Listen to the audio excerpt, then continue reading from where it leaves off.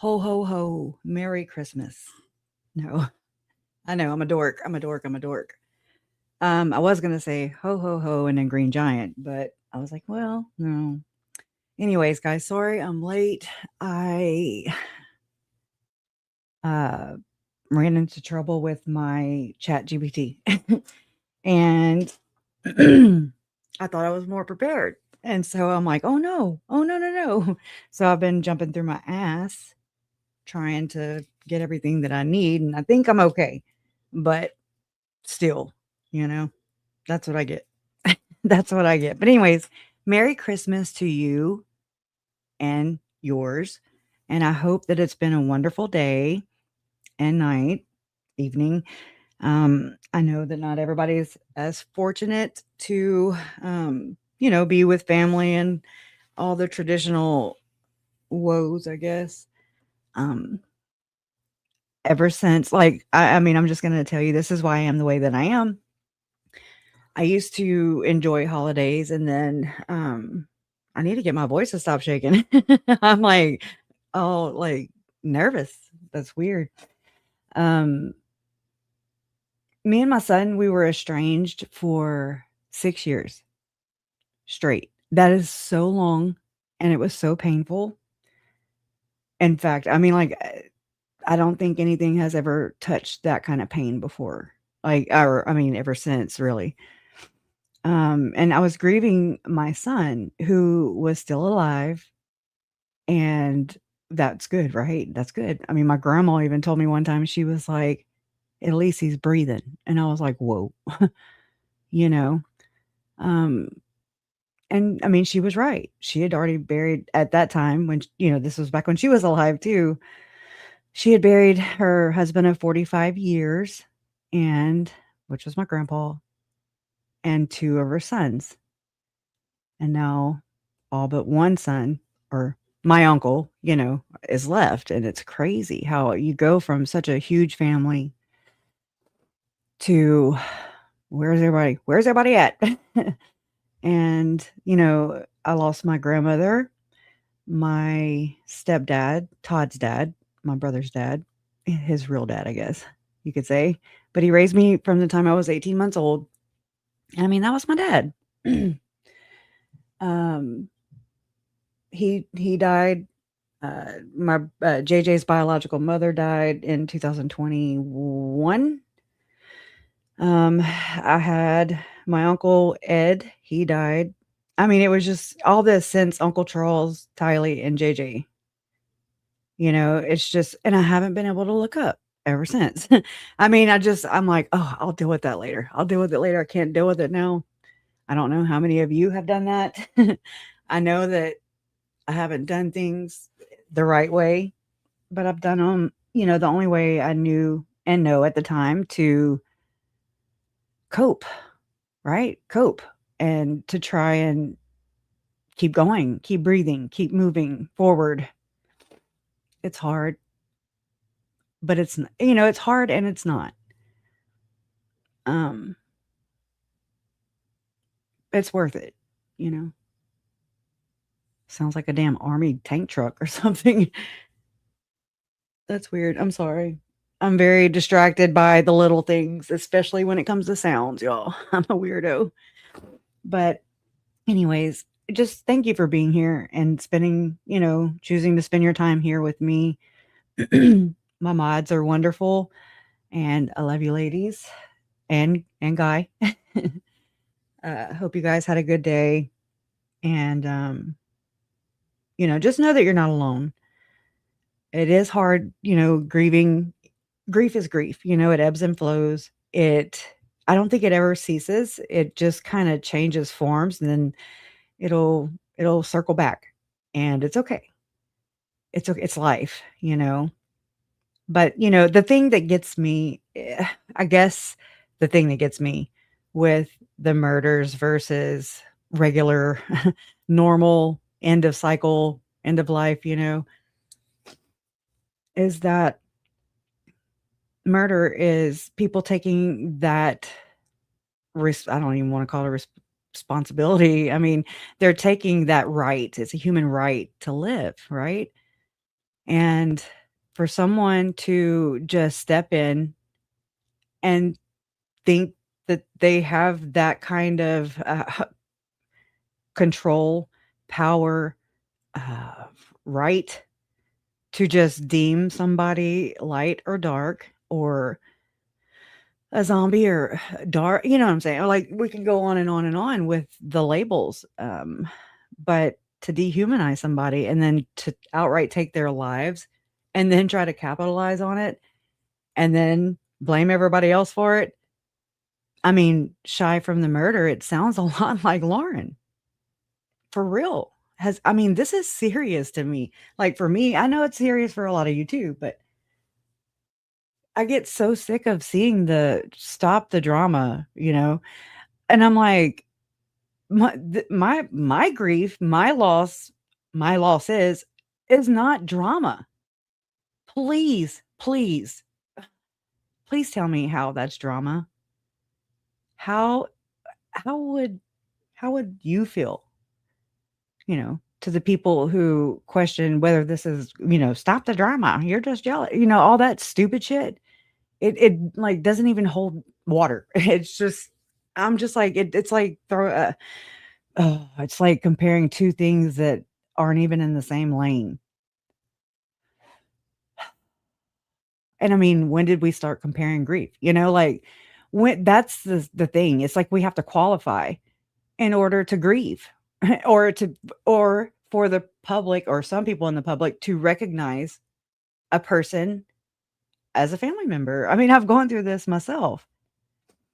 In fact, a little bit about this is whenever we were 2019 in July of 2019, my uncle Charles was murdered.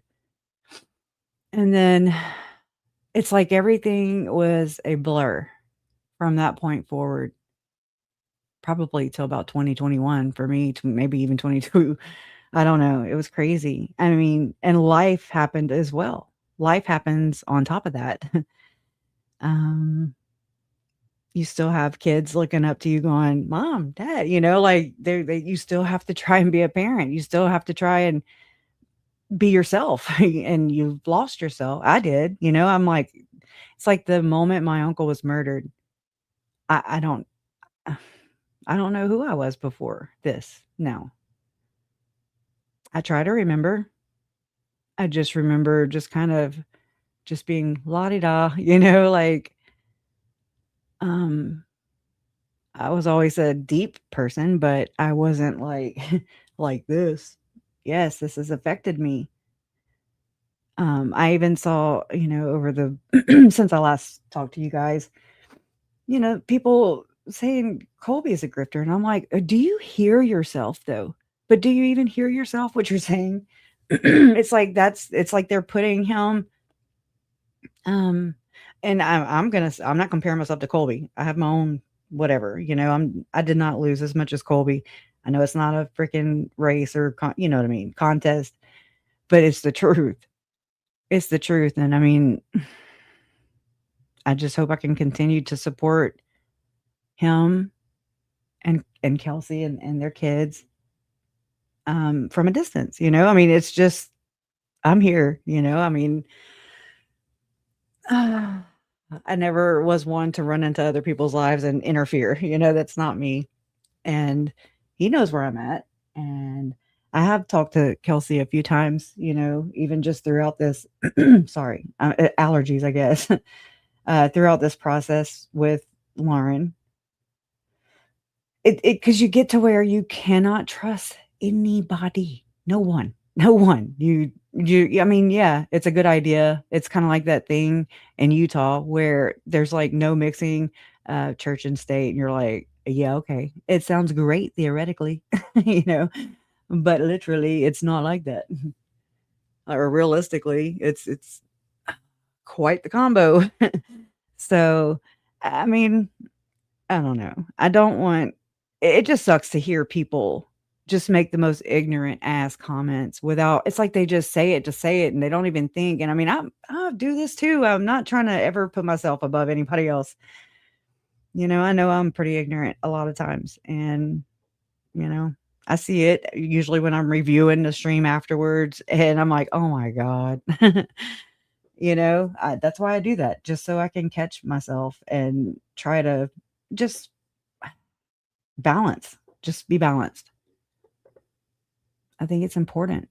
I think enough of the victims, which is Charles, Tylee, Tammy, JJ, and I really after this last round of texts came out, Joe, for real, they need to start a damn investigation again for the third time, okay? Third time's a charm.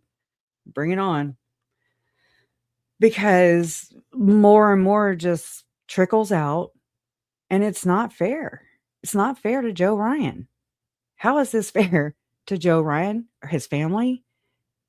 Like, he deserves justice too, just like any other victim.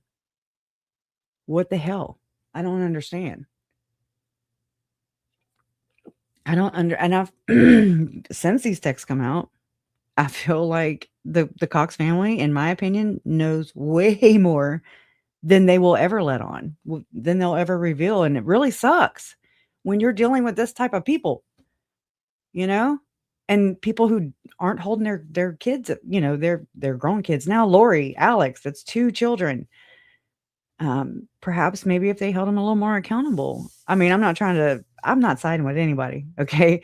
So, when we go over them, it's gonna appear that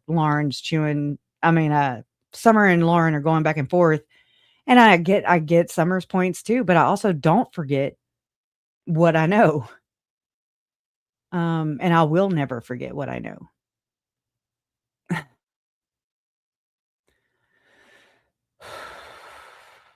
At the end of the day, Lori and Chad and those that were closest to them, you know who I'm talking about, all those people, they know. They know what they did.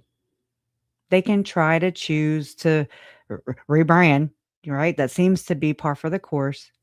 Operation rebrand. Oh, oh, oh, they're on to us. We got to we got to pretend to be somebody else. They never they don't even know who they are, it seems. It's like they don't know how to love. They don't know how to human. They don't know grace. They don't know Jesus. They don't know a lot of things. And I'm not saying I do. I'm just saying from this viewpoint, it's really shitty. And I really feel for okay. Let me back out of that because I was gonna get emotional. But I do. I think about I've shared it before. I think about their last moments and what they had to see and deal with and feel and experience. It wasn't, it didn't end uh, in a fairy tale. It ended with murder, dead, buried, children dismembered, burned, scattered. That's pretty fucking real. That's real, and that's real, and that's real evidence in my life, and again, my family's lives, our lives. They're not here. Today's Christmas Day. We didn't see them. I didn't see them. I didn't see Tylee, Charles, or JJ for the what? I don't know how many Christmases exactly, but I mean, it's been almost 7 years. Okay, that's a long time. That's a year longer than I was estranged from my son.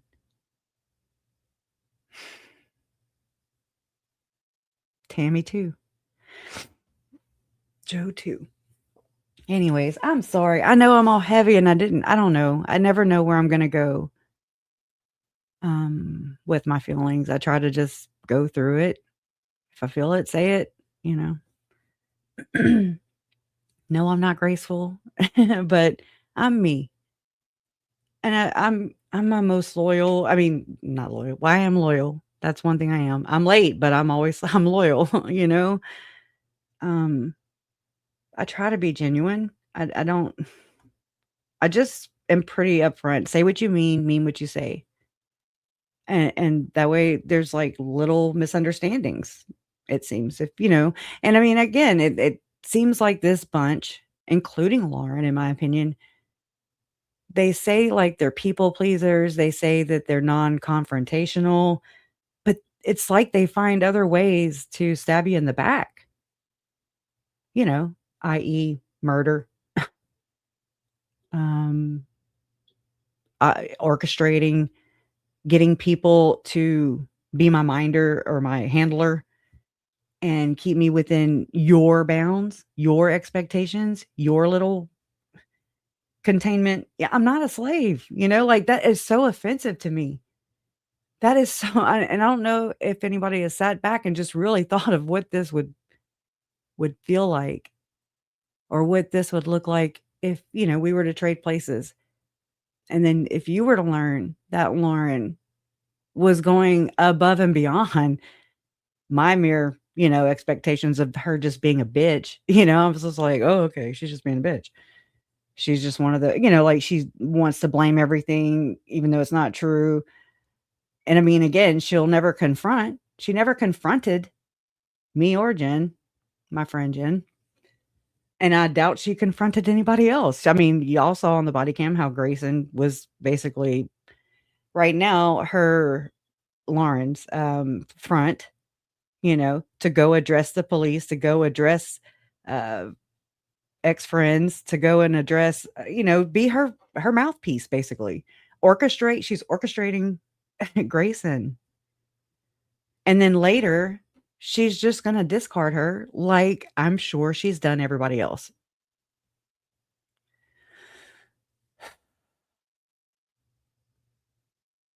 And I mean, it is what it is. Uh, they're sitting here playing, like, all these little games, and this is not a game, this is my family's fucking life. These are our lives, and they're too busy playing and just being assholes. And I don't that there's no comparison to me. That's for you commenters who are like, "You're just jealous. Colby, I've been called a grifter too, and I'm just like, "Go fuck yourself." And I mean that in the most nicest way possible, you know? Uh, I don't wanna cuss anymore. I've been doing that a lot lately. Um, what is the most like, I want y'all to know. I mean, I wanna know from y'all, like, what was the most explosive or big thing that was revealed to you guys this week? I wanna know too, I'm trying to refresh myself too. I've got my notebook right here, but it distracts me. The biggest thing for me was Joe Ryan and another big bombshell of hearsay, that it's like, what the hell do you do with this besides open up the investigation again, Phoenix police, and give that man his justice, okay? I mean, I don't know how that works. I don't know if they can opt out of prosecuting an alleged killer, after they've been convicted 80,000 times, Lori. You know what I mean? Like, I don't know what that looks like. I just know that his family deserves answers. People that love Joe Ryan, and I mean, I never met him in life, but he's part of my family. You know. My heavenly picture of them is all 5 of them together. That's just me, you know? Um, it's just he deserves that. I mean, and it's such a crazy time, going through this. I didn't know even who Joe Ryan was. And then I'm looking and doing difficult research, right? That's when that all came about. The name, the channel, and just trying to talk to you guys, to connect with you guys and humanize the victims as much as I can. And just ask questions. What about the rest of them? Some I've been asking for a long ass time. Because I'm like, okay, Alex is dead. What about the rest of them? What about them people that you don't even know, like, the number? You don't know what is being implied by it's a cult. You're like, uh-huh. Like, I looked at my stepdad, Larry, and I was like, so, like, Charles Manson? And he was like, "Yeah." And I was like, "He didn't kill nobody." And he was like, "What?" Oh my god, like, his eyes were like, "Oh my god, this girl is crazy." Like, "Do your research, lady." And that's where I broke it off right there, and I broke off and dove straight in, and it's like I've had blinders on. I've not even realized, like, the implications or the dangers I even put myself in to, from the Jesus card landing in my living room one day while I was sleeping one night or whatever, whenever they did it. I don't know. It was inside my house, with my name on it, just hoping all is well. And I'm like, what? Oh God. I didn't call the cops. Hell, straight up Jesus business card from the Church of Jesus Christ of Latter-day Saints was in my house while I was sleeping. When I woke up, I saw a card and I was like, "How the hell did that get here?" And not just here in my living room, but almost to my kitchen. It was like way in. I don't live in a windy place like Rexburg. Oh my god, that place is windy. It's nothing like that. I've gone through all the, like, trying to debunk it, or like trying to figure, like, what the hell? What is this? Why does it say what? I grab it. I'll read it again because it's a stark reminder to me. And it says, I signed up to the website, the LDS.org website, when my uncle died. I'll just say died. Back in 2000, whenever he died, 2019, I guess, or 2020. And I remember thinking, damn, well, I don't even know what the Book of Mormon is. I don't, how do you put your hands on that? So I signed up to the website, and so weird that I even did this because I didn't know anything about doxing. I didn't know these things. Yeah, I wasn't, like, online savvy, I made posts on Facebook, and that was about it. Check into places, tag people, I mean, I didn't know what a link was, I didn't know what a hashtag was, I did not know any of this I didn't know any of this shit. It's crazy. But you adapt and overcome. But, I mean, I signed up to the site, and I put my middle name, which is K, Kresha K, I'm named after my mom, which my mom's name is not even K, so go riddled me that. But her name is Ethel Kathleen, and they call her K for short. So I'm Kresha K, and then I named my daughter Ashlyn K. And happy birthday to my daughter, who just turned 20 on the 23rd. And then my baby boy, my oldest, Zach, he will turn 26 on the 1st of 26. He was a millennium baby. He was the third one born in Lake Charles, Louisiana. And he was supposed to be a girl, and he came out a boy. And I was like, what? And I had to look through a phone book to try and find a name because Reagan Page was going to be her name. And then, just like the dresses were going to, yeah, no. So life throws you curveballs, but you just adapt and overcome. And you like, I fell in love with that kid. I fell in love with both my kids. I mean, it's amazing. And it goes by so fast. But anyway, so yeah, I wrote, they wrote, anyways, I'm sorry, I'm kind of jumping ahead. So whenever I signed up to the site, to the LDS.org, to try and obtain be able to read the Book of Mormon, I signed up as K, and then I used my first, I've been married twice, divorced twice. I used my first married name, last name, which was weird. I don't know why I did that. I don't know why my instinct kicked in like that. It is weird to find that out later. Going through my passwords and stuff. Because I'm like, why would were they looking for my mom? I mean, hell, you can find her address, probably quicker than you could find mine. But the thing is, we don't have LDS here. And I say LDS, I don't know. I mean, I'm sure there are some. But we don't have a temple. Now, it did cause me to find out that, they had bought 2 pieces of property in my town, Lake Charles, Louisiana.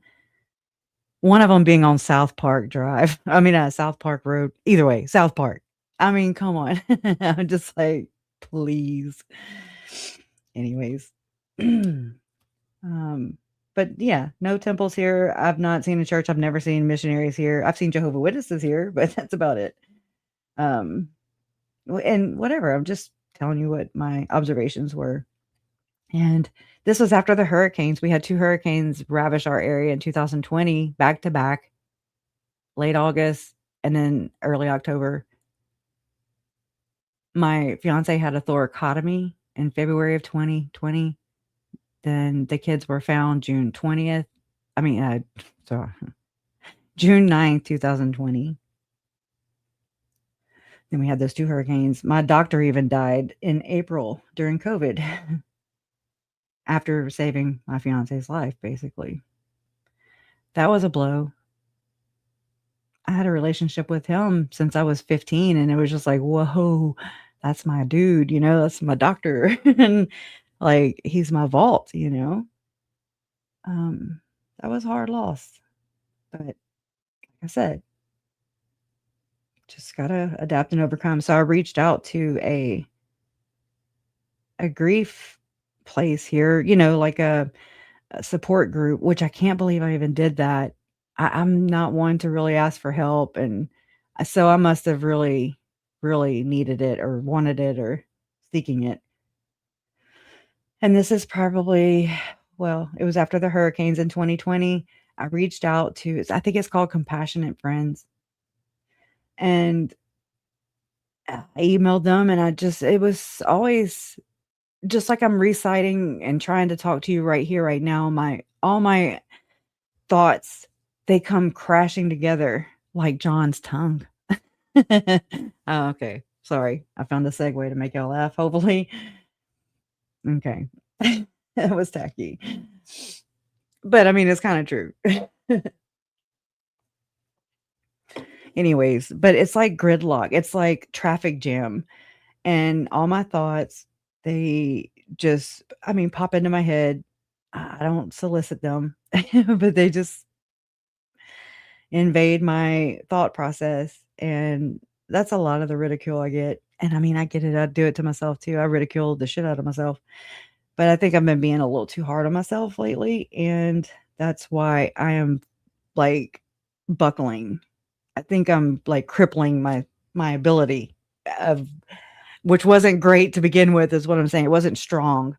Um and there's a lot that's happened. This is also traumatic. The stuff that is going on with what Lauren, we're still uncovering. Why? Because in my opinion, she's a coward and a quote unquote non-confrontational, what, a peacemaker? I mean, what do you put? It's like saying you're an honest liar or something. Like, you can't be both. You cannot speak out of both sides of your mouth. But so I reached out to Compassionate Friends, obviously needing to talk, to grieve. I'm the aunt of JJ, but I'm the niece of Charles. My mom is Kay Woodcock, Kay Vallow Woodcock. My brother is JJ's dad, his real father. And then JJ was adopted by Lori and our uncle, Charles Vallow.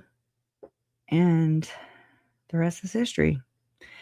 And as JJ was fighting to come into this world in 2012, my 12-year-old son, went to his dad's like he always did, for his weekend, during the summer. He'd go more to his dad's during the summer. And then he didn't come back for 6 years, right as JJ went back out. Do you understand? It's like they came in and crossed paths, and then they came, they kind of switched roles. It's just kind of one of those things where I'm like, what the hell? Like, why? I remember pacing the hospital floor with, my mom was at the hospital when Mandy was in labor, and that's JJ's biological mom, and Todd's my brother, JJ's bio dad. That was his long-term girlfriend. And I mean, yeah, people can be toxic for one another, but they brought JJ into this world. I was so like, you just, I always imagined what it was like one day to become an aunt. I mean, I still have a lot of aunts and uncles, and thank God. I mean, but the cycle of life is happening, and even people who violate human rights, that happens too. I was blessed to have bonus family or step family, however you want to put it. Hi, butterfly kisses. um, but I was blessed because I had a lot more adults in my life that were role models to me, that taught me things, wisdom, if you will. Elderly people, you guys have it going on. Y'all are very underrated. That's all I'm saying. I mean, I remember rolling my eyes when I was a kid, like, "Oh my god, you're so old. You're 30? Oh my god." You know? Oh, shit. What I wouldn't do. But here we are, learning on our own. I always learn the hard way. Oh, thank you. I soar with Jackie G. Okay, I think that's how you say it. Thank you. You're amazing. Love your channel. Keep being you. Thank you. I appreciate you. And Kathy says, I lost a nephew 2 weeks before his 5th birthday. He was born without an immune system. We spent the last 10. Wow, I'm so sorry for your loss. So young. And you're just left here to question the things, like why people get angry at God. I'm not saying anything. I'm not blaming anybody or judging or nothing. I used to never hear my mom really talk about God. And then it's like I noticed that's kind of what I do. I notice things. I'm just not really good at relaying them. But I noticed that she started, saying we're praying and Jesus Christ, and she started talking about God and Jesus, and I mean, just stuff I had not really heard come out of her mouth before growing up. And I thought that was it's interesting, just an observation of my mom and what she was like before and what she was like after the tragedies. I know that my faith in God, whether he's a him, I don't know, whatever source is, I resonate with that. That is something that is just a higher power. I don't know. I don't have a label for it. But this whole experience has,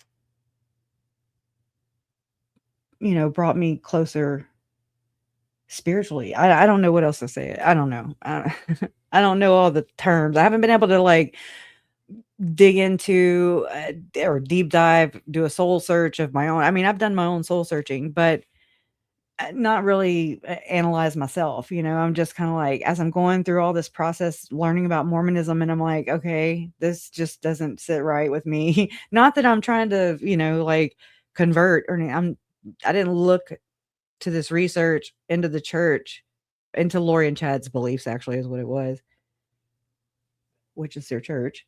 I didn't look at it like, oh, here, I'm here to investigate the church. Will you please change my mind? No, I just was like, okay, they're talking about multiple mortal probations. We were married before in a past life. My aunt said these very words to my uncle, and he included them in his protection order, protection order. Lauren, yeah, you say you're like you feel like Charles. Hello, Kresha. yes. A lot of people in the chat don't know exactly what the scoop is for Joe Ryan, so maybe you could tell people about Okay, it because a lot of people are asking. Okay, let me okay. get I'm out. sorry, y'all. Let's see. My bad. Okay, so what I'm going to do is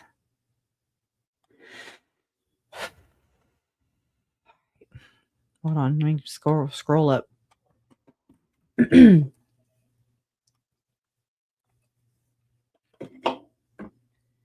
Okay. Hold on. I'm having to scroll and find my little location because I'm just going to read it from instead of showing slides because it's going to be too damn distracting for me right now. Just for now. Okay.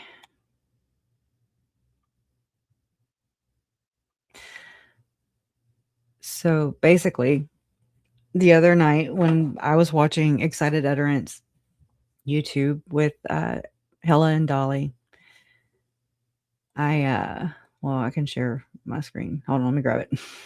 Sorry. I'm not very fast on the horn.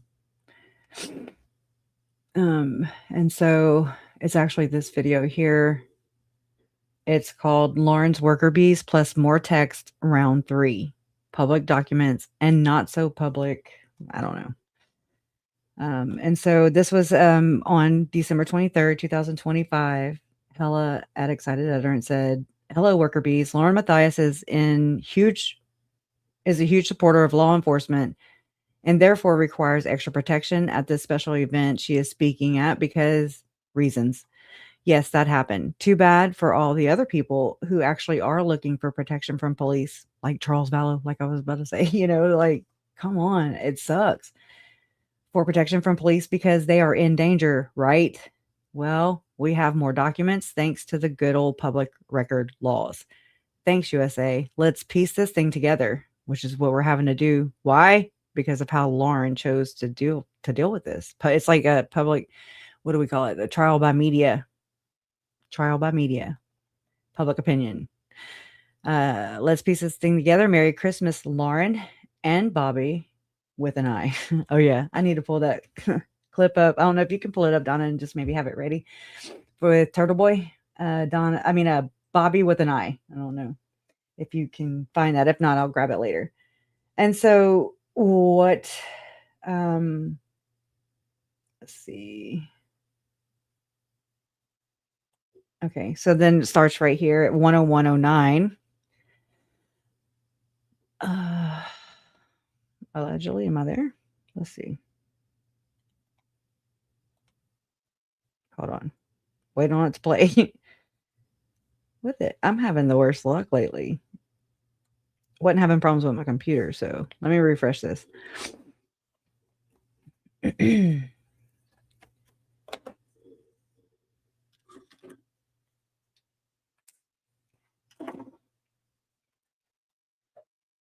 Come on. It's like the wheel of death. All right, let me stop sharing. Let me try that.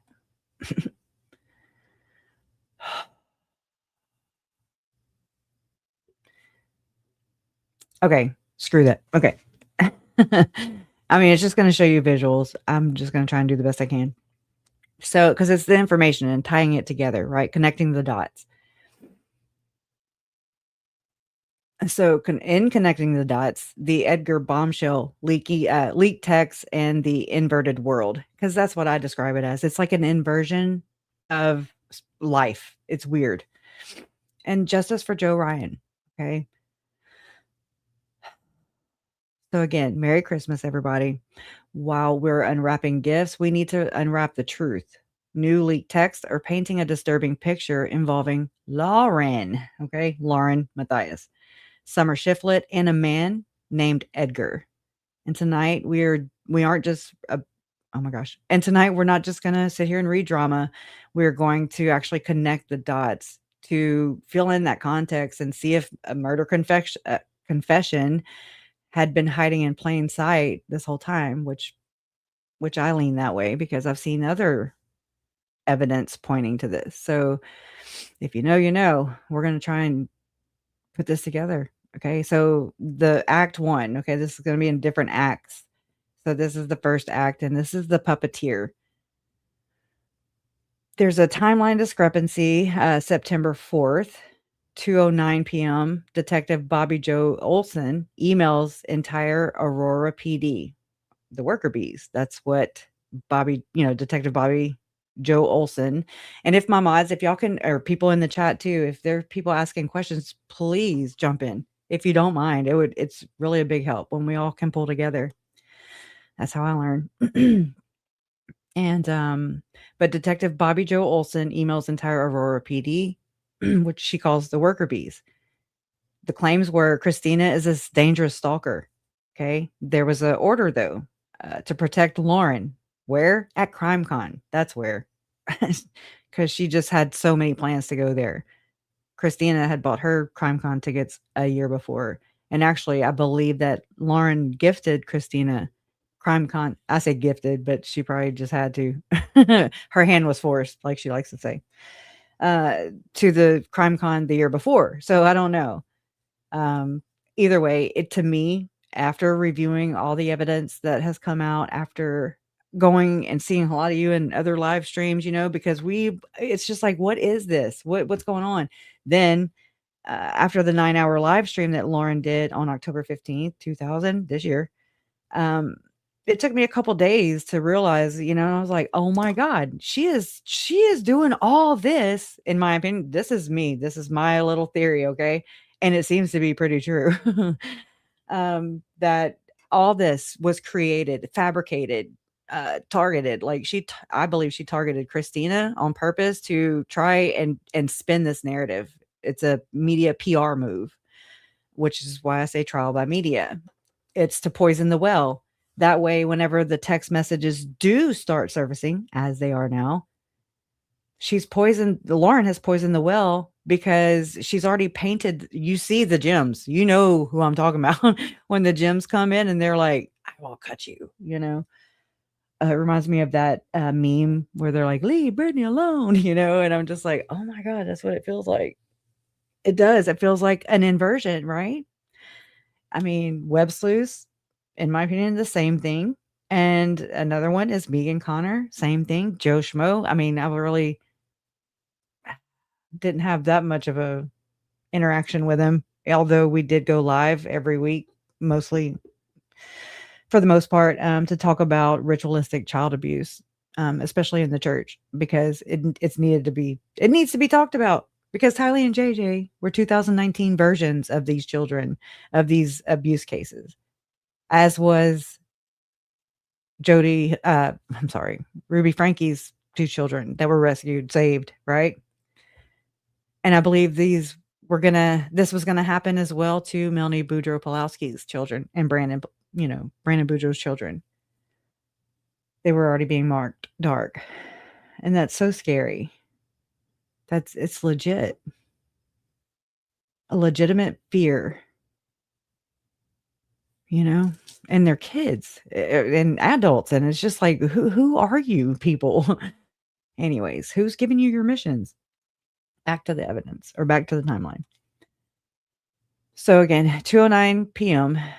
On September 4th, okay, Detective Bobby Joe Olson emails entire Aurora PD worker bees, claims Christina is a dangerous stalker. There's a protection order, basically protect Lauren at CrimeCon. Then at 3:49 p.m., Lauren finally emails the quote unquote evidence attachment. And then the reality is that the police were warned nearly 2 hours before they had the documents. So, Bobby Joe. And then what I'm doing is I'm just kind of reiterating what Hella has already produced, okay, from that stream. She says, let's look at the worker bee email. Detective Bobby Joe Olson sent a warning to the entire Aurora PD at 2:09 p.m. to paint Christina as some dangerous threat, But public records showed that Lauren didn't even email the attachment, the actual evidence, until 3:49 p.m. So the police were mobilized based on hearsay by Lauren before any proof was ever brought forward. So, and I mean, if you sat through the 9-hour live, then that's why you're here, I believe. That's why I'm here because where's the beef? Where's the proof? Like I remember her throwing stuff, on the screen and talking for 9 damn hours. by the end of the live stream, y'all, my eyes were blurry. I couldn't see the screen. I was just like, it was like going more off emotions. It was, if y'all are here, then you know what I research and kind of have an open mind about things, but it was very, like when you go to a concert and everybody's excited around you and there's an energy. It was like inciting people. And Lauren wasn't using words like allegedly, possible. I mean, no doubt in her mind. She was like, hey, right out the gate, setting the stage, and she's going to call this person her stalker. And then I heard with my own 2 ears and saw this for myself and was doing it even myself until I caught what I was doing and what had happened, from that 9-hour live. It's like it was purposely said this way. I think Lauren purposely said these things this way, to do exactly what happened, to poison the well, to paint Christina as some horrible human being, piece of shit, right? People, even John Matthias himself was like, put her in jail, put her in prison, put what do you call those? A tracker. Oh my God. I can't even think of the word. Anyways, put a tracking bracelet on her, ankle bracelet. Put her in jail for up to 50 years. Okay. Like what? She's a mom too. And in fact, I need to say this real quick because last week I said that by looking at the church and its members over the past, almost 7 years, that I've not really seen people, they've been pretty vile, in my opinion. Like they have been the worst to deal with. And I mean, that really this is just my opinion, people that are in that community, in that church, and then they leave the church. I mean, I believe they've just become like hidden gems, not saying that ex-Mormons are Mormons, but it's something about this culture that, like I said, it's like a petri dish. It's like, it breeds this toxicity. And it's really not everybody's like this, but I'm just saying an observation. And I was like, I just haven't had I've had a few good interactions with a few good members of the church, but I shouldn't have to sit here and differentiate between, oh, you know who you are. I'm talking about the bad members. Like, you know who you are. Don't assume that it's about you. I believe the church has done this purposely so that you would become a flying monkey for the church and do the church's bidding. They never speak out. To me, it's like it creates this problem, this narcissism, this type of narcissism, this environment. It's very bizarre. It's like a hornet's nest. But I have to retract what I said last week because I was watching some, I think Watts the Obsession, and just whatever she was presenting, I want to say she was sharing Dream Feed Media. I mean, wow, what an amazing story. And I'm so sorry for your loss too, Grace. And thank you. But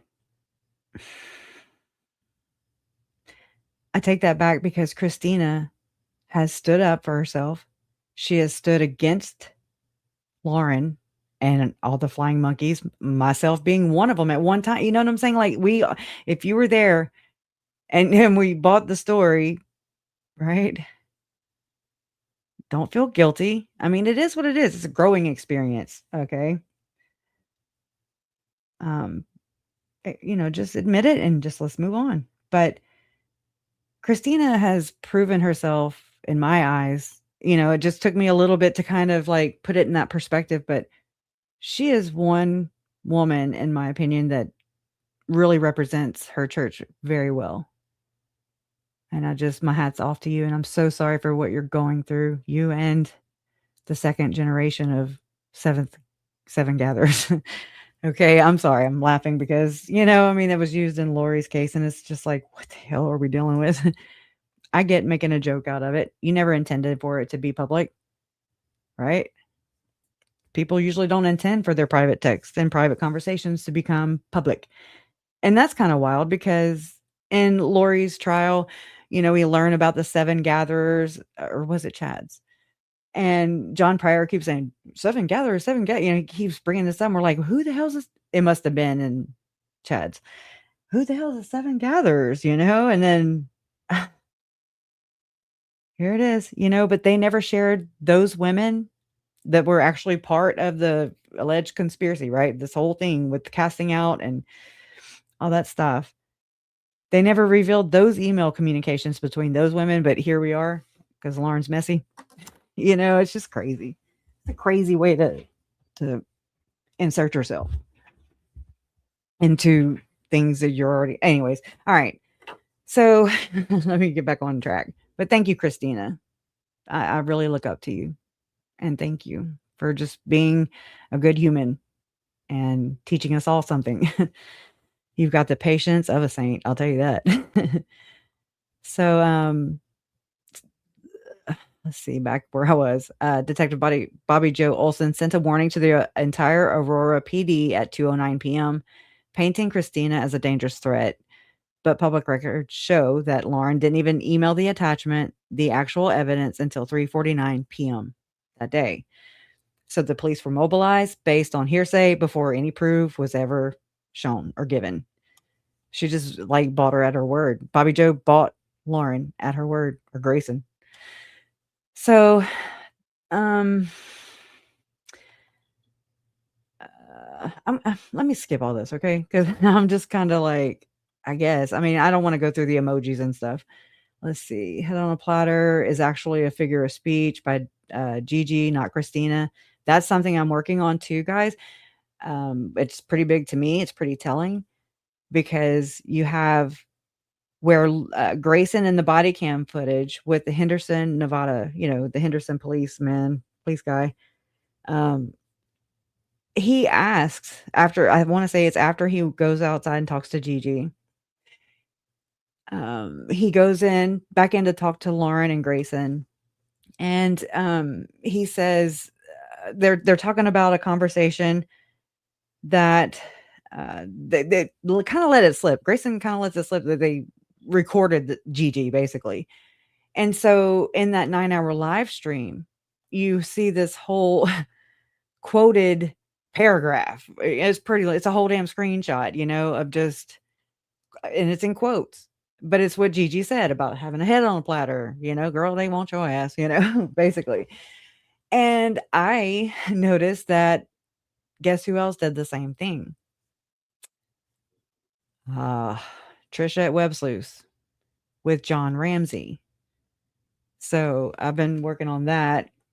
What she did was, I'm going to play it right here. If you don't mind, well, it's right here on my mind, and we're passing over this little piece of info. Let me grab it. Okay, hold on. Let me turn it up.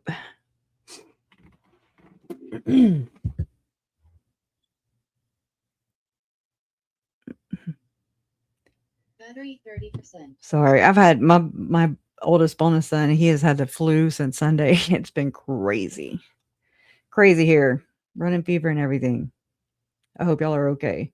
All right, this is Trish. Oh, it hadn't hooked on yet. Hold on. Just give me a sec, please.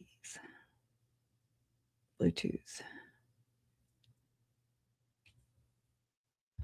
Okay, come on. Bose.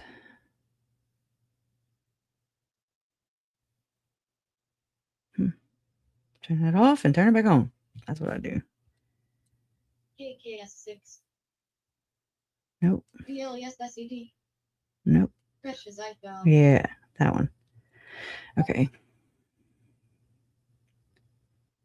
Is it not?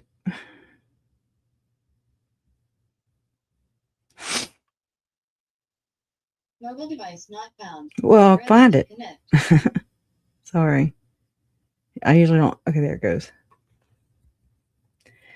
Connected to All right. Back to Trish at Web Sleuths, okay? A little bit, but how's everybody doing? I met some wonderful mad chatters at CrimeCon. Whoa, that is so loud. Sorry. I met some wonderful mad chatters at CrimeCon. I hope they're in chat tonight. I don't know if they are or not, but if you are, be sure and say hi. We had fun. We had a lot of time. And yeah, I met Alicia Gallegos ladies, ma'am. And I met a bunch of other ladies. Yeah, I didn't drive. No, God, I can't do that anymore. So this was right after getting back from CrimeCon this year. Okay. Let me get to the next clip. I uploaded a bunch of things in between there. Okay. All right. No, I'm smiling, but let me tell you what happened here. All right. Let me know if y'all can hear it. And I apologize. Author Text 5 Nugget Verse has his noisy chew toy, and I'm trying to get him again. Let me skip that. Okay, no, we did his thing. One is old attorney Hal Haddon, who did his thing. One of the most popular events at CrimeCon, and he was there with his old attorney Hal Haddon, who represented him during like the criminal investigation. This wasn't Lynn Wood that did all the all the lawsuits and everything. Hal Haddon was helping him navigate not having to go to the police and do any questioning and things like that, trying to help him avoid the police. This is Trisha at Web Sleuths. Anyway, I did not go to that because I wanted to be first in line for the meet and greet. And that is where John Ramsey, you can meet him and greet him.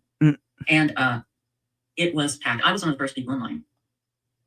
And I had originally decided to end my conversation with Mr. Ramsey and say, Mr. Ramsey, you and I both know there was no intruder.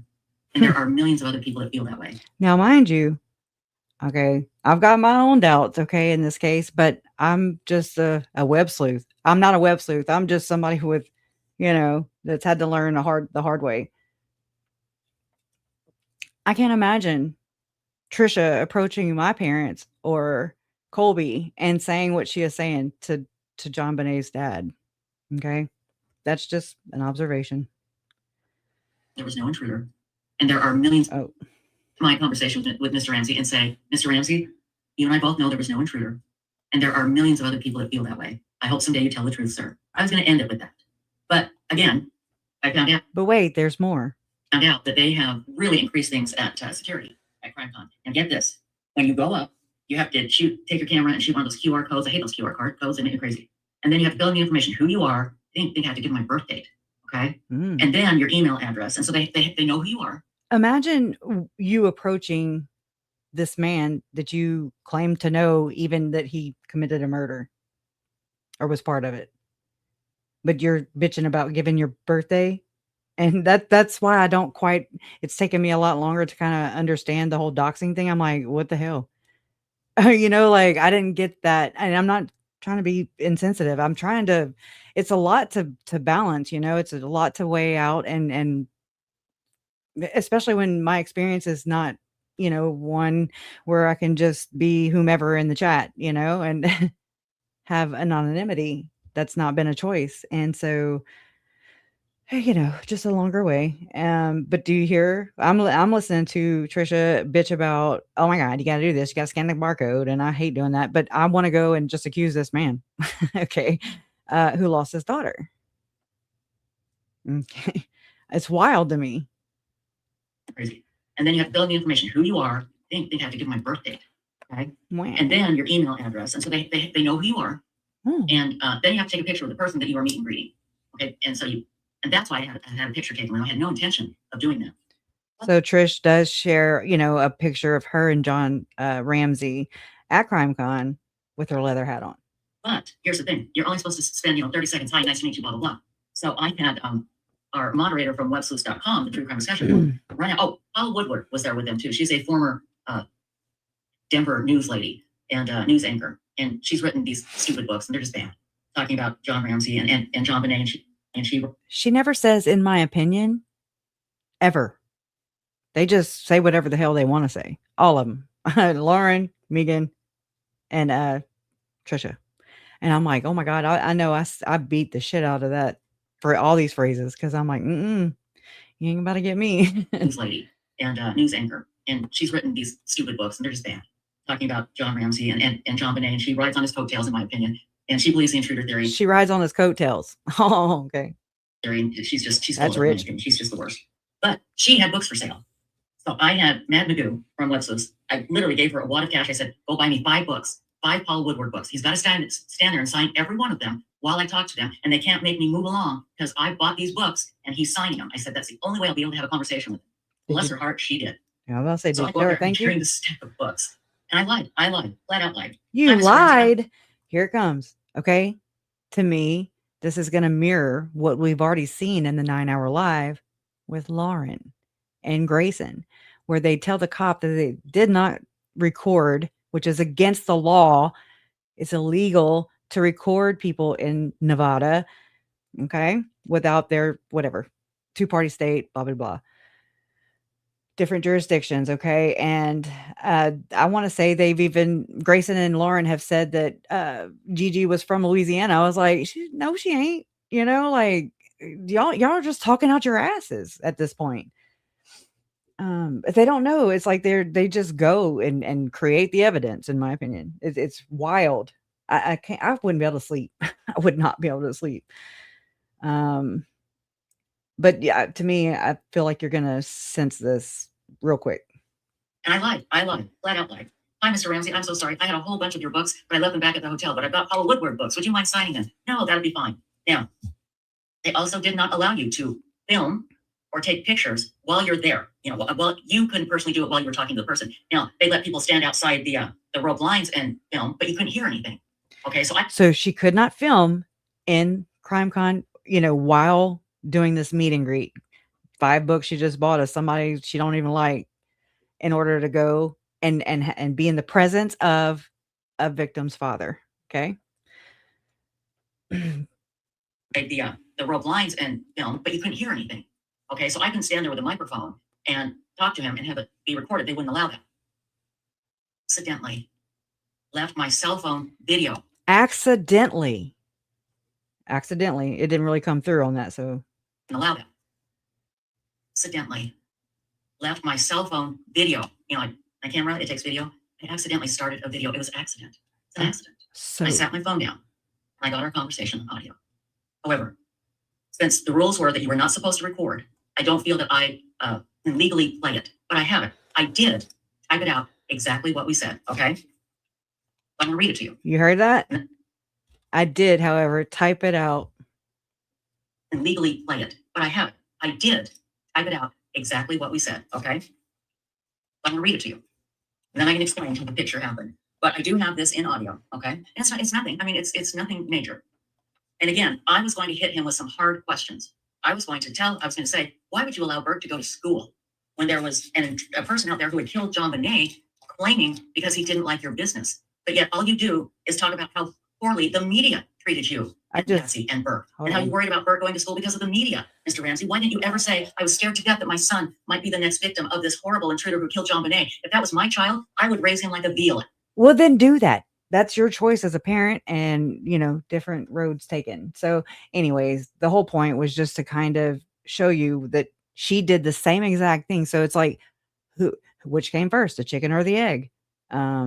Did the godmother of crime here, that's what Lauren calls Trisha, more than once, did she inspire little Lauren to do the same thing and actually capture an illegally obtained phone recording of Gigi from Pretty Lies and Alibis, and then lie to a cop about it, and then frame another?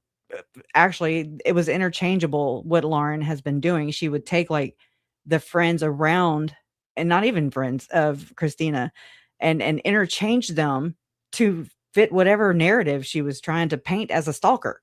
So like all these people interchangeably are the stalker at one point or another. Okay. It's the most craziest shit I've ever seen. And all this to cover up her own vileness. Like it's like she's blaming everybody else. I shouldn't be persecuted, blah, blah, blah, blah, blah, basically, because, I do good work. I do good art, blah, blah, blah. But she's not recognized one time yet that she just made a mistake. She's made, she's been a messy ass person. She's been a gossiper, she's talked shit. She's exploited people, very, victims and families in vulnerable situations. I mean, I'm learning all that now too, looking back at all these things and reviewing them, and it's wild. It really pisses me off. It pisses me off. So did Lauren teach that to Trisha? You know, hey, it's okay. Just accidentally leave your phone on.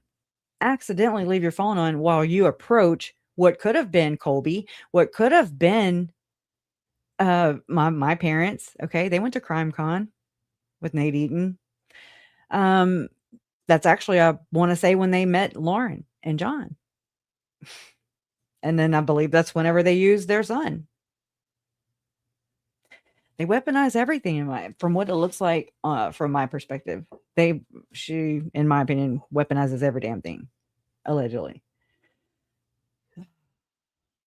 So all that. Okay. Let me get back to here. And so the head on a platter, okay. Speech by Gigi. Then the grape emoji listed as a threat in the report. Can you imagine? The stalking event, April 9th. Lauren's report was a stalking harassment. Reality was Lauren hugged Christina and called her a dear friend that same day. She's such a gem. So when we look at the application for the protective order, the evidence falls apart. Head on a platter wasn't even said by Christina. It was a figure of speech by Gigi, which was quoted and probably from illegally obtained phone recording that they lied to police about. Okay. Which is the same thing that I just showed you that Web Sleuths did with John Ramsey. These people don't know boundaries, and they cross them all the time, apparently. It's wild. It's wild to just kind of put all this together. So, okay, Christy, okay. It was a retroactive reframing of reality is what happened. She was love bombing. Lauren was love bombing Christina. It was, yeah, she retrofitted that this entire alleged crime, just create a crime at Crime Con. I don't know. So then, I really need to show y'all slides, and I'm thirsty. What the hell? Dr. Pepper's not cutting it.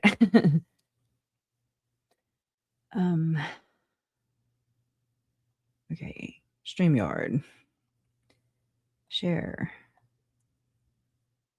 Okay, I'm just going to show you this shots I grabbed from Excited Utterance.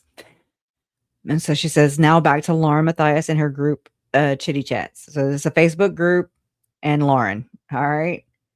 And so the next slide, I'll do that so you can see it a little more better. So the next slide says, actually, I got to get it to Rod Meldrum. Kind of going out of order here. I think right here. Okay, so this one. This is the Rod Meldrum incident. So Rod Meldrum is the founder of the Firm Foundation, which is the foundation for, oh my gosh, international. Oh my gosh, I can't. Why am I'm blanking on it. Indigenous. No, I'm sorry. Foundation for Indigenous Research. I don't know what them. I don't know. Anyways, let's just continue. But it's the Firm Expo, the Firm Foundation. That's just two of the, I guess, companies or NPOs that you can say that belong to Rod Meldrum, who's in the same, I believe, in the same belief system as Chad and Lori. I mean, I've researched all, him over the last 7 years. I've, you can kind of get a good grip on like what these people do believe, what they spout, what they practice in public, because it's like they're one way right here in front of this person, but they're a whole nother way, probably right there in front of you too. Kind of like what Lauren's doing, double speak. I feel like that's very strong with this group. Okay.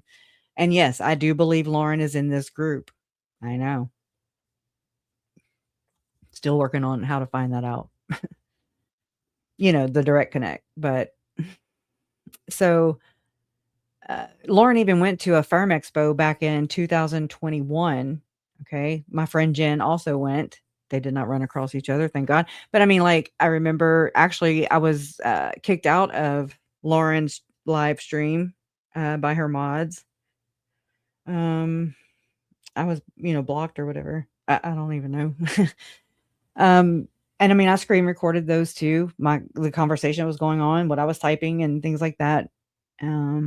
So it just seems like things really took off that way in 2021 for sure in my world at least. And that's whenever the whole when Lauren obtained the diagnosis or the diagnosis of Lori, allegedly her mental health status basically, and then published it anyways, went live with it. Which is she did something similar with Alec Murdaugh. And it's a pattern of this bad behavior that if Lori, let's just say that the laws really were enforced the way they, claim, the way they appear to be. Okay. But it seems like people like Lauren and Lori and Chad, they just go and go and go. Trish, I mean, just by the skin of their teeth, they never seem to get in trouble or have to be held accountable for their bad behavior, for breaking the rules and the laws, and, for being above others and crossing these boundaries constantly. It's not right. But here we are. I just don't understand. I don't understand. So the claim in this text message, which I'll read. Let me get back over there. This says, this is from a Jake Blaney, November 4, 2023. So I don't know if this is right over here to the left where it says August 23. She might have published it in that Facebook group in August of 2023. But this is November 4th, which is actually after this. So I don't know. November 4th on this screenshot, it says Jake Blaney. And it says, this is what I understand how Hella explained it. It was basically a go-between, I guess, between Rod Meldrum and Lauren, and or this was Rod Meldrum speaking under this profile. I don't remember. But it says, "Hi, Lauren. This is Rod Meldrum of the Firm Foundation Expos and Book of Mormon Evidence Conferences. Recently, you've had a couple joint podcasts with Mormon Stories, John Dehlin, where my name and events came up in the conversation. I understand the intent and determination of yourself and John to create associations between different LDS groups in an attempt to link them." So he's saying, I mean, to link them to Chad, like not to, have a friendly talk or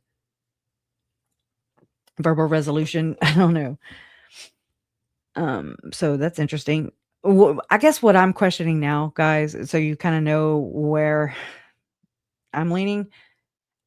I'm wondering really what the depth of connection is between Mormon Stories podcast, aka John Dehlin, and Lauren. I don't think to me, this whole time I've been like, yeah, I never connected anything, but there seems to be leakage, as Jay calls it, in Lauren's Mormon Story podcast, in her Mormon story with John in July of this year. They talked about John Dehlin's cousin George, who we found out from Lauren lived with her and her family when he died, and he was a gay man. And LDS is strongly against this. And she read the whole thing about her dad, some kind of group, a group text between her and her family where they were talking about the Prop 8 California bill. The church was against it. I mean, I know Frank Vandersloot was in on this action too. John Huntsman. I mean, a lot of wealth and power going against this, Prop 8. And a lot of people actually exited the church in 2015-ish, around that time frame, due to this. And well, not just that, actually that was before that. And then it got to where if you were gay in the church and your children went to church, then the child had to disown you. Okay, because their parent was gay. And I commend them for leaving. I do. You did the right thing, in my opinion. But that's got to be just another impossible situation that the church puts on its people, its members. It's forever families, right? This whole idea. They don't practice it here on earth, though. Or they do when it suits them. When it's polygamy and they can get a spiritual wife or whatever, and be blessed in one of the kingdoms to come. It's bizarre. So back to this. I just want to know if there's a deeper connection between, the Matthiases and John Dehlin, because in October of 2021 is exactly whenever Lauren and John went on that podcast. And I mean, it made me feel types of ways. Am I a reporter? Nope. Never claimed to be. But I'm a family member who researches into this. And when I'm hearing and seeing a lot of discrepancies from my own research, I may not be able to explain it well, but she took advantage of that part too. Still doing it. Okay. Instead of, reaching out and saying, here, tell your story, Kresha. Your story is important. You exist. You matter. But she wants to lie and say that she gives everybody she wants everybody to speak. She's giving everybody an opportunity to. That's bullshit. That's a lie. You and Nate. I try to kind of, I just try to see who's in whose network. When you see a group of people like Courtroom Confidential, you see Mike King, you see Annie Elise, Tim Ballard, was being pushed by Annie Elise with The Sound of Freedom. Then you see Operation Underground Railroad being sponsored and platformed by Chris McDonough, who was Mike King's partner at one time, who went and investigated the pings at Yellowstone for my family's case as well, when Tylee was murdered. Not that day, but you know what I mean, like after the fact. You've got, y'all, Mike King is so deep into this. It scared me. I was like, holy shit. He looks like just Mr. Mormon, you're just like, okay, I know he was a cop back in the day, but I also know that Mike King, I'm talking about, he did research into, or he made up the Utah Task Force Against Ritual Abuse, with the Satanic Panic and all that stuff that came out back in the 80s, and which they labeled Satanic Panic. It's real. I don't know if Satan is. I just know that the abuse is. The murders are, in my opinion. And I believe that is what happened to Tylee and JJ. Secret combinations. So it's so complex. It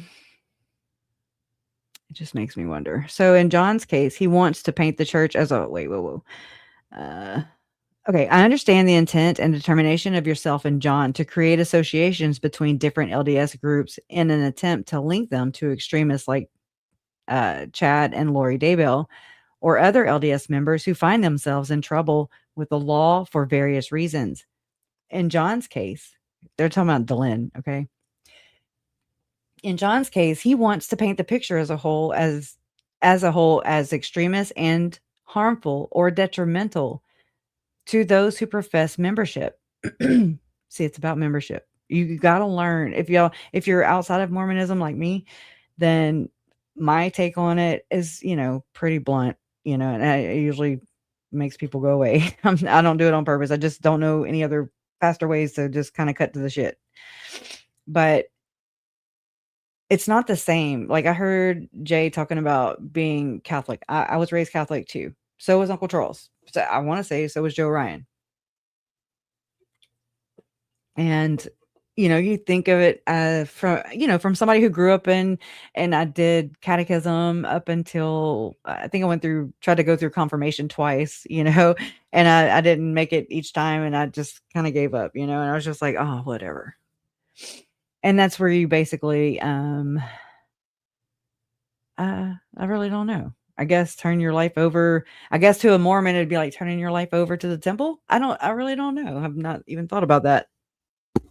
But So anyways, but it's different. It's because the way I see it is like Utah, especially Salt Lake City, those southern uh Utah towns and stuff, like where Chad and Tammy were, is where Tim Ballard and Catherine live, is where Ruby and Kevin raised their kids and all that shit went down.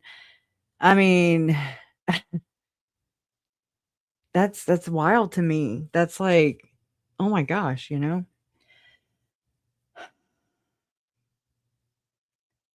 then why, Tammy and Chad moved from what I forget the name of the damn town already. I just forgot it. But anyway, they moved from Utah to Rexburg in 2015, and Chad heard a voice, and it's like, okay, yeah, whatever. He was pumping gas and he was staring off, and a voice said, "Okay, go there."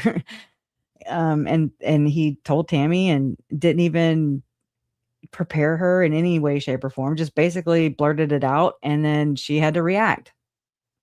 And I'm sure it seems like she had to do a lot of reacting and just trying to pick up her husband's pieces in this mess. That's my opinion. So I don't know. All right, let me get back to this.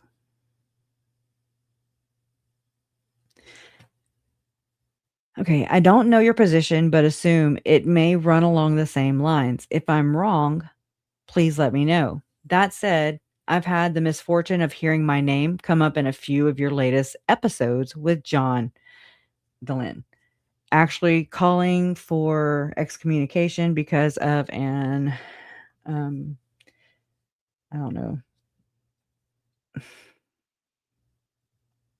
I don't know. Okay. He's basically claiming that Chad did not speak at any of his events, which is true. I want to say he didn't speak, but Glenn Beck spoke and does still speak at Rod Meldrum's events. So does Tim Ballard. So does Senator Mike Lee, who I've heard through the grapevine. Whether it's true or not, I don't know. I don't have the time to do the research. If anybody wants to prove it or not, that's up to them. That Christina is related through marriage to Senator Mike Lee. Mike Lee, or the Lee family, is from the Mormon, the same time frame, and all the families or whatever bloodlines involved in the Mountains Meadows massacre back in the day. It was a very bloody blood atonement massacre. That's horrific.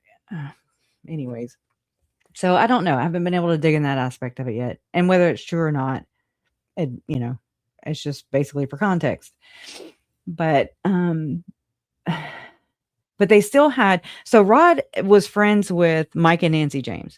Mike and Nancy James had just started preparing a people.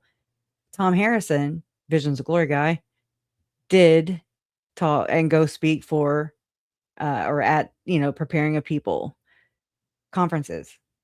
He also would meet with Julie Rowe and Chad Daybell in his Salt Lake City office, where he would teach them how to portal. Tom Harrison he's now a retired therapist and I mean, he would,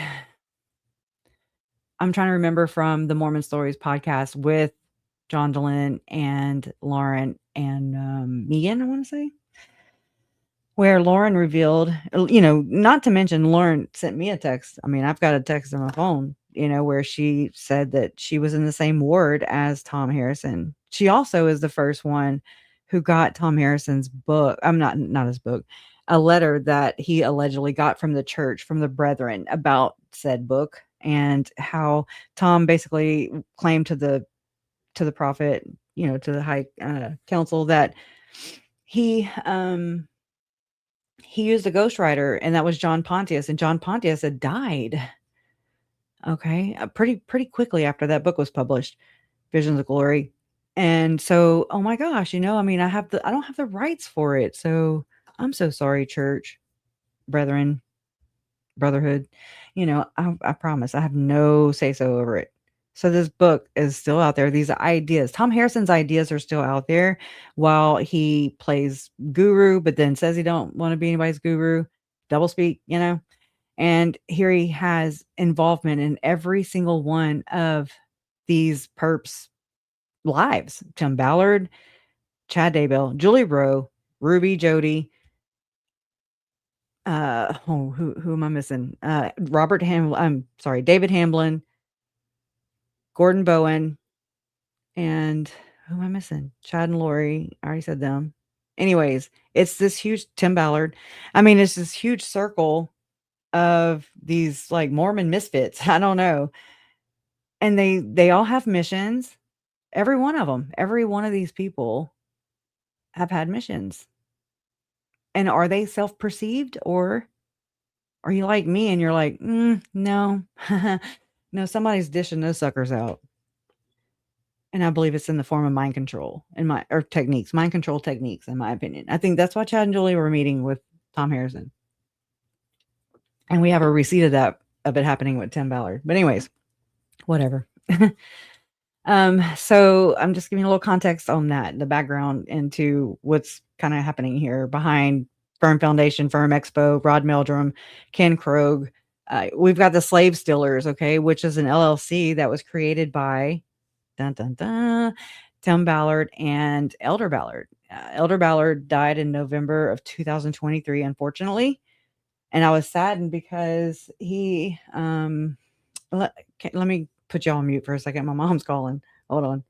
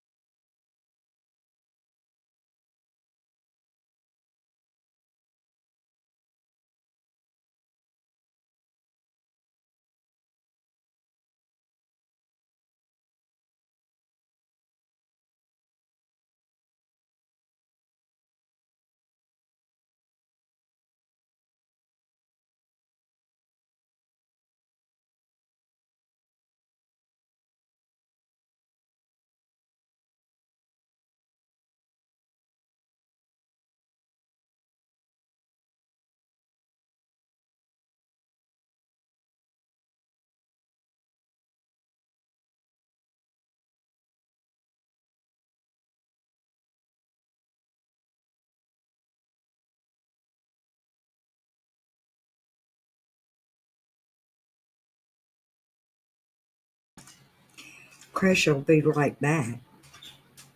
I know some of y'all are going, the sound that she had to answer a phone call. Her mom is calling her. So that's why she is not here right now. That is very interesting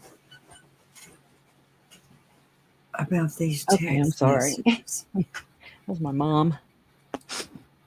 And I'm like, hey, I'm live. And she's like, oh, okay. And we just continue talking, like, hey, I gotta go. Thank you, Donna. I appreciate it. All right, y'all. I'm sorry. I'm crashing right now because it's like I've been taking care of, my 16-year-old, and I'm just wore out. I really am.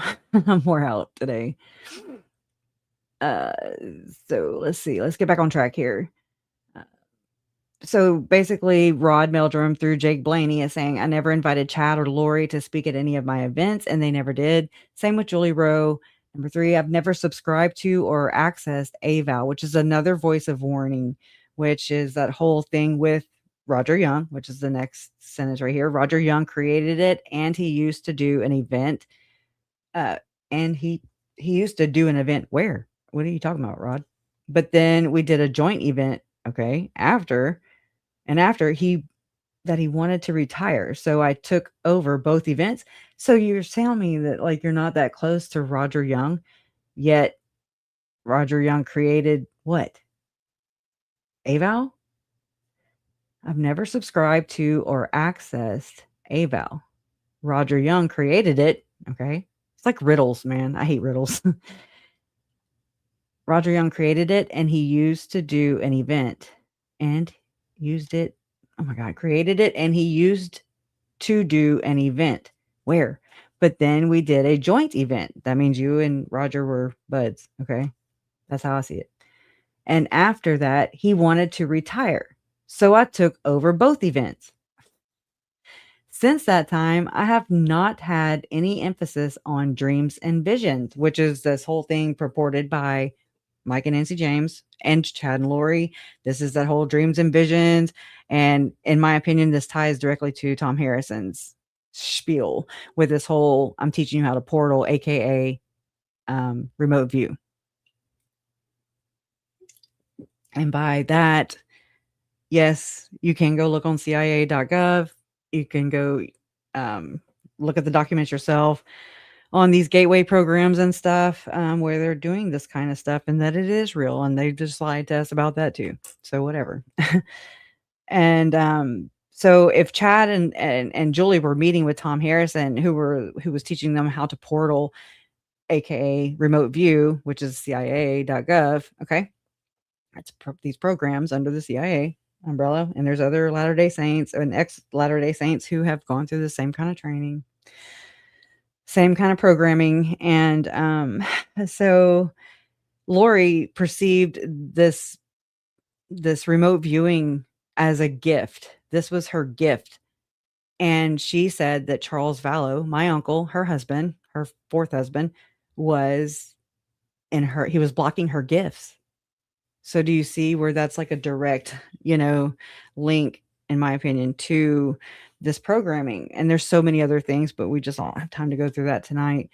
But this whole freedom, these trigger words or buzzwords, and Lauren, she is such a buzzword dropper. I mean, this woman likes the labels, okay? She totally comes up and makes up her own damn buzzwords all the time.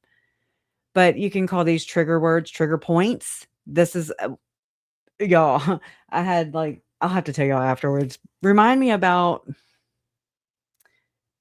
what all this is, I guess. I don't know. Remind me to say freedom in the forefront. And it will remind me of Julie Rose's weird voicemail that was talking in code. All right. So let's see. My association with Mike and Nancy James, which their names popped up in the trials in Idaho. So just for context, asking me to speak at one of their events, which I did. So Chad Daybell also spoke at that event. And this is when Sean Littlebear went on Lauren's channel, Hidden True Crime, and professed that basically he said he told Melanie Gibb that in order to get into the club, this Preparing a People group, aka it was Preparing a People and the Firm Foundation, Rod Meldrum. It was Rod Meldrum and Mike and Nancy James. Rod might have had a little issue with Chad, but I mean, I don't know if I believe that. But he is on Rod does go on another channel. It's called Mormon Book Reviews. And he gives his account, I want to say it was about last year or the year before, where he claims how he shares his interaction with Chad in Rexburg when Mike and Nancy James moved from Utah to where Chad and Tammy were living. I remember this being a huge narrative in the beginning. Oh my God, Chad's building a city of light, and that's this whole Church of the Firstborn, and that's bullshit. I'm here to tell you they lied to you, because that's not at all what this is. It's not an actual practice. It's not an actual belief in. It's an actual club. It's actual code talk. And they say things like, oh, I saw Jesus in the temple. Yep. So it's a way for Lori to signal to other people who are looking for further light and knowledge, which is also a buzz phrase, seeking further light and knowledge. And I think that's how Lori got, connected to Jason Mao. And then from Jason Mao introduced Lori to Melanie Gibb. Melanie Gibb introduced Lori to Chad. Okay. And I want to say by way of practicing polygamy, but it's underground polygamy. It is spiritual wifery. Okay. And that's where James and Elena were born. That's the weird names, the whole loin fire thing. Now that was Chad. But I mean, that's what this is. And they did that knowing, it didn't, I mean, it did happen in the temple. And I remember in the very beginning, for a long ass time, so many people were speaking out and saying they were denying this. Oh no, they didn't. You can't away with that in the temple. You can't. And I mean, I believe you. I can't. I have no leg to stand on, because I'm not a member, and so I'm trusting you. But I mean, I still don't know the answer to this. Is it possible? I mean, are you able to watch a person from, from this point A to point B the entire time? Did you watch Chad and Lori from point A to point B the entire time? I don't know how this goes. I just do a lot of research and have had to figure it out. And they talk about going into the another upper room, okay, where Moroni gave Lori to Chad. Remember all that weird shit? Anyway, so it's just a lot of weird shit, underground stuff, and that, in my opinion, the church is complicit as well. But that's me. Let's see here. All right. Chad Daybell. So yeah, Sean Littlebear talked about how he saw Julie Rowe and Chad Daybell, and other people, their friends or whatever, Mike and Nancy James, at the Rexburg Tabernacle. There's even a video of Mike and Nancy James sitting outside with a microphone up to Chad, and it's just real derpy dur, I'm just like, oh my God.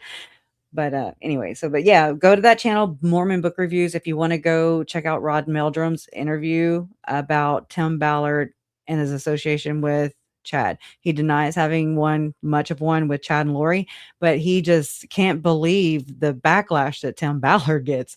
Oh my God, he's their hero, and I'm just like, holy shit. But also know that I've caught Rod Meldrum dropping plenty of his Freemason buzzwords, buzz phrases, just like Glenn Beck. With Glenn Beck's thing is the Constitution's hanging by a thread, which ties to the White Horse Prophecy, which ties to this basic shadow network that exists within the church. And I mean, just put that over here to the side, and then know that I've also done research into David Hamblin and David Levitt and Gordon Bowen, and this side of some Mormons who even, are related to the one that just died, President Russell Nelson. Brick and oh my God, I can't Brick and Dinda. Okay. Dick and Brenda are their names, not the other way around. They were also in Lauren's ward. I'm like, oh my God, let me pull that up real quick, just so we can cite her verbatim. Lauren. Okay. Y'all want to know the last text she sent me? It actually was a post to Reddit. This was October 21st at 9:02 p.m. And it says, dude, ... She sent the reddit.com link, and it says Lori H's historically bad behavior. Anyways, I didn't even open it, but not till later. And she put underneath that, it says, you're mentioned. And then she put the 3 eye, like the eyes emoji, the one that she finds threatening. She did that 3 times. So I got 3 threats if you're counting. Just know that. So sorry for my mouth making so many noises. It's so dry. The first time I even had Lauren's anything text-wise was April 30th, 2023. And I maybe, 10 texts maybe total between the two of us. But I did notice right before all this shit happened that I didn't need to go check. I just don't go to Facebook very often. She had sent me a friend request, and I accepted it. So I need to go and probably unhook the wagon, And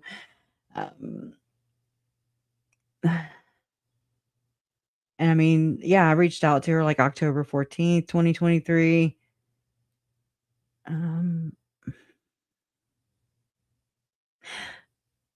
Okay, you gotta hear this. So when I first whenever we were at the Boise trial for Lori, And we went to that weekend house or whatever. I'm just going to call it a weekend house because we met there. I went there to go see my parents. It's, the Lori's trial. I'm in Boise. Basically, we're kind of estranged, or there's a rift that was caused between me and my mom for sure, and because I tried telling her and warning her about Lauren and Lori Hellis, and it caused a rift, and I'm not my parents' parent, so I just kind of had to, I don't know what you call it, protect myself or just kind of cushion around me, like just because I didn't know who I could trust and everything that I was learning. Uh, Jen, my friend Jen, she was somebody that I could confide in and that was helping me research. And I mean, she was attacked by Lori Hillis and Lauren indirectly, of course. Well, except for Hillis. And blamed, well, both of us were blamed, but I'm sure they blamed Jen more of hacking Hidden True Crime. And it was right before, I mean, right at the same time that my parents came to pick me up because we were flying out, from Houston to go to Rexburg. And on the way, Lauren had just got hacked like that day or that weekend or whatever. And when mom looked at me, I was like, it wasn't me. Don't fucking look over here, because don't know how to hack nobody. Trust me. And I just found that strange. And then my friend Jen was really hacked. I don't even know if she's still hacked. I mean, she had to call like the FBI. She's had to call. There's body cam out there. I mean, just talk about a mind fuck. Not to mention Dr. John or someone on their Patreon did diagnose Jen as a psychopath. There's a screenshot too. You know how shitty that is? Fucking, it pisses me off. I've never known one woman could make cause so much damage and orchestrate so many things. But then you look at Lori and Chad and you look at all the people around them who enable them. And then you go, oh, okay, I see. So all you people who are enabling John and Lauren, or if you're enabling John to enable Lauren or Grayson, whatever the dynamics, I'm not here. I'm not a doctor. Anyways, I'm just a dumb girl. Yeah, don't, because I mean, it's so harmful. It's like so reminiscent of how this went down with Lori and Chad and how they were able to gain so much ground and kill so many people in such a little amount of time. I mean, maximum damage, right? Just like catastrophic.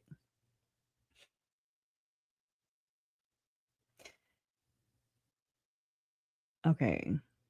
I'm going to read to you what I actually sent her, if you don't mind. October 14, 2023. Hi, Lauren. It's Kresha. Thank you for acknowledging my concerns regarding Tom Harrison. So this is after I think they did their Mormon Stories podcast, her and John, Dr. Babe, and Dr. Delenn. I don't ever call him Dr. Delenn. It's John Delenn, Mormon Stories podcast. And then there's John, her husband. Okay, so this was like October 2021, right? Nope, 2023. I thought it was 2021. Anyways. Oh, yeah. It was whenever Lauren went on with Mindy and Megan when the band got together, basically. And, that's the one time Lauren ever, or I don't think Lauren did. I think Mindy did. Just, basically credited me for finding a video of Tim Ballard talking about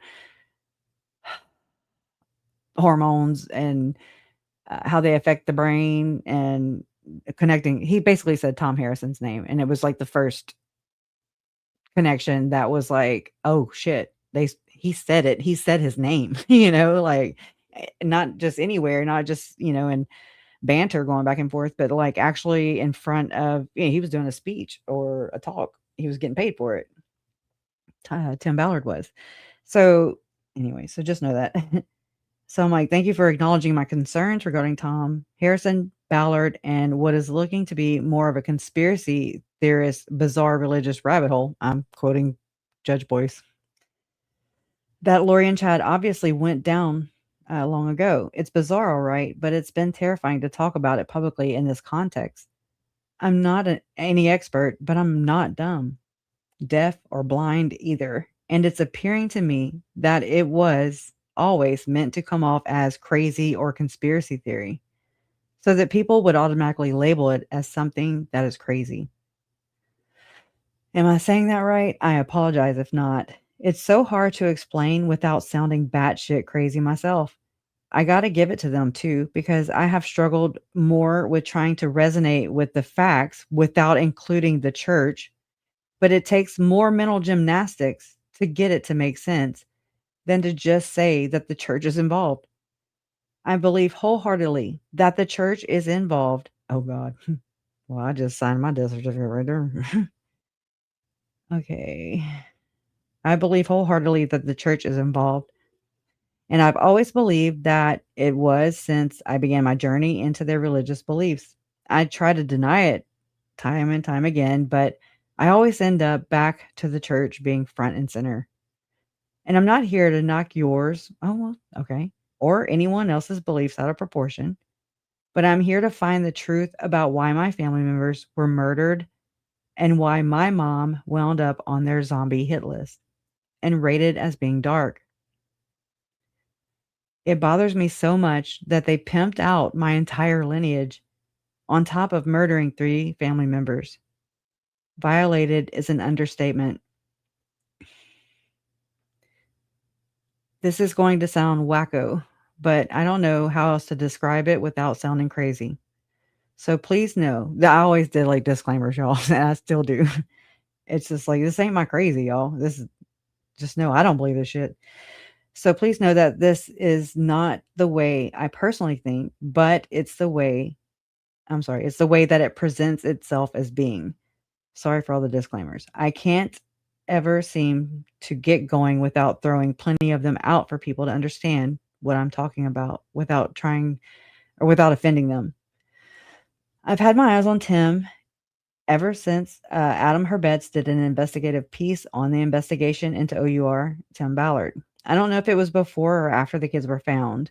I don't remember an entire year during that time, but either way, it's when Tim came up on my radar. I'm going to sound very Chad Daybell and Julie Rowe here because I had a dream, except it wasn't a dream, if you catch my drift. Oh, God.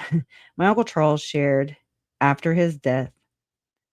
I know, right? I hate that those chumps perverted such beautiful dreams and visions, that our deaths will uncover something far more dark and far more sinister. And then, quote, our deaths would not be in vain, unquote. I remember thinking, what could be far more darker and far more sinister than freaking zombies? Well, it turns out that there are many things that are far more dark and far more sinister than zombies. And it's bad. It's so bad. And it almost paralyzes me at times. Tom Harrison is the main connection in this. This goes up to President Ballard. I haven't found much info of it going on. I'm sorry. I need to take a drink.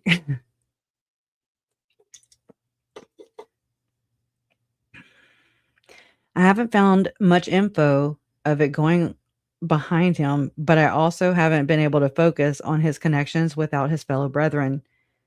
It would not surprise me if it went all the way up and all the way across these people. I was right. And it went beyond them. I mean, Brenda and Dick Miles were accused back in the 80s and 90s for child sexual abuse, and they reacted in accordance with many others who have been convicted of such crimes and abuse or accused. I don't buy their stories. I've read the reports, and I believe they rely on this tactic, a conspiracy theory label, or crazy, to keep them from being considered as the child abusers that I believe they are. It's all projection, deflection, and usually followed by the persecution complex that we all see with every single one of these people. Oh, and then the part where they just want to, quote, help or bless others. No thanks. Yikes. Sorry, it's too much to explain via text. I get caught running in circles until I get tired or wind up thinking of something else. I've been in the circle jerk for over 4 years now, and I'm rather exhausted from it all. One day, I will be able to grieve like a normal person and won't feel like I'm in a race to get to the bottom of it. But if I don't find it now, while the this is very fucking important. Oh my God. Oh, this pisses me off. This is me talking in a text, feeling my freaking being vulnerable. That's on me though, because I did it. But I mean, oh my God, this is in 2023. But if I don't find it now, while all the things are coming together, then I'll never feel like I'm doing what I vowed to my murdered relatives. I vowed that I would never stop until I found all who were accountable and made sure that they were exposed for their parts in their deaths. I don't think my words are even coming out right. I apologize for not being clear enough. It's difficult. You already know, though. I want to share my research with you and everyone who is interested. I just don't know where to even start. I do know that Chad and Lori Daybell very much intertwine with Tom Harrison, Tim Ballard, President Ballard, perhaps even Frank Vandersloot, David Hamblin, whose father, Robert Hamblin, was a sociologist who did his studies using federal funds to use a reward program that modified behaviors in children, which then opens up the can of worms to Jody Hildebrandt and what she's been doing to little R and E Frankie. Those babies were saved by R's bravery to get the F out of Dodge when he was able to. This speaks to all that Jesse Hildebrandt had been through. It is devastating what these babies have been subjected to, and it only begs to question what the hell the LDS Church is doing by referring members to these therapists in their network to train children into these sexual deviants who have these dissociative, who they call dissociative disorders, and who have incestuous relationships, sexual relationships with their parents and their siblings. They're taught this, they're trained this, okay? In this what do you call it? Shadow, whatever, church. It's the worst of the worst, in my opinion, but it's finally coming to the light. And I have to say that I feel relieved by this. It's the only way to truly get to the bottom of this mess. Sunlight is the best disinfectant. Love always wins. Let me know if you have any questions about any certain things, and I'll do my best to share them with you in a more clear and concise manner. Again, thank you for your understanding, time, and mostly of your curiosity. Anyway, so there's a I'm sorry that was very long. So she had texted me on October, the same day, but it was further down. She said, "Thank you, Kresha. I am falling asleep." And what time was it? 1:23 a.m. Good Lord. I am falling asleep and have to wake up early to interview another Jody victim. Oh my God. But before I do, I want you to know how much this text means and that I read it all. I doubt she read it at all. Grayson did. I know Dick and Brenda with the eek emoji, you know. And I've been, oh my God, she didn't even say they were in their ward. Oh my God. Hold on. I know Dick and Brenda. That's Russell Nelson's daughter and son-in-law who've been accused, okay? But Russell Nelson just passed away in September. I know Dick and Brenda. I mean, that's what it says. Oh, little Lauren. And I've been looking into David Hamblin. Well, I didn't see you. Nowhere where I go. We will have a lot to talk about. Thank you for sharing your beautiful dream about Charles. Oh, I remember this now. This is when she was on her way to Salt Lake City to go to John DeLynne's whatever studio. So Mindy was there, Megan and Lauren. Yep, I remember this now. And I was just like, okay, I just shared all this, but I didn't know that was happening. So she says, we'll have a lot to talk about. Thank you for sharing your beautiful dream about Charles. And this reminds me of what she wrote in her book, too. She said, symbolic dreams are beautiful. And thank you for your incredible research and desire for the truth. Anyways. And then she said, oh, not going to sleep until I just check out what you sent. And I'm like, what are you talking about? Wowza. Great work, Krisha. Wow. I'll definitely be asking John his thoughts. John? How heartbreaking. Keep digging and keep going. We are getting there, and Charles is so proud of you. I know he is. Oh my god. Anyway, so I mean, that's just yeah, I haven't really read that. Anyways, these people are all connected. This is gonna go to Joe, y'all. Joe's, trust me. My associate. Okay, all right. So that they, let's see. Afterwards, no. Chad Daybell also spoke at that event. He's talking about the Rexburg Tabernacle. Anyways, when Julie Rowe was there and she like finished talking, and they said that like when she was around, that I want to say a big storm came through or was coming in. I don't remember it verbatim. It's on Lauren's channel if you want to go watch it. I also have it screen recorded, showing Little Bear, and said that when Julie Rowe was finished talking, that all the car alarms started going off at the same time. Tell me they're not doing some funky shit there. Okay. Okay, so it says, afterwards, I told Mike and Nancy that if Chad or Julie Rowe were speaking at any future events, that I would not participate. They disinvited, not the disinvite, Chad and Julie from speaking from that point on. No, not really. Later, I told them that I was no longer going to speak at their events. Didn't you say that right there? Which is when they discontinued them. This was many years ago. Number 5, Avraham Gigliotti has presented at my firm foundation events, but has not done so for at least 3 to 4 years now. He's in the club with David Warwick and Tom Harrison. And actually, Tom Harrison enters chat or trial chat during Chad's trial. So I'm glad Colby's going back over these. I don't know if he's gone over these yet. The rebuttal witnesses, or actually the defense witnesses. I doubt he's gotten that far yet. So maybe I can catch a few streams and catch the parts about Keith Morrison and Melanie Gibb and Rob Wood and text messages between the three, and the FBI using or being accused of using Alison Dubois. I'm telling you, remote viewing. Anyways. But yeah, they talk about John Miller.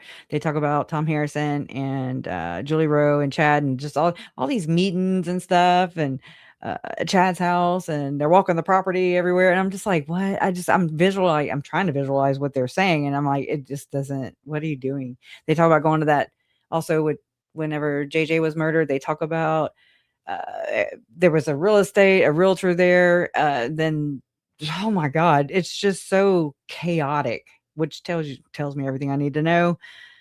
September 22nd, 2020. I'm sorry, 2000. Yeah. 19. Sorry. It's just terrible. Sorry. I shouldn't have even said the damn date. And I'm just thinking about Tylee, and it's like, oh my God. We've got to look at these ping videos of Lauren's.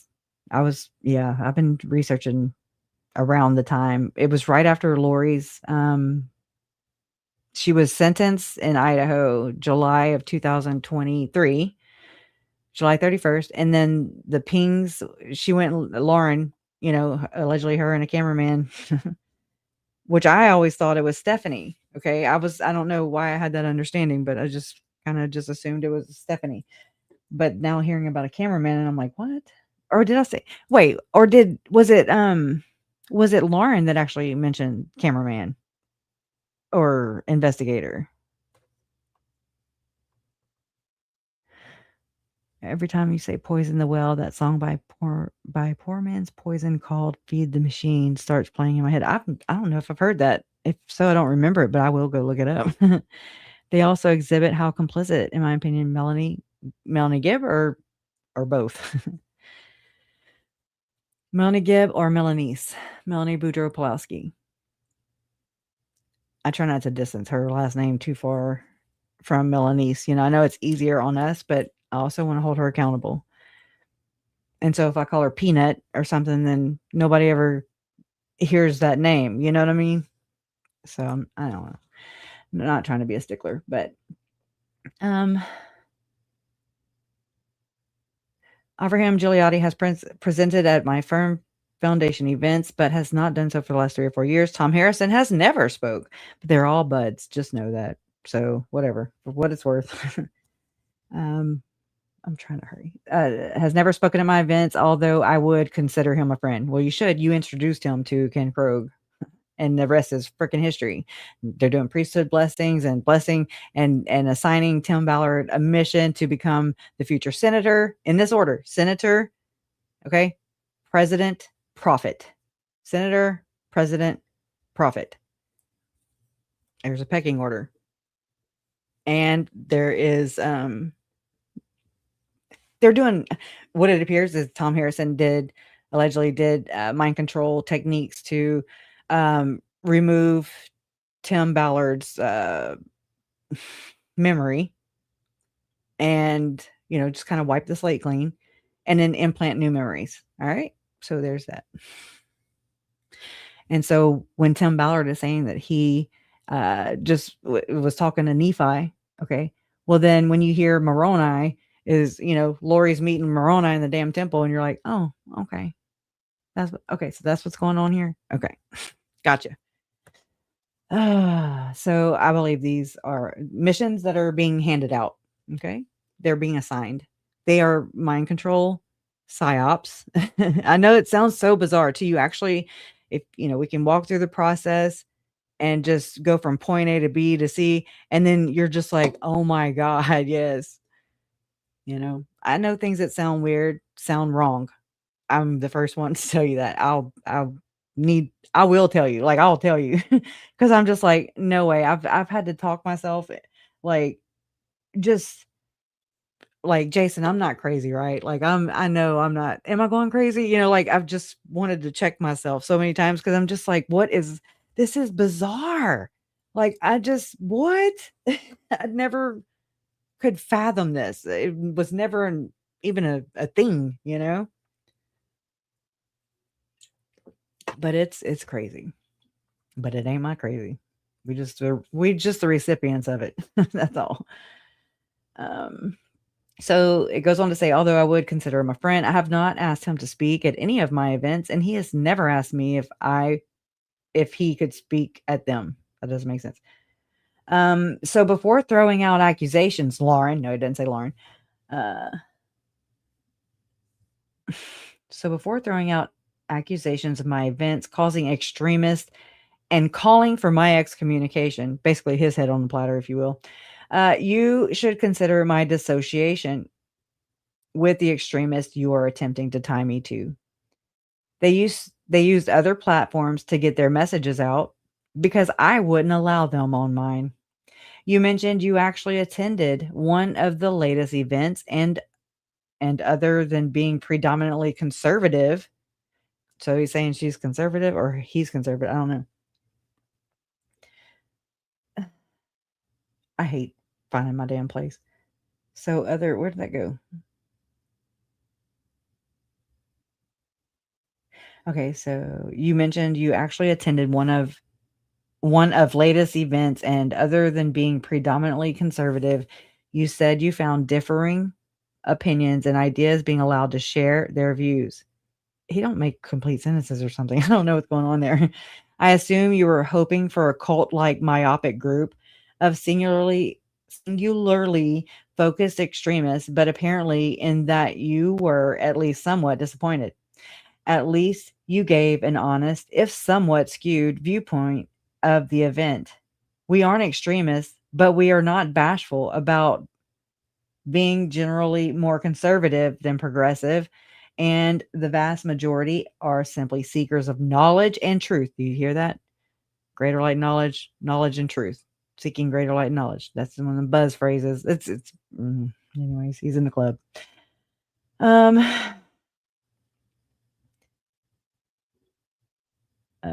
Shit. Simply seekers of knowledge and truth in several areas of focus we openly discuss. And then I don't know what this one is over here. I think that's on the next one.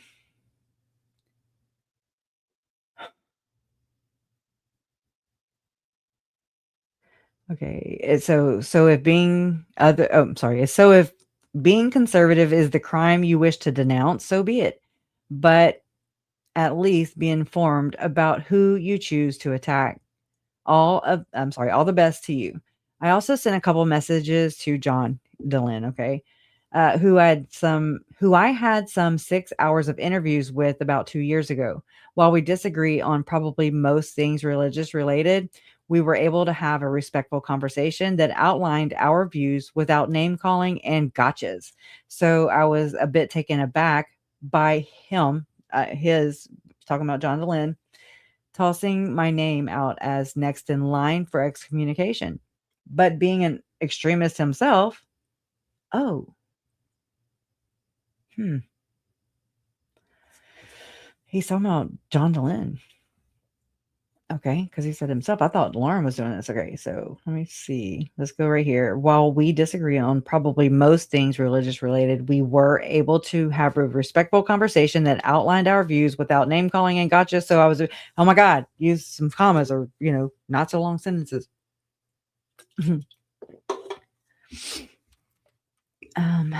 Okay, god dang. Back by his talk. Okay, no. Without name calling and gotcha. So I was a bit taken aback by his tossing my name out as next in line for excommunication. So his being John DeLynn calling out who's Rod's name. So is it like a recommendation service from ex-Mormons to believing Mormons who usually don't like ex-Mormons? They're apostates. They usually don't like them.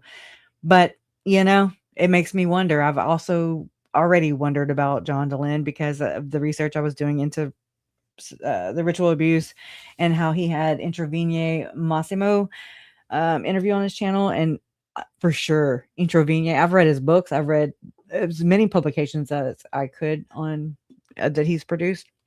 But he was also on John DeLynn's channel after John had interviewed a couple of SRA claims back in the day. And I don't think John DeLynn even accepts it. And I don't think Radio Free Mormon or Bill Real do either. They'll talk about abuse, but I don't think they accept that. And I mean, do what you do. So just because, anyways, I don't know. I don't know the disconnect. I'm like, it's egregious abuse being kind of like Epstein. This is basically the Epstein Mormon Diddy line. Like this is Mormon Diddy over here. They freaking off too, if you know what I'm saying. Anyways, it's wild. So if being conservative is a crime, where am I at? Okay. I also sent a couple I already said all that. I think he's just okay. But being an extremist himself, I guess he's talking about John DeLynn. So, but being an extremist himself, I think he just got caught up in the moment and was searching. Are you talking about Chad? I mean, who the fuck are you talking about, dude? Okay, hold on. I also sent, maybe I'm wrong. I also sent a couple messages to John. Okay. John, this is Rod Meldrum still, who I had some 6 hours of interviews with about 2 years ago. Yes, he was on Mormon Stories podcast. While we disagree, we were able to have a respectful conversation that outlined our views without name calling and gotchas. So I was a bit taken aback by his tossing my name out as next in line for excommunication. Are you talking about Chad here? Because I didn't get that anywhere from it. It was like John DeLynn right here. So was that Chad talking shit from behind bars? I was taken aback by his tossing my name out as next in line for excommunication, but being an extremist himself, I think he just got caught up in the moment and was searching for any additional names he could toss out. Oh my gosh, there's a phone number right there. Okay. Sorry, I can't read the rest of it because I can't see it. Anyway, so I'm not going to read this part, but I'm going to go back over here to my Gemini and we're going to, here, it's about to get crazy. Here we go. Act 2, the inverted world. So Summer versus Megan. It's the empathy void. So there are text messages. I just don't have them uploaded and I can't play her video because YouTube's being weird with me playing it right now for some reason. It just spins. So this is basically the Cox family civil war. Megan Connor publicly claims that we are the bullies. So me and mom are wrong for sharing our experience with Lauren. And she supports Lauren. I mean, she's locked in, right?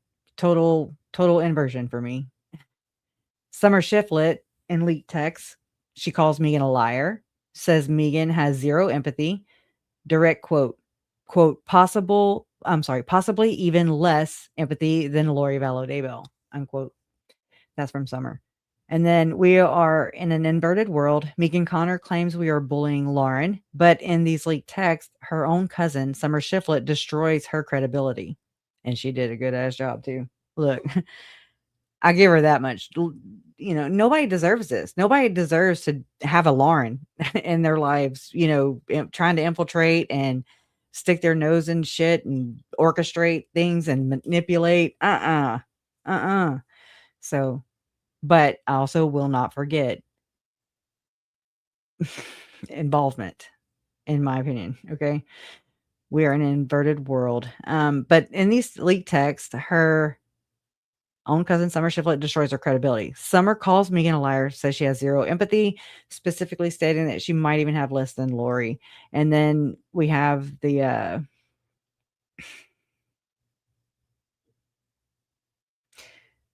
dessert betrayal. Okay, so publicly Lauren claims to be the Connor podcast coach. Okay, she's a know all be all because Lauren claims that she helped train, I guess, Adam and Rex, Adam Cox, Rex Connor, how to, make their own podcast and be their own podcasters. And then Megan also wanted to pick Lauren's brain and yada, yada, yada. And she's gross.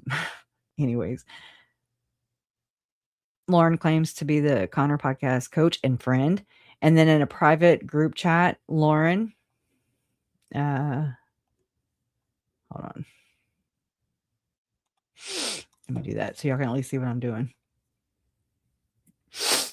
It's hard to read without having the damn screenshots, but it's also hard to read from screenshots that are piecemealed together. It's like just out of context, it feels. And I'm not doing a good job. So I might need to give this shit up. I'm just dwindling.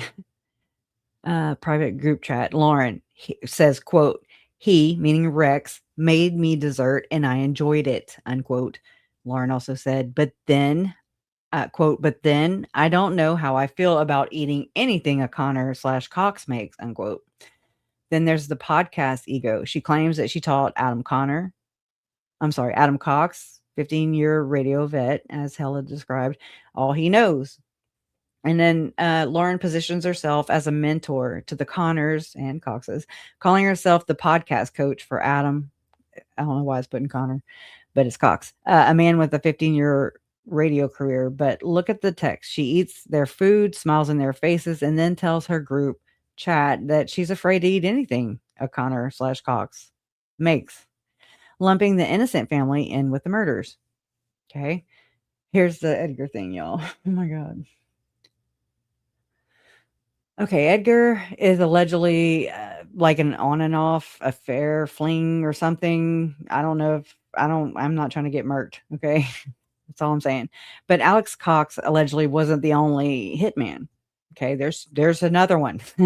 And we've come to know that other one as being Edgar. Okay. And I do have a picture. I just don't have it pulled up right now, of Summer and Edgar. So this is the chain of custody, the pipeline. I had to put it in here so that it could tell me, because it's so much hearsay. And I'm like, who did what? Okay. It's really good with helping the complex moving parts. Okay. I find it is. And so this says the telephone game, how we know Edgar, the alleged hitman / Summer's ex, or on and off, whatever fling, passed the information on to Lori. Okay. Then Lori passed the information on to Summer. Summer passed it on to her cousin, not Megan, Rex Connor's daughter. And then she passed it on to Rex. And then Rex passed it on to Lauren. Do you see the gossip going on here? But also the leakage. Okay. So now for the darkest part of the stream, we need to trace how this information traveled. According to the text, it went from Edgar to Lori to Summer to Rex's daughter to Rex and finally to Lauren. This is the pipeline of the Edgar confession. So hold on. It says the confession allegation is that Edgar told Lori Vallow, according to these text messages now, that you can thank me for Joe Ryan. That's allegedly, according to these texts, according to that chain of command, that chain of custody that we just talked about. Edgar to Lori, Summer, Rex's daughter, to Rex, and finally to Lauren. Okay. Edgar tells Lori, you can thank me for Joe Ryan. The implications this tells is that Joe Ryan's death was ruled natural, a heart attack. Did Edgar take credit for a hit? And did Lori know? The text claims that Edgar told Lori, quote, you can thank me for Joe Ryan, unquote. If this is true, this is not just drama. No. This is an admission that Joe Ryan, it says Tylee and JJ's father. No, Tylee's father may have been murdered and that Lori Vallow knew about it. This changes everything regarding the natural causes ruling of his death. Not to mention, my grandmother, my mom's mom, which is also Charles's mom, she died March 17th, 2018. Joe Ryan was found in advanced decomposed state in his apartment April 3rd. That's a 2-week window right there. And Uncle Charles came to Lake Charles. Like, he came here to bury his mom. It was, I don't know how long he stayed exactly, but I know he was here around that time. And while the cat's away, the mice will play. I mean, that's my take. And that's so wicked. Just to give you a little more context, of what the possibilities could be. So, justice for Joe Ryan. The inverted world, drama is noise. The Edgar connection is a signal. Why was this treated as gossip instead of evidence? Justice for Joe Ryan. While Lauren was using this info to gossip about family desserts, the real story got buried. And imagine how many of these got buried. A man may have been murdered. The inverted world is messy, but we cannot lose sight of the victims. Joe Ryan deserves justice. And this Edgar lead needs to be taken seriously and not just used for group chat clout. Okay. I'm serious. Like, I didn't hear anybody really talk about this. And I know I suck at it, but I'm hoping maybe it'll get to Annie and then, she'll do her magic. She's good at this. Yeah, this is when I'm freaking out.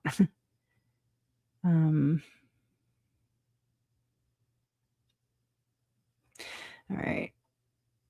Anyways, all right, guys. Well, I don't know. It's wild. What do y'all think? It's like another to add to the ones we already have. Let me pull up my Dropbox real quick so I can give you those context too.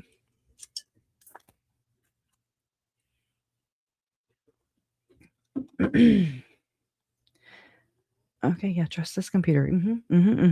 Yeah, we trust it. Okay, go. Hold on, gotta log in. Okay, sorry, y'all. I feel so spacey. Unless you just like to chill. Merry Christmas again. All right, so let me pull up the Chandler. Chandler FOIA docs right here. Let me change my aspect. Okay. I know. Let's see.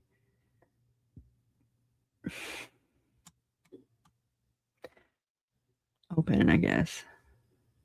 All right.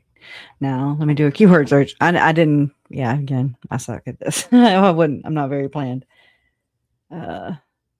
Edgar. I know there's Edgar in here. I don't know what Edgar.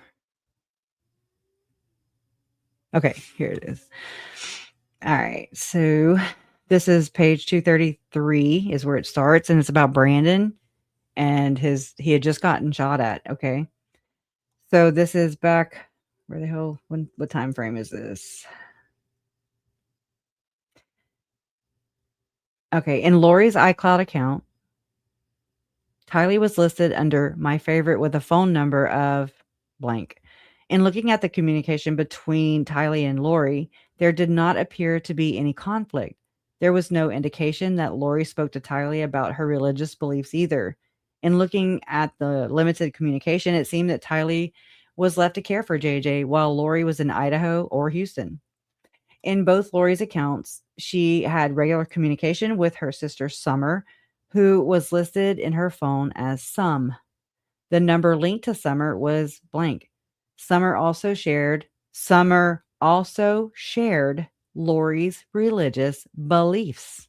Okay, so that's a big nugget right there. On 10/7/2019 at 13:04 hours. So this is October 7th. Brandon got shot at October 2nd. Okay. At 13:04 hours, Summer sent Lori a message asking if she already knew about the Tesla incident. Lori responded at 15:51 hours, indicating that she did not know. Summer asked if she should call or text her. Lori asked Summer to text her, not call her, right? So the following is the text string as it appears. Summer says, quote, an incident that supposedly happened to Brandon. Sounds highly suspicious, unquote. Lori says, Brandon's Tesla or the Tesla company, unquote. Summer replies, Brandon's. He claims someone shot at him and shot the window to his Tesla a few days ago. Police are looking into it. Now we're going to page 234.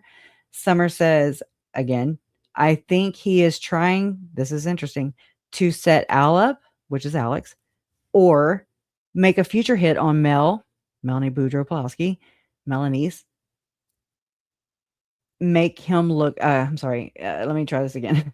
Summer says, I think he is either trying to set Al up or make a future hit on Mel, make him look innocent, knowing him, but who knows, knowing him. Sounds suspicious to me. Lori says, maybe it was Edgar. Where is he? Summer sends some weird symbolisms, the male, female. Those are the only three that show up. The rest of them didn't show up. Summer says, I doubt it was him. He wouldn't miss or leave witnesses. He usually makes things look like natural causes, but I don't know where he is or what he is doing. Summer says, he has a message to me on his Shmuel page, but I haven't responded. Summer then forwarded Lori an image of an unknown subject on music recording app Shmuel with the username XZZYZX. It is suspected that this was Edgar. Searching Shmuel through Lori's iCloud account, I discovered that she was using this app to send songs or communicate with Chad Daybell as well.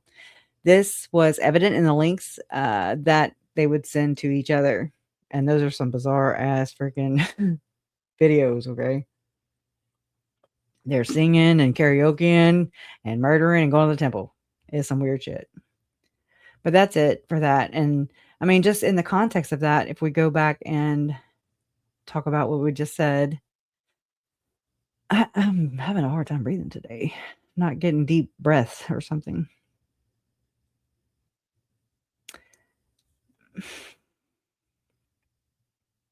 It's like I put this together and then I can't find where I put my things, So I'm working off this. It's just broken up. I don't like it.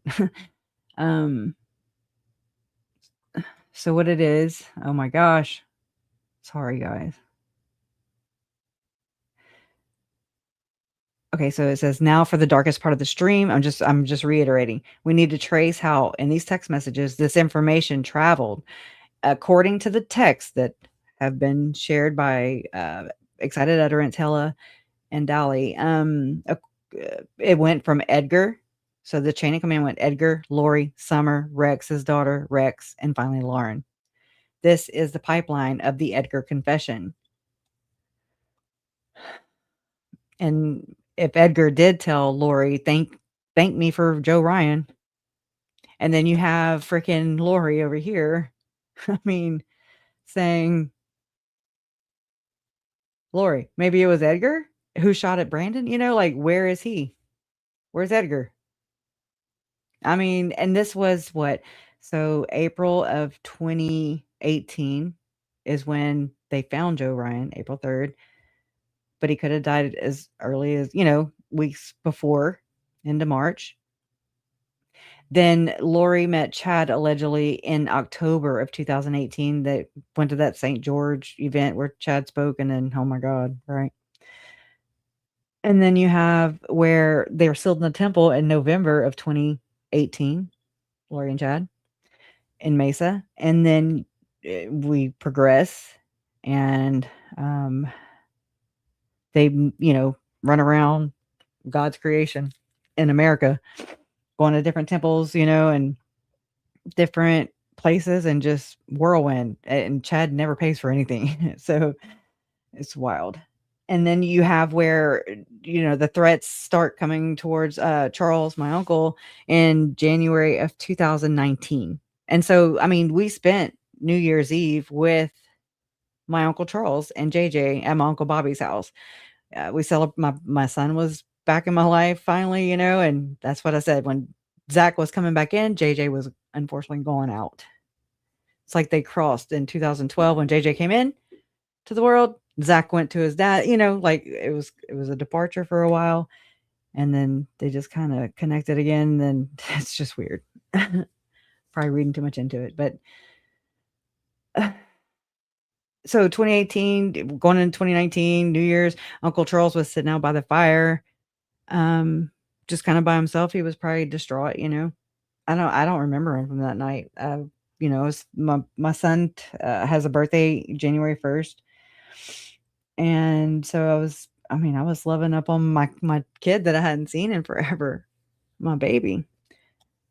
But I mean, JJ was right there, and all the kids, and it's just crazy to me to learn how Zalema and Lori and others were claiming in their text messages back and forth to each other, which kind of do resemble not the weird shit, but just the backstabby weird shit.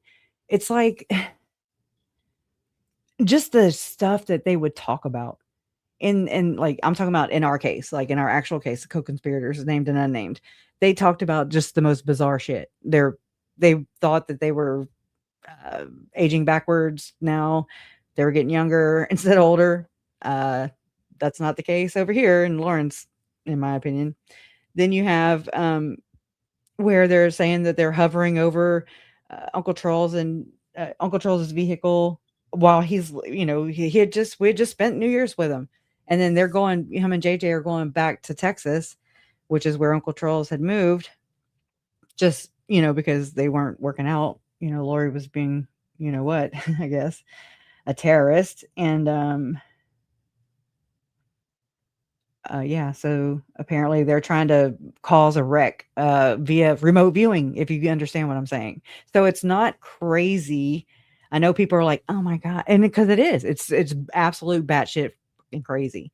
But if you can just take these possibilities, although they're new to a lot of us, and they're really old to a lot of people who've, were smarter and dug into all this stuff a long time ago and didn't worry about conspiracy theory labels that, that were issued out by their government, their CIA, they're the ones that issued those terms. And then turns out the reason they issued the term conspiracy theory was because people were asking about JFK's assassination. So there's that. So, I mean, if they're hovering and they're claiming to hover over Charles's vehicle while he and JJ are traveling back to, from Lake Charles or Lafayette, Louisiana to Houston, Texas, and they're hovering over his vehicle, are they? I mean, I don't know. I don't remote view. I don't go see Tom Harrison. He don't teach me.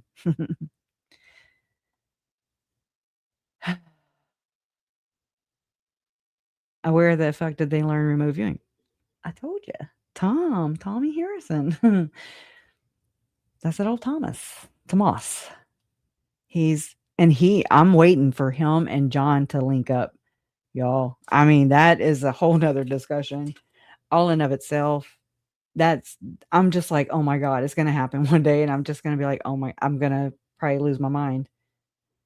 Let me pull up my Google Docs real quick. I'm sorry. I'm not trying to keep any of you, but I do want to talk about this for sure. Let me just give you like a little rundown of Tom Harrison.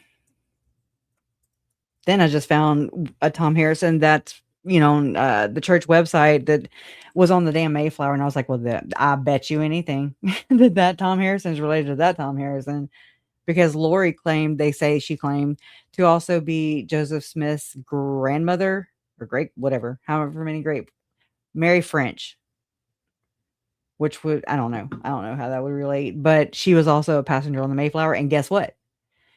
There's a woman who claims she was victimized by Tim Ballard on these couple ruses that he did for Operation Underground Railroad, where Janet Russin, another remote viewer for real, okay, allegedly, had told this other girl, according to this other girl, that she was also, I want to say Elizabeth Tilley was the name that they dubbed her as, kind of like James and Elena, the whole James and Elena thing, the new names. How I want to say Melanie Gibb was Phoebe. How Melanie Boudreaux Pulaski was Miriam, and Audrey Baratero, she was, oh shit, it just was in my mind and then it went away. Janelle or Joe. Oh my God, it's right there. Joanna or I don't know. And then you have, and again, you can't have all those shit together. You can't. I'm sorry. There's just too many damn coincidences, and they're not coincidences. They're connected, y'all. And people just want to be slow or something. I don't know. I don't have it figured out. But Tom Harrison's credentials, all I did was paste it, copy and paste from his LinkedIn page. I do that. Just make my own damn Wayback Machine. So he is clinical director at, oh wait, can y'all see it? Or did I change? Nope.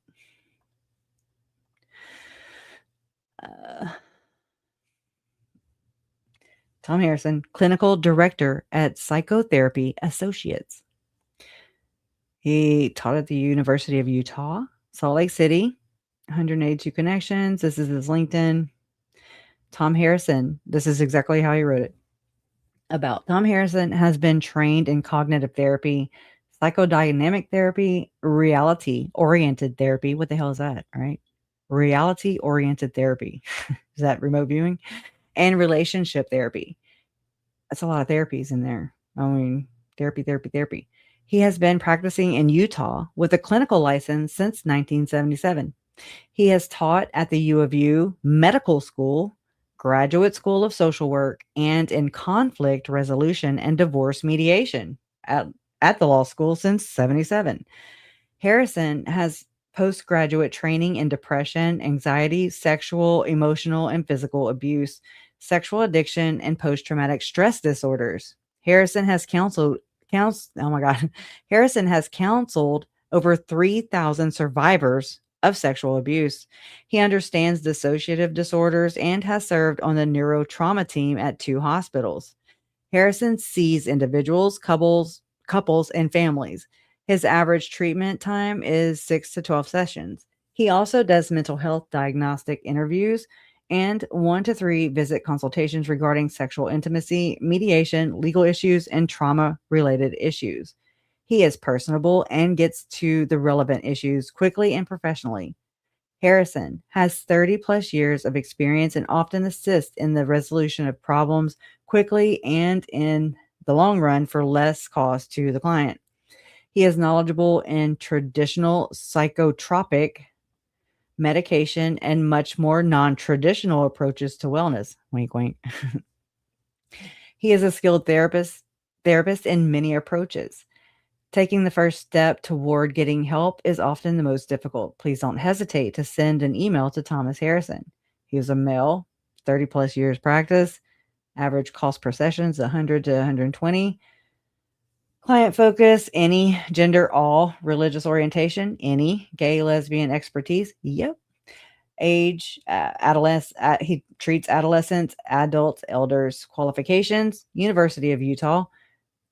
Just that in and of itself bothers me, okay? I mean, I just don't. Graduated in 77, license number. I hope this is okay for me to give out. I don't know the damn doxing shit around this, okay? Don't have it out there then. If that is. Okay.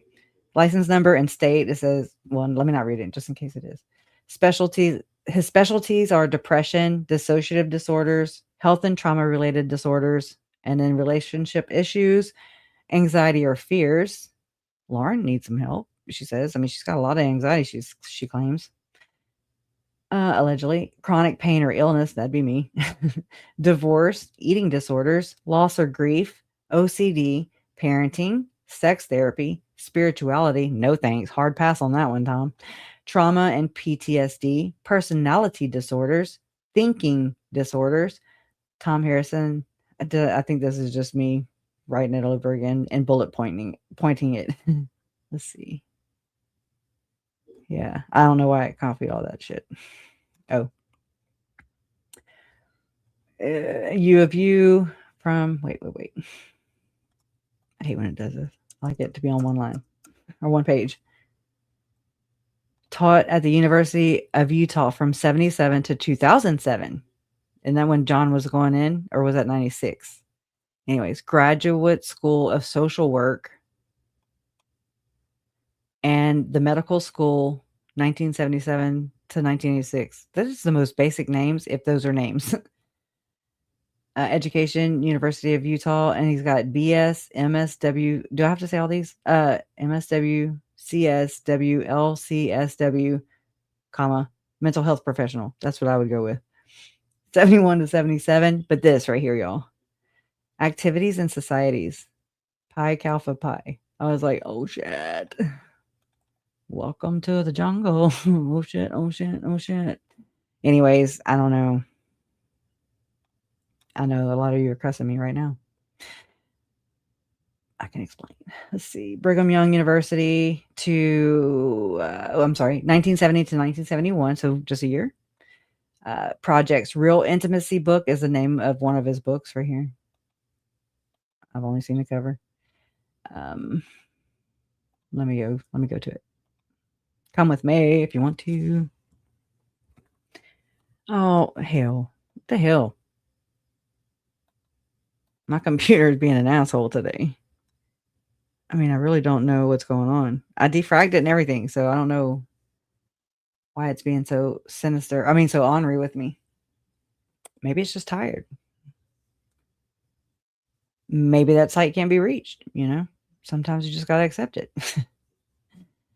We'll look at it later. An interesting read. Somebody put other contributors, skills, counseling, loss, show all 37 skills. I did it. Oh, publications, Real Intimacy. That book we were just trying to look at was Cedar Fort Publishing, August 15th, 2012. That's another real commonality with all these people. You've got Julie Rose starting the whole Greater Tomorrow Relief Fund, which really mimics the whole MAGA thing, which is like make America great again bullshit. And then the whole freedom in the front, and then you got Charlie Kirk being shot at and assassinated with freedom shirt on, a white one, not a black one this time. Under the tent that also said freedom, and then freedom everywhere. And these are just little buzzwords that I pick up on. And I mean, you start to see them everywhere and you're like, what? Okay. Then, I'm like, well, was like my family's murders, was that a psyop too? And then, yeah, don't ask that question because it is.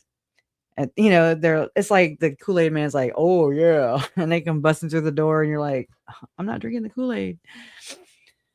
But you know what I mean? Like, yeah, it's a psyop. It's also a psyop, which means it's like a psychological operation. Psyop. It sounds scarier than what it's actually, if you research it, it's scarier than anything, in my opinion, because I like Program to Kill by Dave McGowan. If you read that, I've not read it all, but I've read quite, some pretty significant portions of it where, let me pull it up so I can speak knowledgeably about it.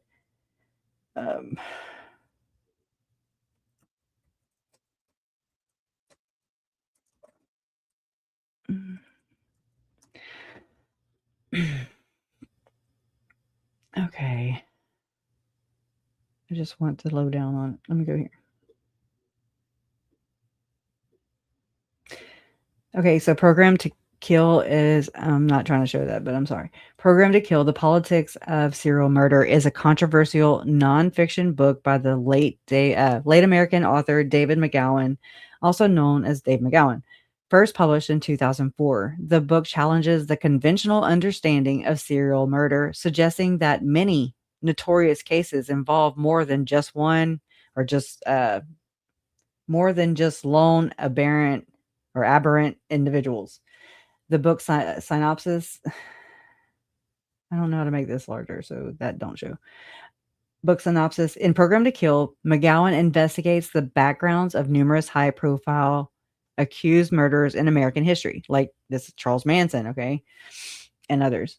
Son of Sam. Anyways, I'm trying to think of them all and I can't. Arguing that their actions often reveal hidden patterns that have not received significant media or law enforcement attention. I didn't realize that till just now. So I just read the words. Oh, it's right there. Challenging the lone wolf profile. McGowan suggests that the public's accepted profile. Oh, that reminds me of like the good little victim, be a good little victim, right? The public's accepted profile of a serial killer as a solitary predator driven by internal demons is often a cover story. Doomsday Mom. Remember that? Cult Mom, Doomsday Mom. Where they're driven, where the predator is driven by internal demons is often the cover story. Oh my God, Tell me he's right without telling me he's right. Okay, government intelligence connections. Oh shit. Yep, runs smack dab into some CIA shit right here. He proposes a theory that many killers may have been, quote, controlled assassins and controlled patsies. Sounds like a bunch of people. Oh, well, anyways. Conditioned and programmed by a variety of intelligence fronts, including military entities, psychiatric institutions, and those damned old satanic cults. Okay. Case studies. The book examines various true crime events, including the crimes of figures like John Wayne Gacy, Ted Bundy, Mormon, Jeffrey Dahmer, and the Charles Manson family, as well as incidents like the Atlanta child murders and the McMartin preschool scandal. Alternative explanations. McGowan draws together a case suggesting a systematic and deliberate effort behind the creation of sociopathic individuals and a potential cover-up by corrupt law enforcement or government entities to create a climate of fear and instability. And if I vouch for that, I've seen this with my own eyes. I mean, I've not experienced it, but I've seen this with my own eyes in our case, in my family's case, with all these talking heads, okay? Basically, trying to control a narrative. That's what the hell this is. Because that's how you get people to do whatever you need them to do. That's how you control people, is you get them to stay in a constant state of fear and instability. Then we're like, okay, we'll do whatever, I mean, mercy, or uncle, whatever. Reception and critique. The book is considered a controversial read. Shocker. And has generated strong reactions from readers and reviewers. What about victims' family members? He died, though, this guy, the author. Reviews have described the book as stunning and shocking, a must read for those interested in government conspiracies. I never was, but this is where my evidence led me. Mind control and deep corruption. Oh, yeah. And a book that, quote, puts serial killers in a whole other light, unquote. It's often praised for its in-depth research, and that he does, and ability to connect seemingly disparate events. Then the criticism, other reviewers point out factual errors and uncited assertions, such as incorrect details regarding legal representation in the Manson case. Critics suggest that theories lack concrete evidence and can seem far-fetched, though often compellingly presented. I was sitting there, look, I just darted off straight to, okay, that's what we see with the hidden gems. I'm sure they're like, look at the evidence. We're like, we have, that's why we're over here. Red Rover, y'all come on over, waiting on y'all to follow it too. Don't follow the damn prophet, follow the evidence. We following the money too. That's how we find y'all. Anyways, I don't know. It's wild. I do have that though. I know I have copies to it. To Program to Kill. Oh, I know where to have it. Hold on. Oh shit. I have it in my banners. And I can flash it on the screen real quick. And you can go and read it for free. Wherever it is, let's see.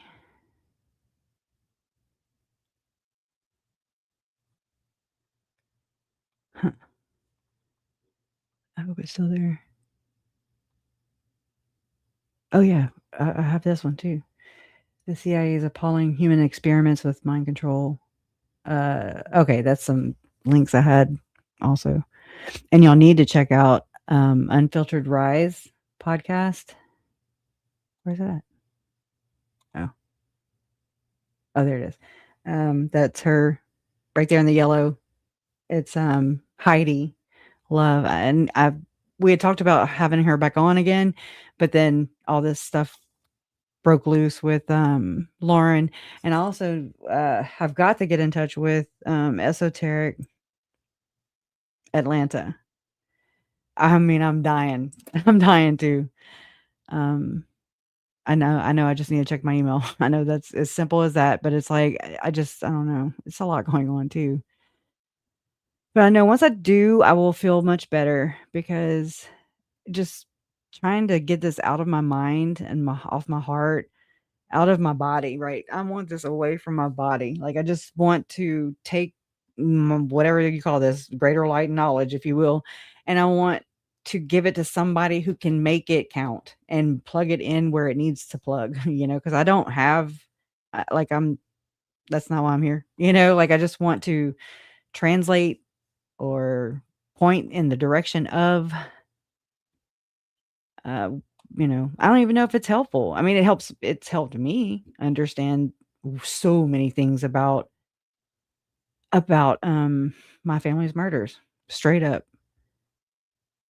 It makes me wonder if other members of families who go through this stuff, their family members are murdered, their kids are missing or murdered, sacrificed and told it's not that, I bet not too many of us are good little victims. Because these people, they all like kind of bounce these, especially in the high profile area. Okay. I've watched this for myself and I've just been like appalled at what I see. How they just kind of, all these different, like I said, talking heads, they just pass around the buck. They pass around the moneymaker. One day recently when Jay first started covering Lauren, and I remember she was sharing it was a recent news story on News Nation with Ashley Banfield. And while I don't feel like Trisha, okay, who loathes the woman, which is wild, it's so weird, disturbing, but and I actually followed Ashley Banfield on her uncle, I can't think of his name, but he's also connected to Tim Ballard, so just know that, and Mel Gibson and shit. So uncle, he's from Canada. Uncle, not Frank, but it's not her uncle, but it was her friend's uncle. A lot of trafficking allegations and stuff. I don't know. I guess I'm beating myself up today. I guess I'm just tired. So I'm super just tired. But I wanted to, come connect with you guys and share that info. I mean, again, like I haven't, it seems like, it gets shared, the text gets shared, but nobody's like talking about how significant it is that here comes Edgar's name again. And it comes from Lauren of all people, not directly or anything, but it's just like, but it also pipelined straight out of the Cox Connor camp. in my opinion, that's not the only time. It's been other times. And then in the police report from the Chandler docs. I mean, how many hitmen do you know? And I mean, one of them's still alive, and his name is Edgar, allegedly, and I'm good. And so, I'm gonna have to act like Dolly and, go take photos with like Lauren. He took a photo with Lauren, and that's because they're friends. He cracks me up when he says that. He's like, "Yeah, no, she don't feel like that towards me. We're friends." And I'm just like, "Oh my lord, you got the courtroom cooties now, Dolly." I'm just figuring. Oh yeah. I just saw that, and hold on, I adjusted it. It is an exhausting damn month, straight up. Hit the like button if you're exhausted, or don't.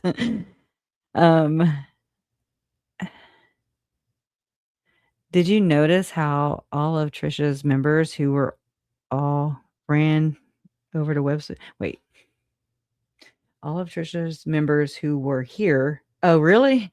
Oh my god. Why? I mean, I don't. They can do both. I mean, I do see some. I go, but me, I'm looking for clues. I'm looking for some leakage because she fucked with me and my family, and was still doubling down to do it until Colby came out. And I mean, I gotta figure that out, and I don't know if I have it backwards in my mind.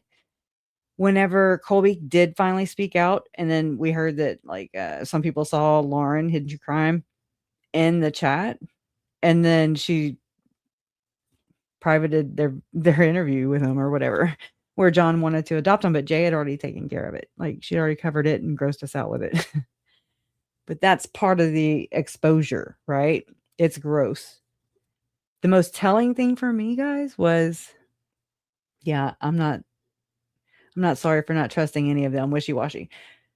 My moderator, y'all. I mean, yeah, I was like, wow, but hey, there's a Bonnie Raitt song called "I Can't Make You Love Me." Okay, that's what.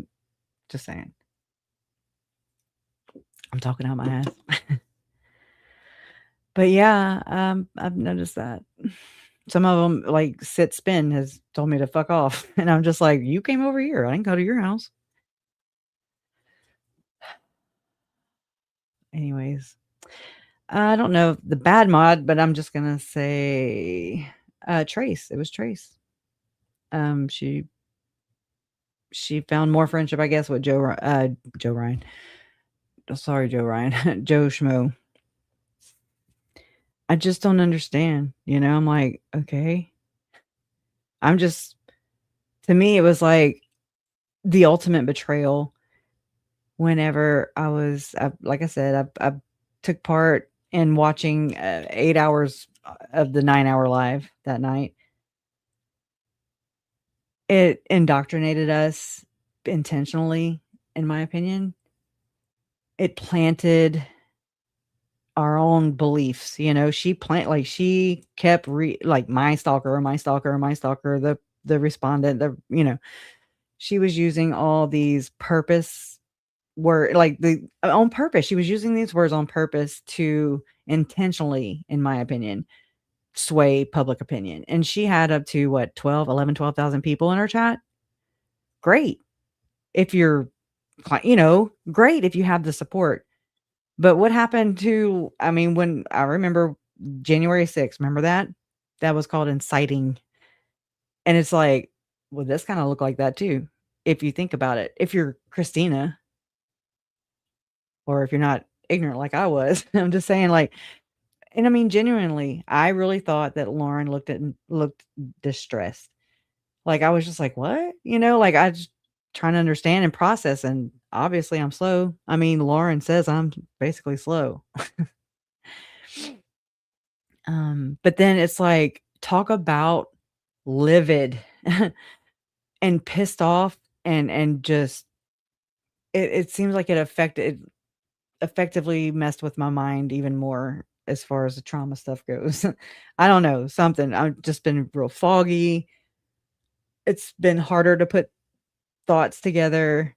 I don't know if it's just that. I'm just trying to share, I'm getting old. I'm 47. Just kidding. Oh, and I mean, also know this. Okay.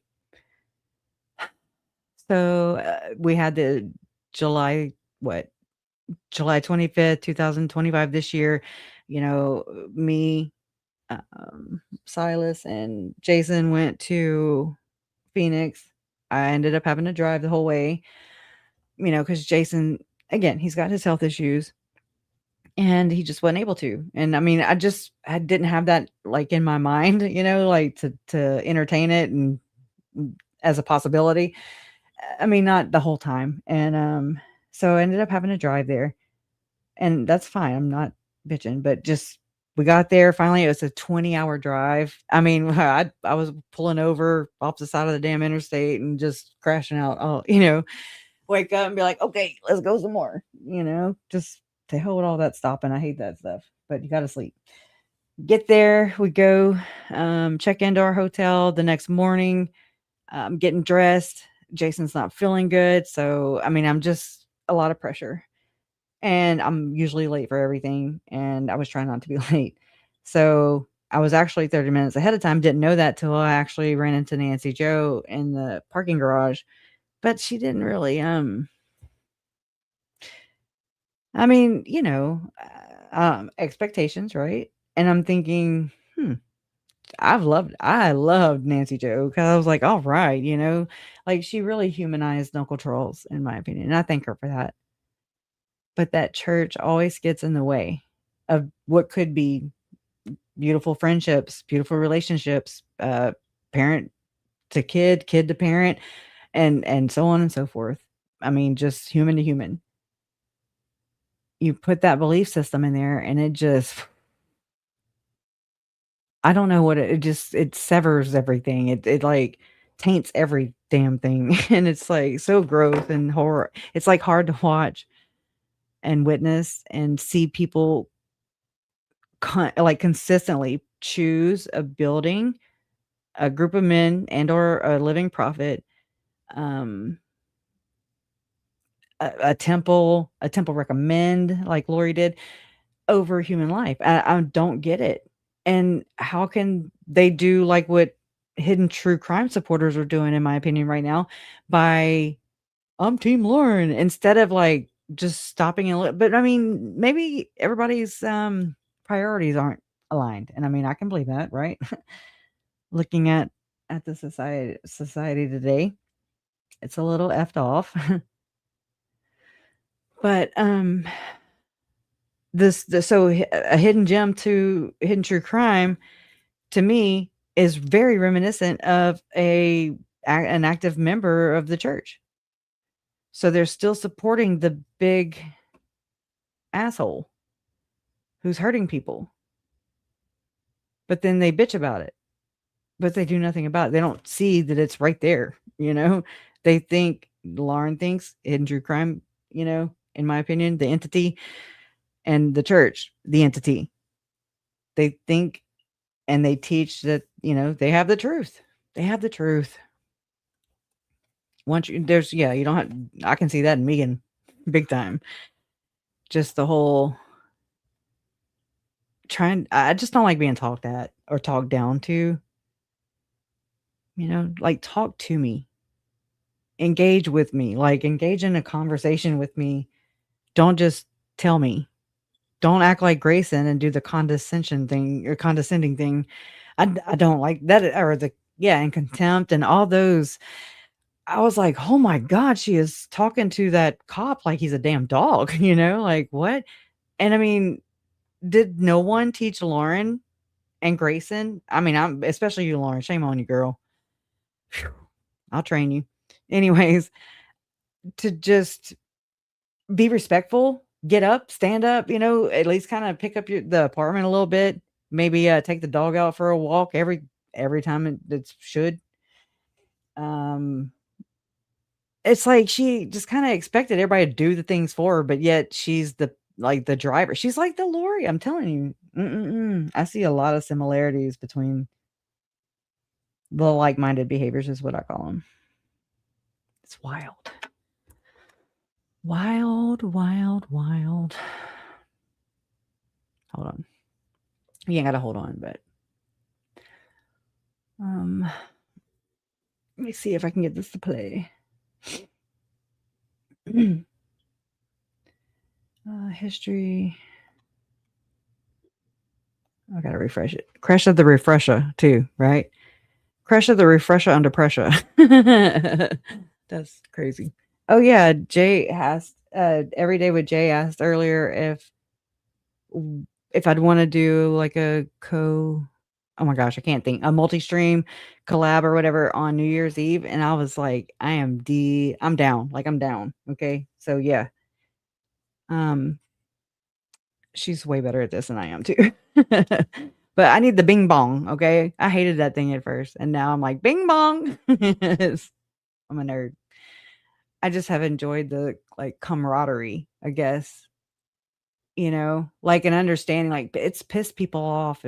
It's like it's not just me. I'm not just experiencing this like it felt so many years ago when I'm trying to tell my mom and just basically not in an ugly way, but just to be like, hey, this is kind of happening. I don't quite, know exactly what's going on because I don't have the bird's eye view, but I'm doing the best I can.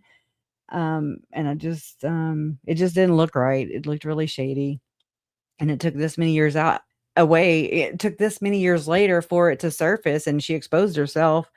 I tried this even a little when Lori Hellis was asked, about basically saying about Chad Daybell's house when it was getting torn down. Hold on. Just a second.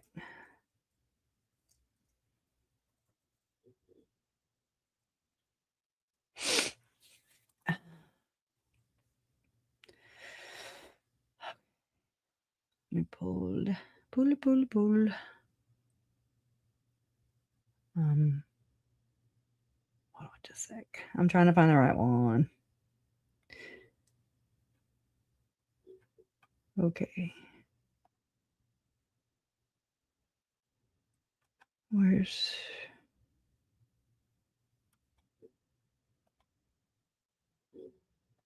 Okay, hold on. Share this tab. Hopefully it'll play because I paused it. I'm trying to take this damn.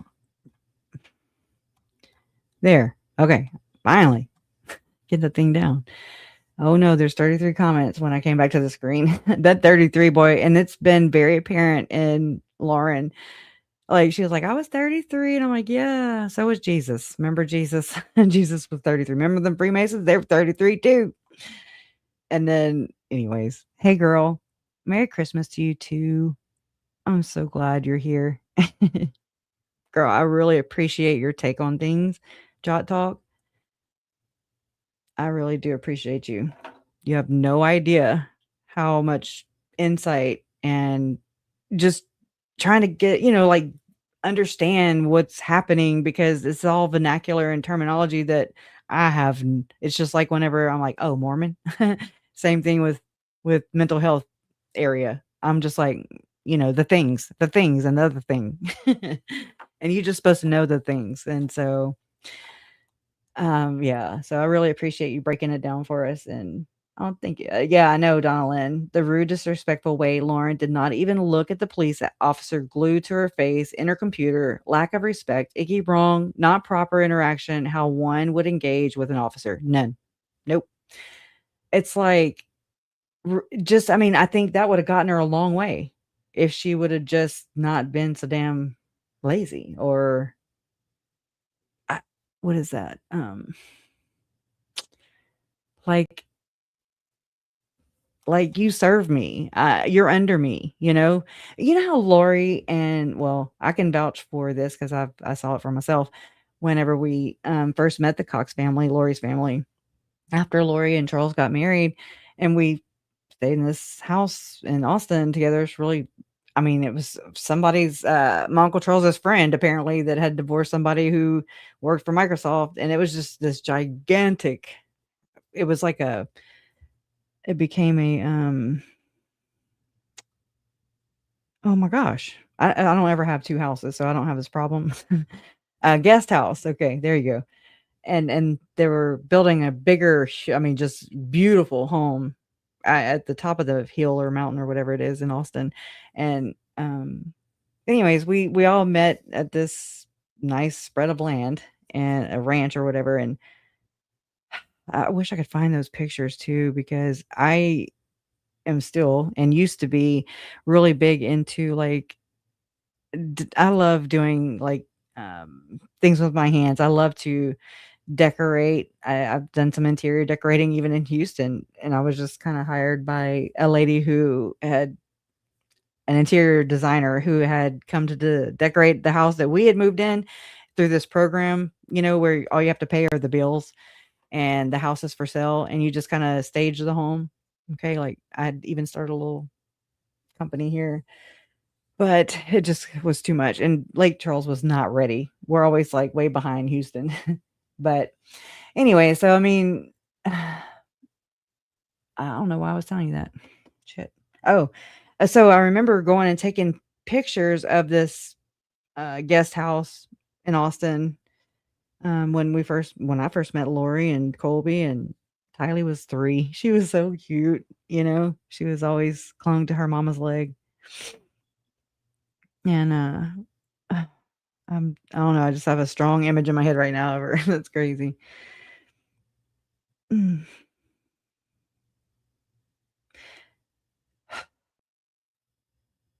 I just feel so bad for them. Ugh. Yeah, Dr. Fonda, you too. Am I looking for indignant assholes? Well, no need to look further, Tanya. I'm just being. I know people look. It's just like how I've kind of, I guess, dangled it out there about the things I'm finding. And again, it's like I don't feel like, oh my God, burn them at the stake. It's not like you're either on or you're off. I have to like still watch these people and their content because their content is my family. And so it's my content in a sense. Okay. It's their work, but it's my family. Same with Dateline. I remember going through this in my mind years ago, 2020, when Dateline, I'm like, how do you do this? Like, how does this work?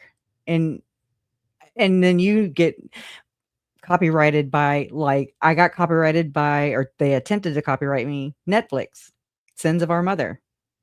And they were saying that the video I had of JJ with Larry on the bus, my bonus son too, that they did not blur out. He was digging in his nose. He was so cute. He was always so dirty. Like that kid like oozed dirt. We pick on him now. Or we not pick on him, but we share that with him. We're like, I don't know where the hell the dirt came from. It just would appear, Like I don't understand that at all. He was our dirt kid. But so yeah, so I was right there just going to town in his nose. JJ was singing, eating the microphone that I had just fixed. I'd got it working earlier that day and on the bus. But anyway, so yeah, Netflix tried to strike me for it. And I didn't know the process about the whole copyright claim at all. I didn't know it this time, but y'all helped me through that, just by doing the crowdsourcing. And it takes a village and it's so appreciated big time. Like I'm forever indebted to you guys. I've learned so many things. And yeah, we have our quirks and everything, but we also pull together. And I love that. I love that. We can be bitchy. Yes, we can. We are bitchy. We are moody. That's because we're real and we share our emotions. And I think that's fine. It's healthy. But we pull the hell together when it's time. And I respect the shit out of that. We still look out for each other. It's like everyone is drinking LM Kool-Aid. Where does she find all these minions? I don't know where. We need to do an experiment and try to buy them. I don't know, and then report on it. I'm sure. Let me look that up. Since I'm sitting here talking shit, basically, I gotta open another one. Another one. Well, here I'll at least push play, and you can just watch that there. How come it's playing on the other damn screen? That don't make no sense. Damn YouTube. Nate, you're breaking my shit.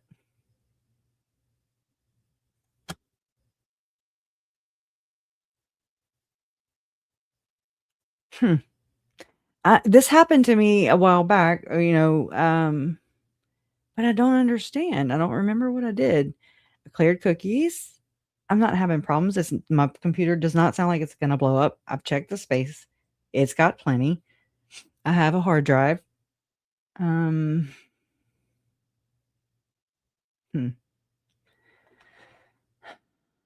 Just hold on 1 second, if you will. And let me look up how to purchase subs. If we can watch it. If not, we can watch a hell of a still screen.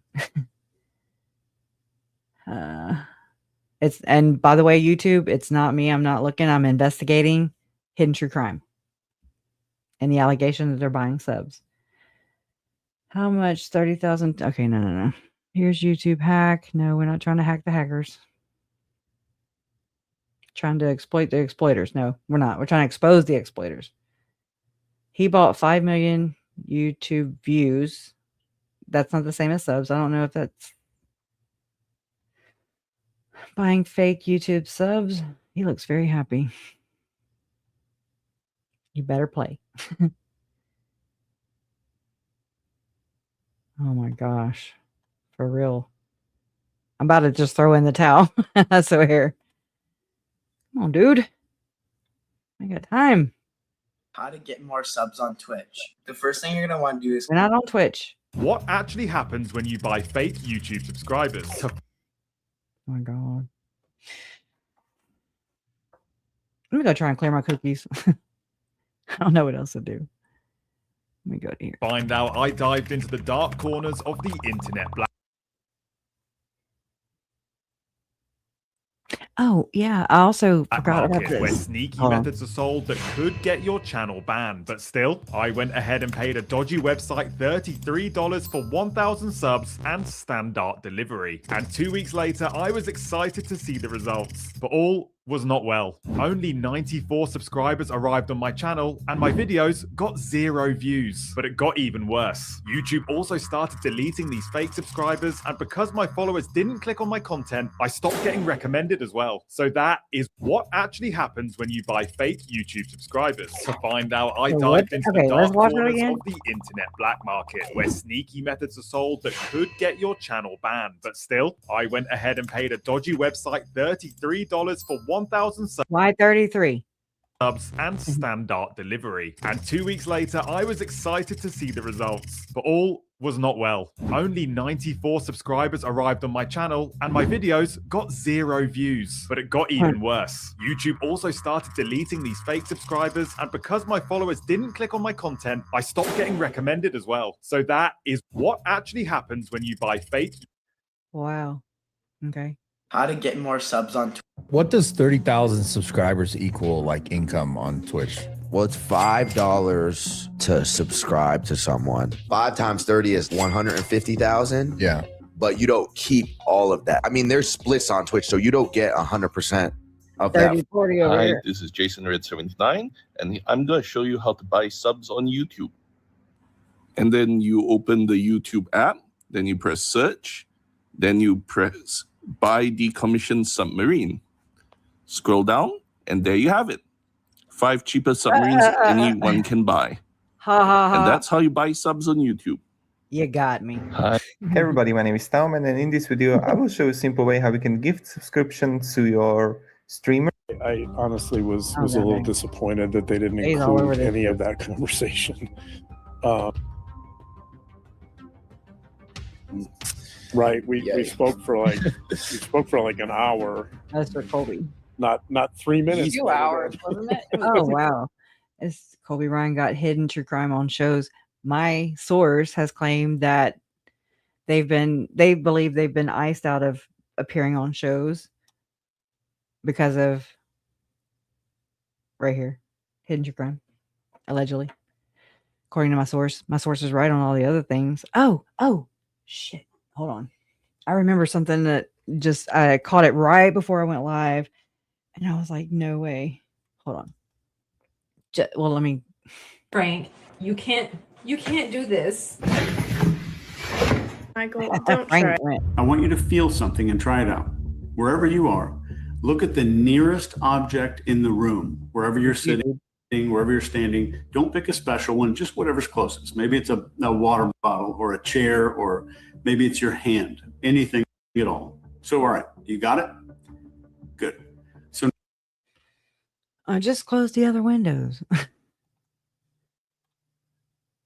It's super sensitive or something. It's like the Wi-Fi is like coming in and out or something, and it's directly hooked up. So I don't understand. This is the only computer using its own tower because I can't stand the glitches. Come on. Let me refresh it. I want you to feel something and try it out. Wherever you are. Whatever, dude. I'm over it. I'm so over it. All right. But let me find that thing real quick. Let me go to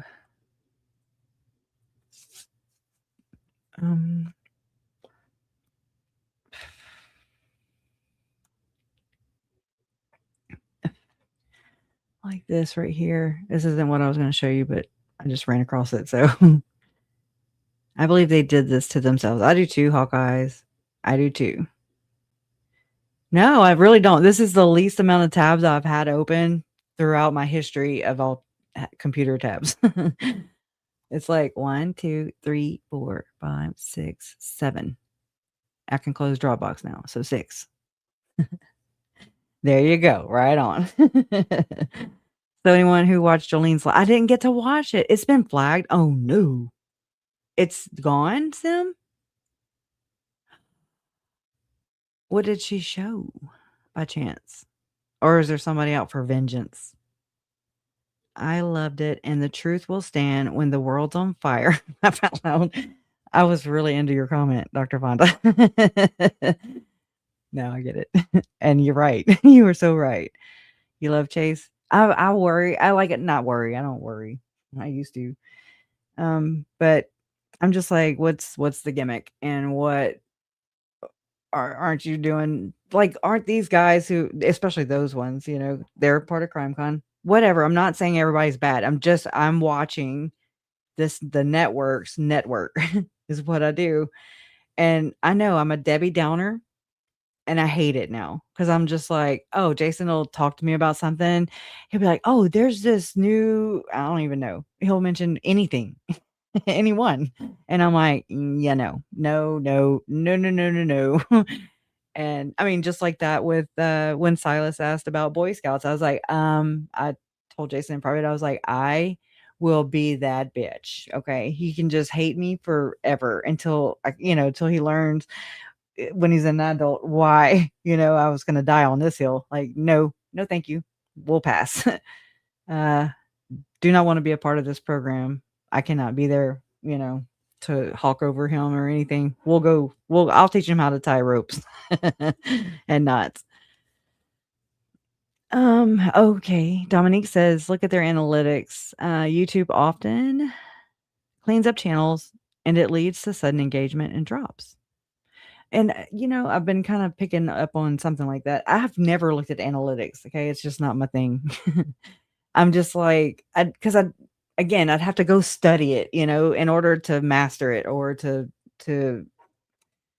it's just another thing that I've just not been interested in. But again, when these things grab my attention and I can't look away, then I'm forced to, kind of like the copyright thing. I was like, okay, well, here we are now. So that's what we're doing today. That's what we're doing now. We were doing zombies at one time, and now we're doing copyright, and then we're doing buying subs, But I'm joking about all that other stuff. That's kind of how I learn. Just whatever's in my way.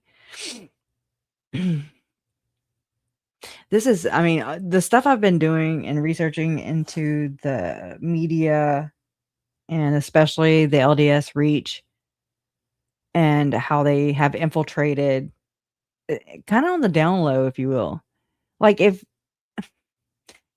my family was not linked to, the church or I'm just saying, I sit here and wonder if I or my family, if me and my family would have been Mormon, nothing against them or whatever, use your own analogy for the same thing. But it's like, had we been Mormon, I believe this would not have been high profile or I think it would have stayed in-house, in my honest opinion.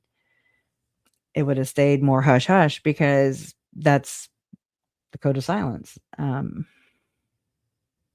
I don't know. And I wonder if that's why. Is this an LDS thing with Lauren? Is this because it hurts her fifis? And so she's just doing what she was programmed to do, basically. And to, at all cost, defend the church. I mean, it's like making little military dudes or military members who do the bidding for you. I mean, for real. Look, I found a video the other night of Lauren, a deleted stream of her and Lori Hillis. And let me pull it up. It's right here. I've been working on editing these so that, I can transition them and so that I can go through it all because it's a lot. Let's see, which one is it? I got a lot. Got a lot of videos in here. Damn it. I still have 1, 2, 3, 4, 5, 6, no 5 that are still from the Brandon and like from Lori and Brandon Boudreaux and the Arizona stuff that I had half edited. And I'm like, well, that's kind of dumb now if I publish it. So I like do all the work and it's a lot. Like I sit here and like hyper focus on it. And then I always I run out of time, because everybody moves on so damn fast and I'm so damn slow and I'm processing it but I just kind of orbit around. Let's see, it's got to be one of these newer ones. Oh yeah, is it this one? Let's see. To our Patreon supporters that are here tonight, John, I want to give a big apology to you too that we have been slow this month because we appreciate your support so much. So now this was like this was 2022.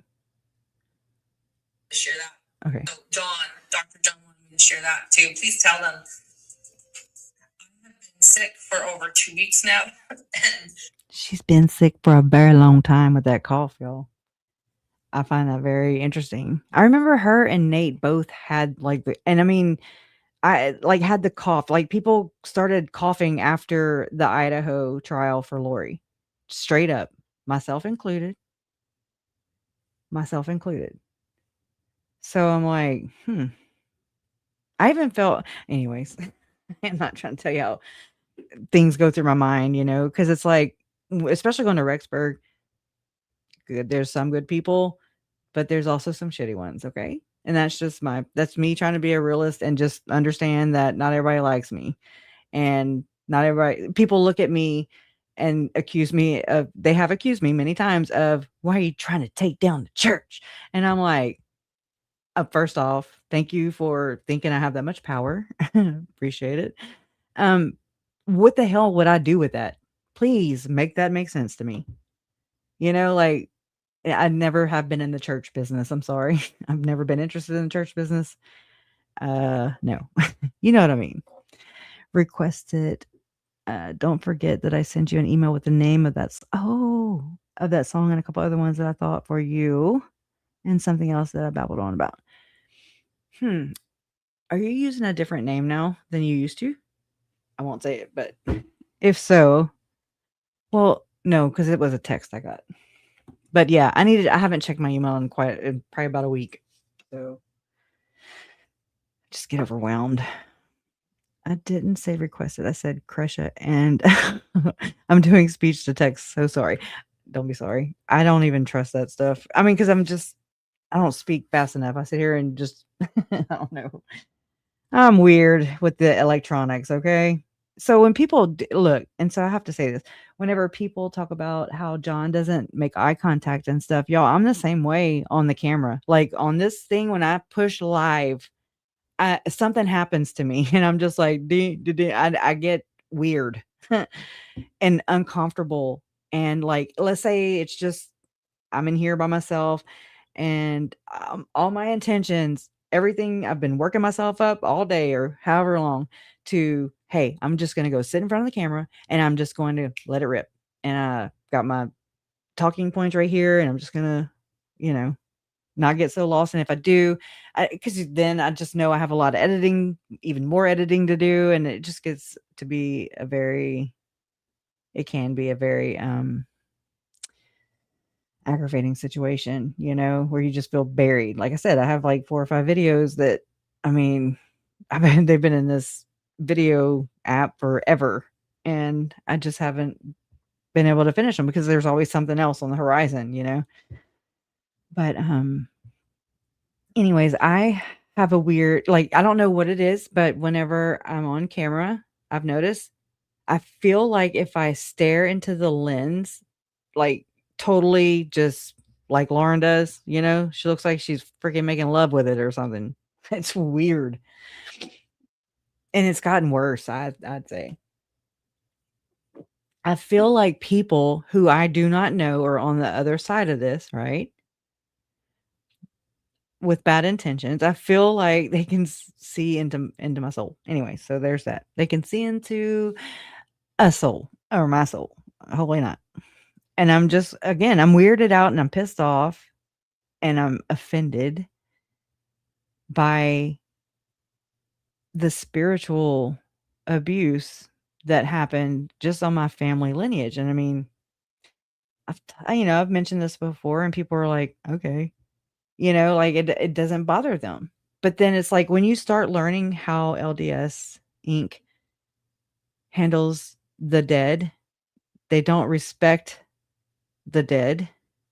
They don't respect anyone around them, in my opinion. Like if I say, hey, I do not want to be baptized, even after death. Okay, thank you. They still go and pull the names and they baptize, baptism for the dead. Baptism for the dead. And then it got me thinking about how like Lauren was talking, or it came up through Christina, or actually through Lauren, actually through you, Lauren. We found out about Spermgate and whatever. Okay. But what I picked up on was that you said, Lauren, that that science is so wonderful now and that they're so advanced that they can, retrieve sperm from a recently deceased man. And I'm like, why would you wait till person is dead to retract I can't even finish the sentence because it bothers me. So you're gonna wait till someone's dead? I mean, to me that's necromancy. That's wrong. That's like as above so below, but it's so below. Okay. No, but Donna, after the person dies. And yes, I agree. They had years. He was pretty old I'm just saying that starts being different, territory. But my first thoughts were, then he would have had them. He would have had kids. He would have gotten married and had kids. And then again, another thing is, why would you want to bring a child in this world that's not going to have a father because he died? And the mother would be the sister or the aunt. I'm just trying to make it make sense in my mind. Okay. I'm not picking on anybody. Oh, Crush, I had an epiphany talking about the origins of the LDS church. Talking to Wendell the other day that I will share via email, but it's so profound and it may have come from you, but goes without saying. Oh my gosh, I want to know. Oh my god, I like digging into these. I mean, how can we know? Like I like to bounce these ideas, these thoughts, people call them theories, um, or just these possibilities of things. I mean, it's not as if we have been told the truth about everything. But yet they want us to have trust. I mean, I think that's kind of like, well, then stop being an asshole. Stop being shitty. Like Lauren, stop talking shit in text to people outside of yourself. Okay. If you can't help yourself, maybe get you another phone and then just send shit talks to that other phone. And then you be the possessor of both phones. Understand? I don't know. I ain't got the answers for you, but I would just say, maybe, yeah, for sure, stop talking shit about people behind their backs and or in front of their faces. I know y'all like to do things in plain sight. You're really good at that, but not so good. You've just fooled a lot of people. And yeah. Just stop being a shitty human. And then you don't have to blame other people for your shit getting like coming back and biting you in the ass. That's how that works. And so, she's going to do her own growth and everything. And I don't know if that's what we're seeing right now. I have a theory as well as that too. I've seen it happen with Tim Ballard. Oh shit. Oh my God. I've seen it with Tim Ballard. I've seen it with Chad, Lori, now Lauren. Other things to just really point, especially with Lauren. Like I'm just like captivated, not in that sense, but I'm just like, what the hell is going on here? I'm like, all my spidey senses are going off and they're like pinging everywhere. And I'm just like, okay, why are her and John they're morphing? Like you can actually see a metaphysical or a physical change. Like you can see. Remember when Lori was interviewed by Keith Morrison? Dateline.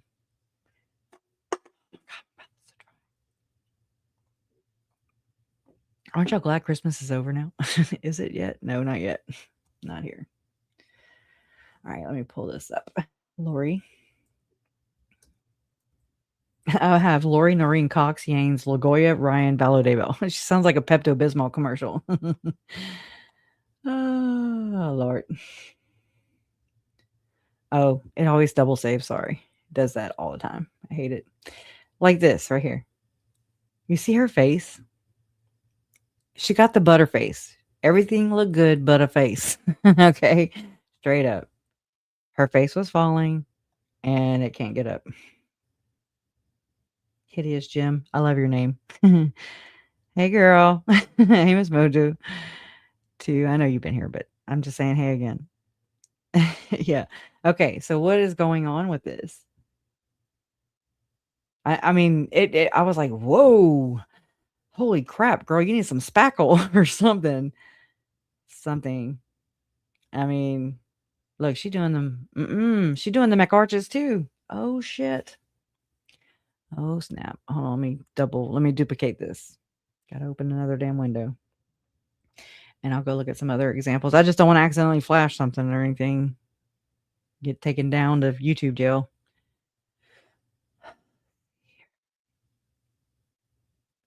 Okay, let me show you Tim Ballard. Let's see. Tim Ballard. His face falls all the time. And then it picks right back up. I'm like, what the hell happened? Where'd you go? I just need photos. Oh, yeah. Here. We'll do signs and symbols too. Glenn Beck is a giver of the symbolisms. Big time. Mo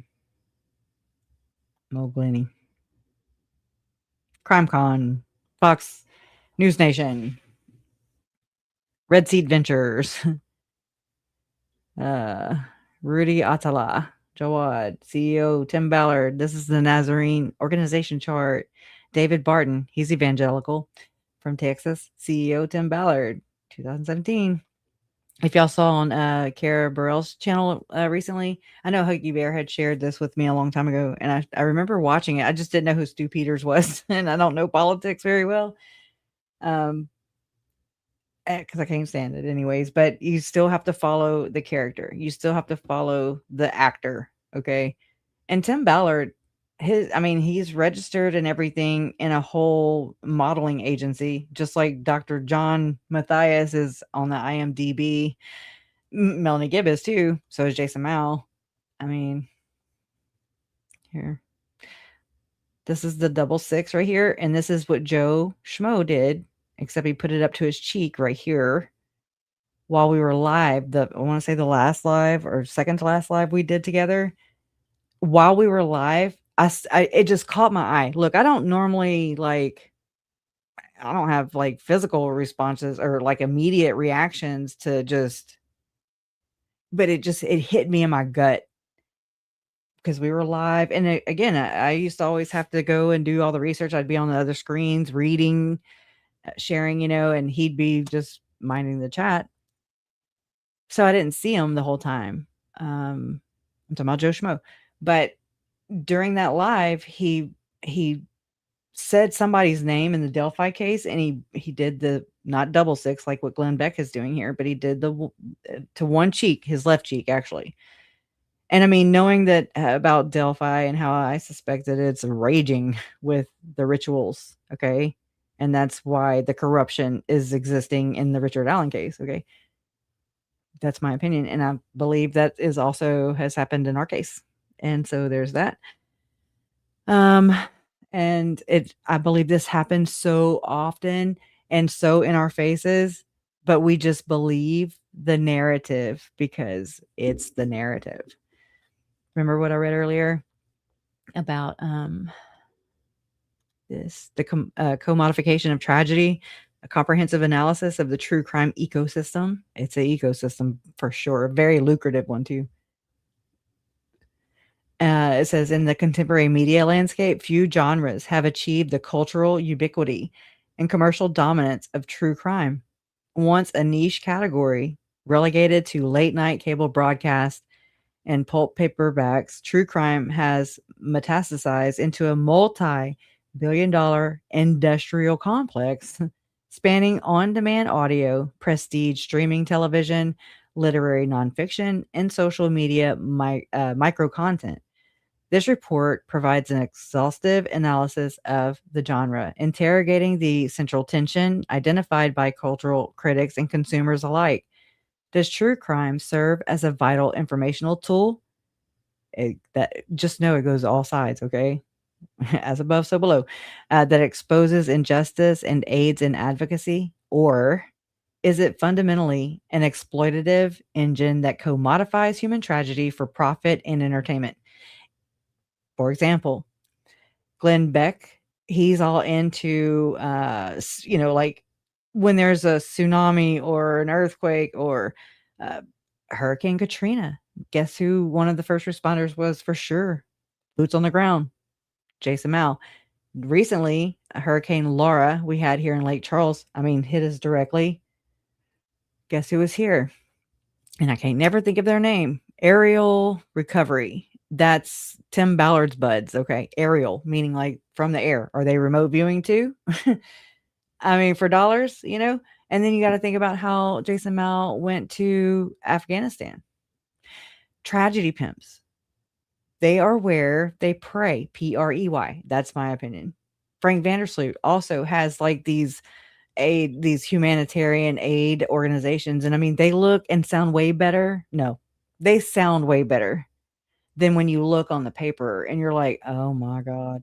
When like yesterday, I pulled some research that I had about how the church, hold on, let me grab it. It's right here. Instead of misspeaking. I move my apps around, so. Right. Yo. Okay. So it says the church and its charitable arm also provide additional money and goods for refugee relief around the world. Well, I'll be. You know why? I mean, this is in my face. This is on my person. Like, I actually have possession of a couple business cards that came from my uncle's stuff. One of them is called Gathering Humanity. They also provide refugee aid right there in Gilbert, Arizona. Of like Serena Sharp. It's actually Nicole Earl and what's the other one's name? Nicole. Oh my God, Atwood. Nicole Earl and Atwood have Gathering Humanity. And I'm like, and I found the business card saying Gathering Humanity, and it came from Uncle Charles's stuff. And I'm like, holy shit, okay, this is big. This is right here, you know? That means it was in his possession or, in his belongings at the most crucial time. Anyways, so just with that in mind, the church and its charitable arm also provide additional money and goods for refugee relief around the world.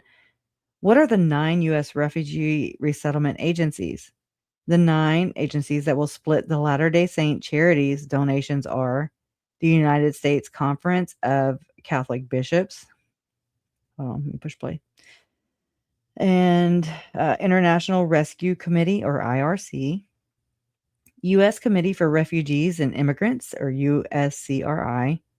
Church World Service. Hebrew Immigrant Aid Society, or HIAS. Lutheran Immigration and Refugee Services, or LIRS. Episcopal Migration Ministries.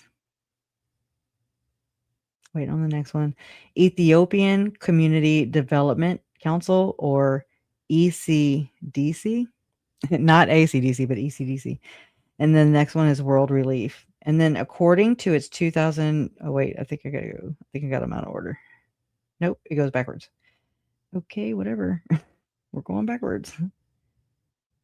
According to its 2022 financial report, out of Church World Services, 51.1 million in assets, more than 20.5 mil came in the form of grant funds, and only 511,000 were from contributions. The New York City-based entity is a 501c3 organization under the Internal Revenue Code. So it pays no federal income taxes, but it spent more than 3.7 mil in advocacy and receives more than 40% of its assets from taxpayer funded grants. Put a pin in that too. Yeah, that's where Lauren got that put a pin thing. You're welcome. Yeah, and I got it from Jen. So here's that. Okay, so in 2021, HIAS, or the Hebrew Immigrant Aid Society, reports it received more than 40.9 million in grants from the Department of Health and Human Services, state and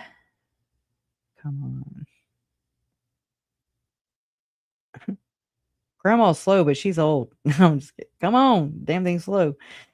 That's a joke. Okay, state. Oh gosh. Here we go. Let me start that sentence over. In 2021, HIAS, originally the Hebrew Immigrant, what is it now?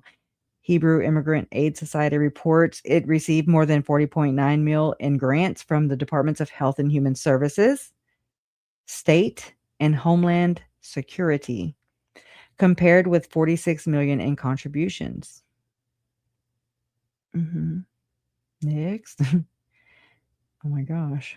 The U.S. Conference of Catholic Bishops, Migration and Refugee. It's slow. And I'm screwing it up. Okay, here it goes. The U.S. Conference of Catholic Bishops, Migration and Refugee Services lists 10 federal grants. Okay, so this is like what this reminds, like just right there out the gate. It reminds me of how David Hamblin's dad, Robert Hamblin, and June Hamblin, his mom and his dad. And I mean, you got to know that David Hamblin was a therapist, a psychologist who was doing allegedly questionable abuse and modalities. I don't know the terminology, y'all. Methods, techniques, whatever you want to call them. He was allegedly, and he's accused of like giving his daughters a boatload of peyote, um,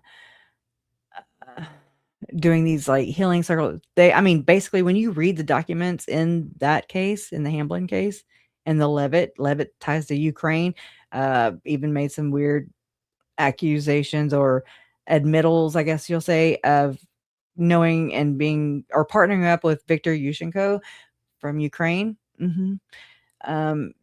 And trading buffalo because they don't have any, and we do. And what he means by that, or what I believe is being implied there, and a lot of other people do too, is that it's Native American trafficking. But what do I know? What do I know? I just know that like Erica Kirk with the Romania, you've got Lauren. I mean, who even studied in Israel? I'm like, girl, get the hell out of here. Sit down, clown. Israel too? Oh my gosh. But also in Romania. No, not Romania. Was it Romania? Oh my gosh, I gotta go over there on that screen so I can see y'all's comments so I can know. Where was it? She studied or whatever. I don't know what she even means by that because she moves so damn much. Ron McCoy bragging about uniting religious leaders. There you go. Who they claim doesn't work for TPUSA now. Oh, really? They're like, oh, just like Joseph. That reminds me of Joseph Smith and his fake excommunications on paper, just on paper. But they're like, for real, you're going to be able to go to the celestial kingdom for sure. Romania. She did? Okay. I'm talking about Lauren. Lauren studied in there too. Merry Festivus to you too. Merry Festivus. That reminds me of Seinfeld.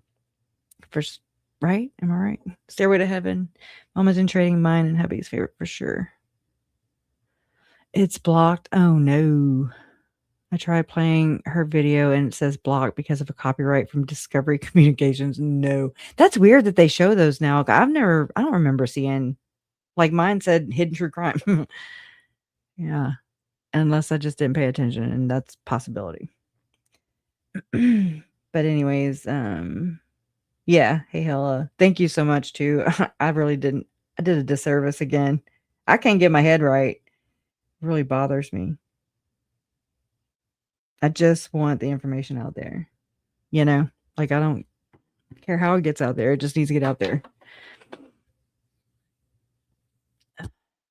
And I always because in my chat GPT, I always use this option. Well, I could do it here, huh? Let's see. Because I mean, this helps me work things out, especially when they're complex like this, like what was being said. Oh, here we go. Theory designed for. Okay, here's the synthesized summary of the Edgar theory designed for your research notes. I'll let her read it. Let me shut up. Turn my speaker back on. It just, you got to kind of follow it, I'm not good unless I see things. I'm visual too. Here is a synthesized summary of the Edgar theory designed for your research notes or a script segment. This connects the dots between the natural causes text, the Smule activity, and the specific claim about Joe Ryan. Case theory, the natural causes contractor. Subject, Edgar, Summer Shiflet's alleged ex-paramour. Key evidence, Chandler Police Department report. Go hash 2019 to 83,744. That's just the case number. Okay. I'm like, why can't y'all read a damn case number ever? But also that it's in the text that were released in the leak, or not leak, whatever, the reveal. I don't know what to call it. The evidence that Lauren's a shitty person. Okay.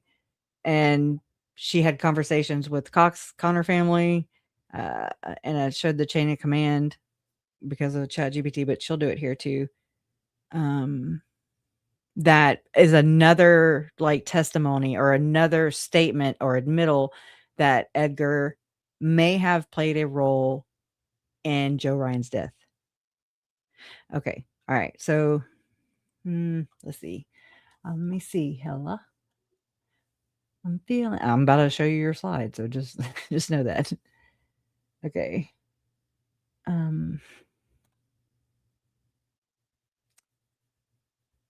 Okay, hold on. I just never could get this right because I thought I had it. Okay, wait, maybe that's it. Here it is. Okay. So this text right here, let me make sure I have it right or you can see it. Okay. Yeah. Rex said so this is Lauren's texts that were published in a Facebook group chat. Which one? We don't know. You remember, y'all, this reminds me of Melanie Gibb, how Melanie Gibb claimed that she was just not going to do groups anymore. Remember that shit? She told that to some officers, that were asking her questions. Because let's be honest, they were never interrogated around here. They were like, oh, white gloves? Okay. Kid gloves? Okay. Yeah. And then Melanie Gibb was like, can't touch us. Da-na-na-na. I'm just picking. Okay. I'm getting tired. So so Lauren says Rex said, so Lauren's like, Rex said he and Janice were always close, but it's not the same. He implied she lies all the time and has talking points. And I find this phrase interesting. Let me just read through it though. She had talking points when Joe died. And his daughter told him that Summer told her that Edgar told Lori, you can thank me for Joe Ryan. That one right there. That one right there with the two oh my God faces. Like, okay, right there. So his daughter told him that Summer told her that Edgar told Lori, right? How do you make sense out of that? You can thank me for Joe Ryan. And then Lauren texts right under that. And she says, again, she's the only one seems to be in this thread right here. She says, he made me dessert and I enjoyed it, but then realized I don't know how I feel about eating anything a Connor/Cox makes. And I mean, I don't know, right? Because it depends on when this was. If it was August 2023, then I believe at that point in time, Larry, my dad, had shared with, he shared with me, but I didn't share it with anybody else because I'm not Lauren. That's why. And because I really want to protect and yeah, it's not my story to tell. And she sure did. When she revealed that about Larry, what Larry had claimed that Lori in 2017 or 18, I'm not sure. He would know that. That him and my mom flew to Hawaii to go visit, and that Lori didn't really know how to cook. Sounds also similar to Lauren, and that she would make like fruit salad.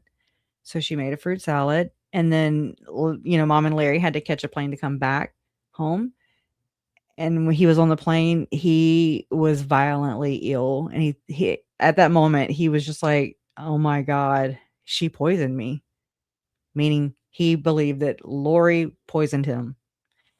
And so we're like, well, what would her end game be? But you got to think about the time frame. It could just have been a really bad, shitty bug. I don't know. But so he shared that story with Lauren. I just don't know when to be able to, corroborate what time frame this would be. Because I'm pretty sure it was before August 2023. So she could have been making like a claim, like because Lori is a Cox/Connor. That would be one reason to not know how I feel about eating anything a Connor/Cox makes. You understand? I guess that's at least another perspective on it. But this right here, the talking points thing freaks me out. Okay. Lauren is a buzzword biatch. Okay. And so he implied she lies all the time and has talking points.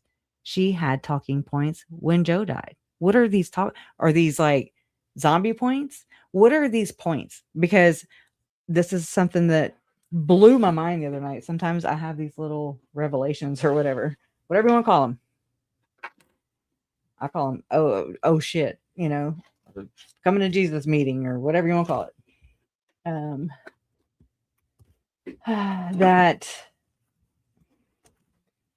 Okay, and I'm not gonna be able to show you all this stuff. This is just straight up theory. It's about how we have Julie Rowe early on in the case, where there's that weird voicemail, and she's like, it's mind control programming is what it is. That they're using these words. NLP is a wait, I always mess this up. I'm not good with acronyms at all. Like ABC is about the only one I got. But NLP is what I believe it's called. It's like non-linguistics programming or something like that. And so like Lori and Chet, this is just a total conspiracy theory. All right. I'm out my mind. No, I'm kidding. But I believe that my family's murders, they're real. Okay. So PSYOP does not equate to, oh, they're just living somewhere on Valhalla. Okay. That's not what it means. It means it's a psychological operation, meaning there's usually 3-letter government agencies involved.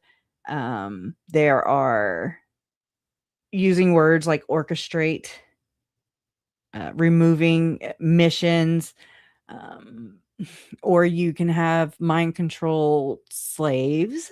Okay. I'm telling you, I could throw you some stuff and you'd be like, oh yeah, she's not crazy. Okay. All right. But I mean, that's how I feel like Lauren has treated, like looking as I'm coming out of this and like seeing and trying to tally up the damage that this woman has fucking caused. Not just personally and not just, you know, emotionally or financially even. I mean, she has literally played my handler. And I mean, that's a CIA term on of itself. I mean, what would you like? What would everybody feel like for real? Put yourself in my position where, you know, my family, 3 members of my family were murdered. My mom was on the zombie hit list. Alex just happened to die. And then I'm like, what about the rest of them? What about the rest of them? Okay, I don't care if Alex is dead. They're saying cult, right? And I'm like, where's this fucking cult? Okay, everybody can put it in their headlines and really make it just sensationalize it. Doomsday mom, prophet mom, you know, doomsday Chad. He was creating his own church of the firstborn. And I'm just like screaming like, no, that's not what that means. No, when Lori said that she talked to Jesus in the temple, that's just code to everybody else because they do a whole recruiting system. It is recruitment and it's in the church. I'm sorry. You know, I like the truth. I don't like to be diluted with lies. I can't stand that shit. And so if it sounds conspiratorial or just weird and you just uncomfortable with it, I'm not talking to anybody specifically. I'm just saying, you know, like if you feel uncomfortable with it, then stop being deluded about what's really going on, you know, and I wouldn't have to wade through so much shit. Anyways, tell me how you really feel. But so, you know, hold on. Let's see. Let me go over here.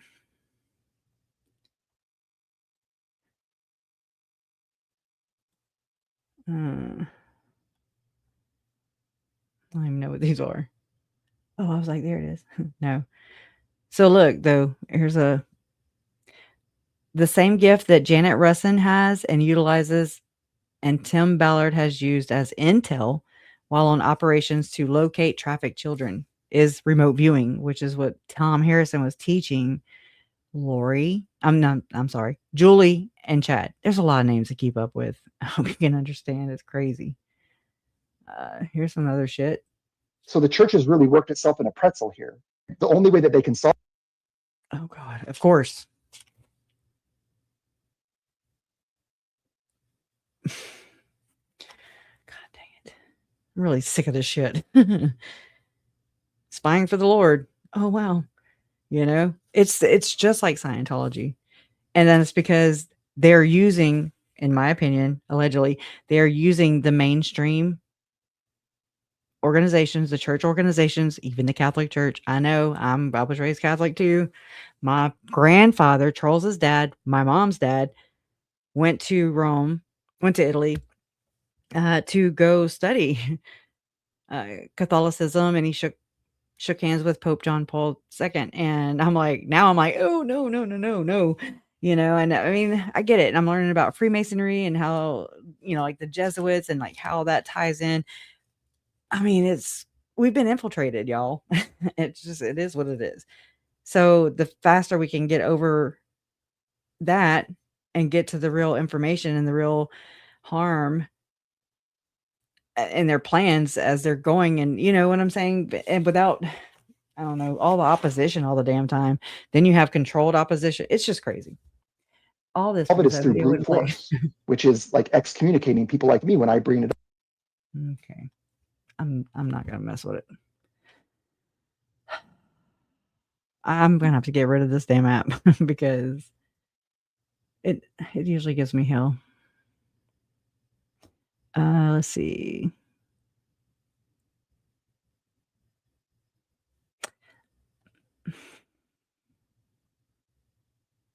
Yeah, the whole TPUSA thing. I mean, that directly. Frank Vandersloot, who owns East Idaho News with Nate Eaton, who's a co-owner. Nate Eaton also plays basically like a Santa's helper or Santa's, I don't know, elf or for Secret Santa there in Idaho, which is beautiful, right? I mean, I've bawled my eyeballs out at some Secret Santa episodes for real.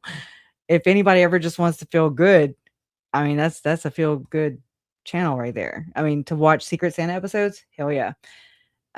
But it's always like, I always ask the question now, like, at what cost? And at what, like, whose cost? Like, what's the end game here? Who's benefiting from it? Who, like, follow the money, follow the money, follow the money. And then I follow the money, and then people are like, oh my God. They don't like the people. Okay, prepare yourself. This is Julie Rowe. She is going to tell us that she is the apex predator. This was the day she was escorted, I want to say escorted out of Chad's trial. She showed up there. She was wearing a hat, and it's got the little devil horns on it. She does point to it in some other photos that I have. She also went and stood in front of a pizza place. I shit you not. I don't know about all the shit. Okay, that was way before my research time, and I didn't give a shit about it. Any of those things that have been dubbed a conspiracy theory, because I was dealing with them, the loss of Tylee and JJ and Charles. And Tylee and JJ, especially the way Tylee was found, I was like, and so how are these not connected? I mean, it's like I have to do more mental gymnastics to buy the mainstream narrative, to like follow the evidence. I'm like, where? Okay, but you stopped here and you didn't go any further than that. Richard Allen, why are we talking about a fucking bullet? Why are we talking about a bullet? That's not the cause of death. There was nobody that shot the gun. That's not, nobody, no victim was shot. So it's like, it's irrelevant, especially such a common gun, common, bullets and all that stuff. And the way they're treating him, it's like, it hurts. It hurts me to see it. And I mean, I can't imagine living it. And I have a brother, JJ's father. Turns out he's JJ's biological father. Okay. He was in prison too. Does anybody want or not think that this can so easily happen to you? Not just your brother, your sister, your cousin, your mama. You could be Richard Allen. You could be like, oh shit, I didn't do it, but they will break you until you do it, because they have careers to climb. They have, they got to become lieutenants and shit. And then it's just, oh my God, especially the law enforcement. I'm trying to think of the name of it.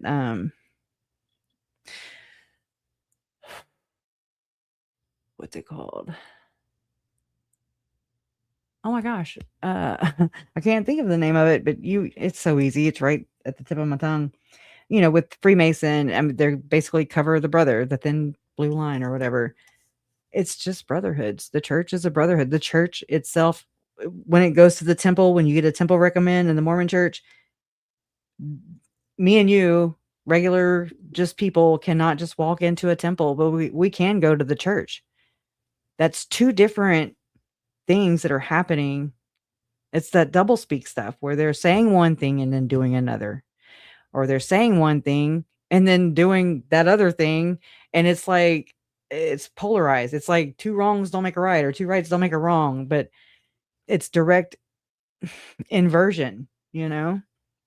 And so once Lori dedicated her life to the temple, she was going to turn her life to the temple. This is 2018 when she did that.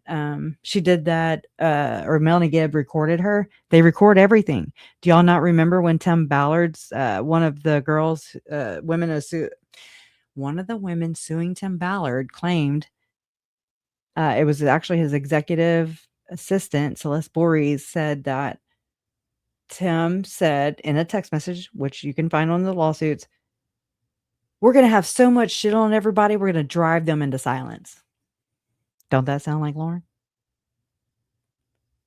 Why are they filming everything? Policing much? Strengthening church members' spy committee? I mean, you got Tom Harrison working with youth, or, you know, with the potential missionaries he determines whether basically they're sound enough. He's a psychologist or whatever. I always get that term wrong. Psychologist, I don't know, whatever.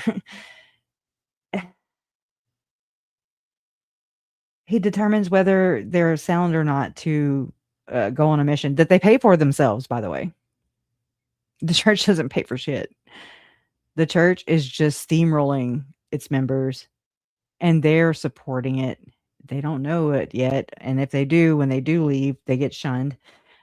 They get iced out. And the church tells its members not to learn anything from me or you. If we're not members, then don't learn anything from us. So that's why you hardly see them here unless they're here to tell us how much they fucking hate us. Okay. I've been dealing with gyms forever. It's wild. They can be some vile little people too. Woo! Need to pray for them Geminites, them Hidnites. Anyways, y'all should see what I do back here. I have 1, 2, 3, 4, 5 different cigarettes that are lit. And that's it. Anyways. Okay, so I just don't want this to... Hey, Nina Canadian. Hey, girl. Happy December to you, too. You're settling in after a long Christmas? Well, good. I'm glad to see you. Calls Lori her dumb cousin. I like what Salty says. She says, Lori Vallow's dumb cousin, Megan. And I'm like, well, whatever, you know? It's so foreign, y'all. It's been such a mind F. You know, because I was there supporting. I saw somebody who looked distressed. It was Lauren. She don't normally pull those kind of things, you know, where okay, everybody settle in. I got a stalker. You know, it was never like that. I know it is, yeah, right. And I hate the gym. But anyways. I don't understand though. It's like a foreign world. I also remember Megan telling me sometime during the trials, I don't remember which one, and I still haven't gone back. I went and got screenshots of me and her entire conversation from beginning to end, and I still have to, I screenshot them. It took me forever to do that, and then now I got to go through them and try to get timelines of what was going on. Because I remember her telling me that she was being shunned during one of the trials. And I'm really suspecting it was about the same time that now Lauren is saying that she was being shunned and wasn't allowed in the rooms. Y'all know what rooms Lauren is talking about when she says rooms? She was not allowed in those rooms. The family rooms that hang off the back end of the court. Yeah. Yeah. Yeah. I'm telling you, I'm like, oh, bitch, you're not family. First off, you don't get to go in there. I went there once. I was only there one time, though. It was after Lori's sentencing, and we all, the Boudreaux family, me, Mom, Todd. I couldn't find Jason. Jason was in the truck. Anyway, so we met in there with, and And Megan stayed in there with us, and so did Vicky and her husband, and I'm trying to think of who else. Brandon's wife, his mom, dad, brother, sister. They're a nice family. They're really nice. So nice. But and so this is whenever Trina K was talking to us, and she was just thanking us for trusting her to expedite these cases. And I mean, I was like, you were so much like, I look up to you big time, but and that's when I mean, she didn't come right out and say it, but it was, in my opinion, I took it as implied, like, and I mean, it was about Melanie Pawlowski, right?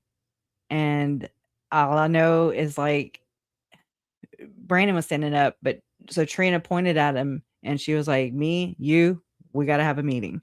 And then we were like, woohoo, and I mean, just everybody was happy because that's what was implied, that, Melanie Boudreaux Pawlowski would maybe become held accountable for once.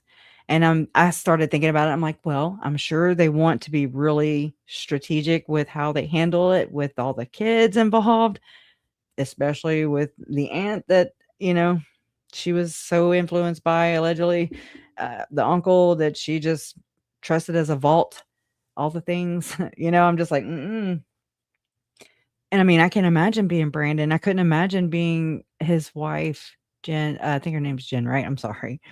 I think it is. But like having to co-parent with the Melanies, okay? Can you imagine? She thought she's just snooping on the conversation. What? I know, right? I wish I could have been a fly on the wall watching her as just, who does that? Like, why are you gonna get mad if you're not allowed in the room with where the family members are? You're not family. Oh yeah, Uncle Jerry was in there. Melanie, my Aunt Melanie. I feel like she hijacked my Uncle Jerry. I don't even know if y'all remember whenever I had my live that got struck down. Remember how Uncle Jerry, there was somebody named Uncle Jerry or whatever it said, Jerry Vallow, maybe it did. I don't know. There was a lot going on. I was very overwhelmed, overstimulated by the influx of channel, people in chat. I was like, 2,000, what? I was freaking out. And I didn't know how to slow chat down, so I was very overwhelmed. Plus, just talking about it out loud is very intimidating too.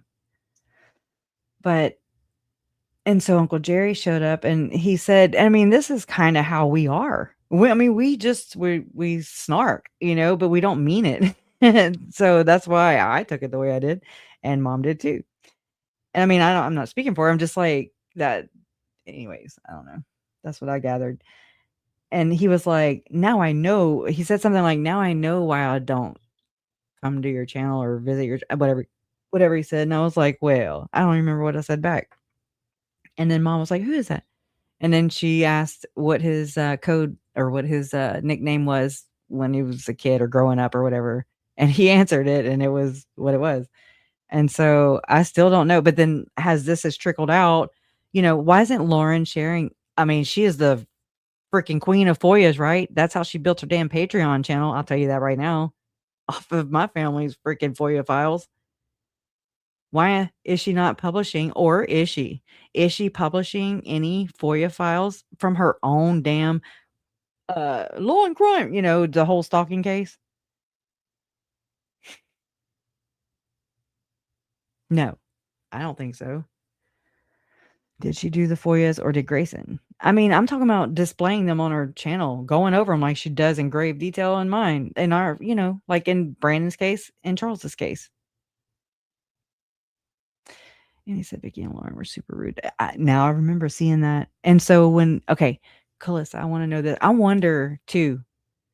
And I mean, this is very plausible now. Okay. Now I can see how this shit, took a whole left turn. I mean, because Lauren, in my opinion, has demonstrably shown and proven time and time and time again how she triangulates. I mean, she ain't got to be here, she triangulating. Is that what's happening? Like, did she pit Annie and mom? I mean, I don't know. I really don't know. I'm just asking the question because it's a possibility. I mean, look at what she was doing with Summer and Colby and feeling like she had the right to just, I mean, what? What?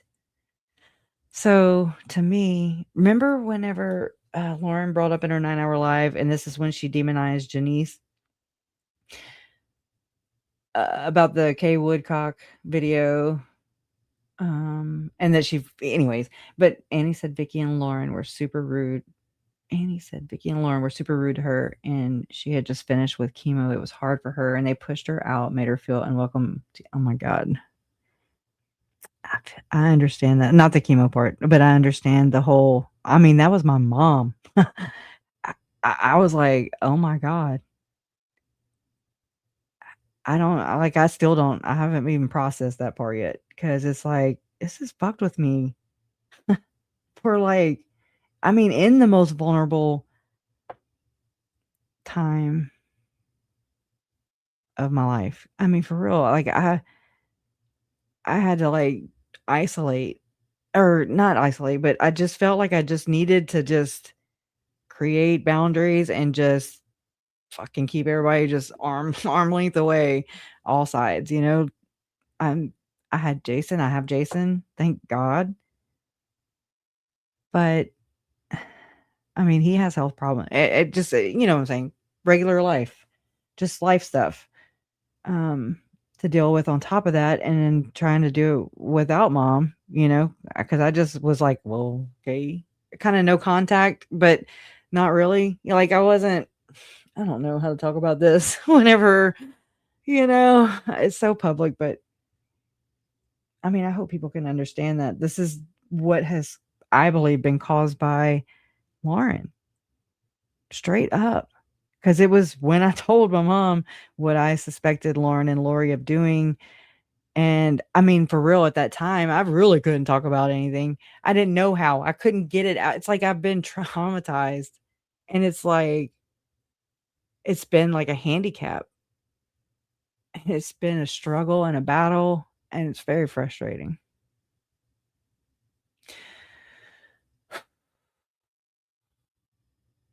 It's very frustrating. I feel like I've been screaming for years.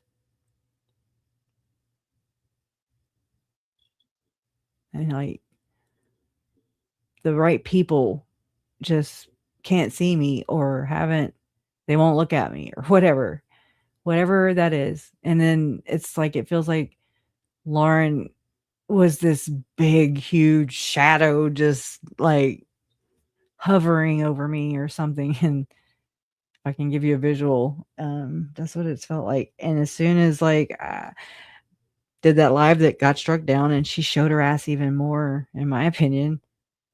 It pissed me off. It hurt. It surprised me. It shocked me. It confused me. It also made me feel really relieved because she showed her own ass. I was just like, wow, that's bold. I mean, like, can you like, whoa. And I mean, like, I never wanted to. I mean, I really didn't care. And I'm saying that very, very aware. I'm aware of what I'm saying right now, of how ignorant this sounded. Okay. But I didn't have the capacity to understand what was even going on with Christina and Lauren, if that makes sense. Like, I was just like, because I had realized that right around that same time, right, took part in the 9-hour live, watched it, stalker. Yeah. Sicked 10, 11,000 people on Christina. I'm ashamed of myself. Like, I'm so sorry, Christina, and all the Christinas out there. I mean, you're like, she is part of the reason why this is coming out, and I'm becoming free of her, of Lauren. So I really, I really appreciate Christina. And I wish all Latter-day Saints would be like her.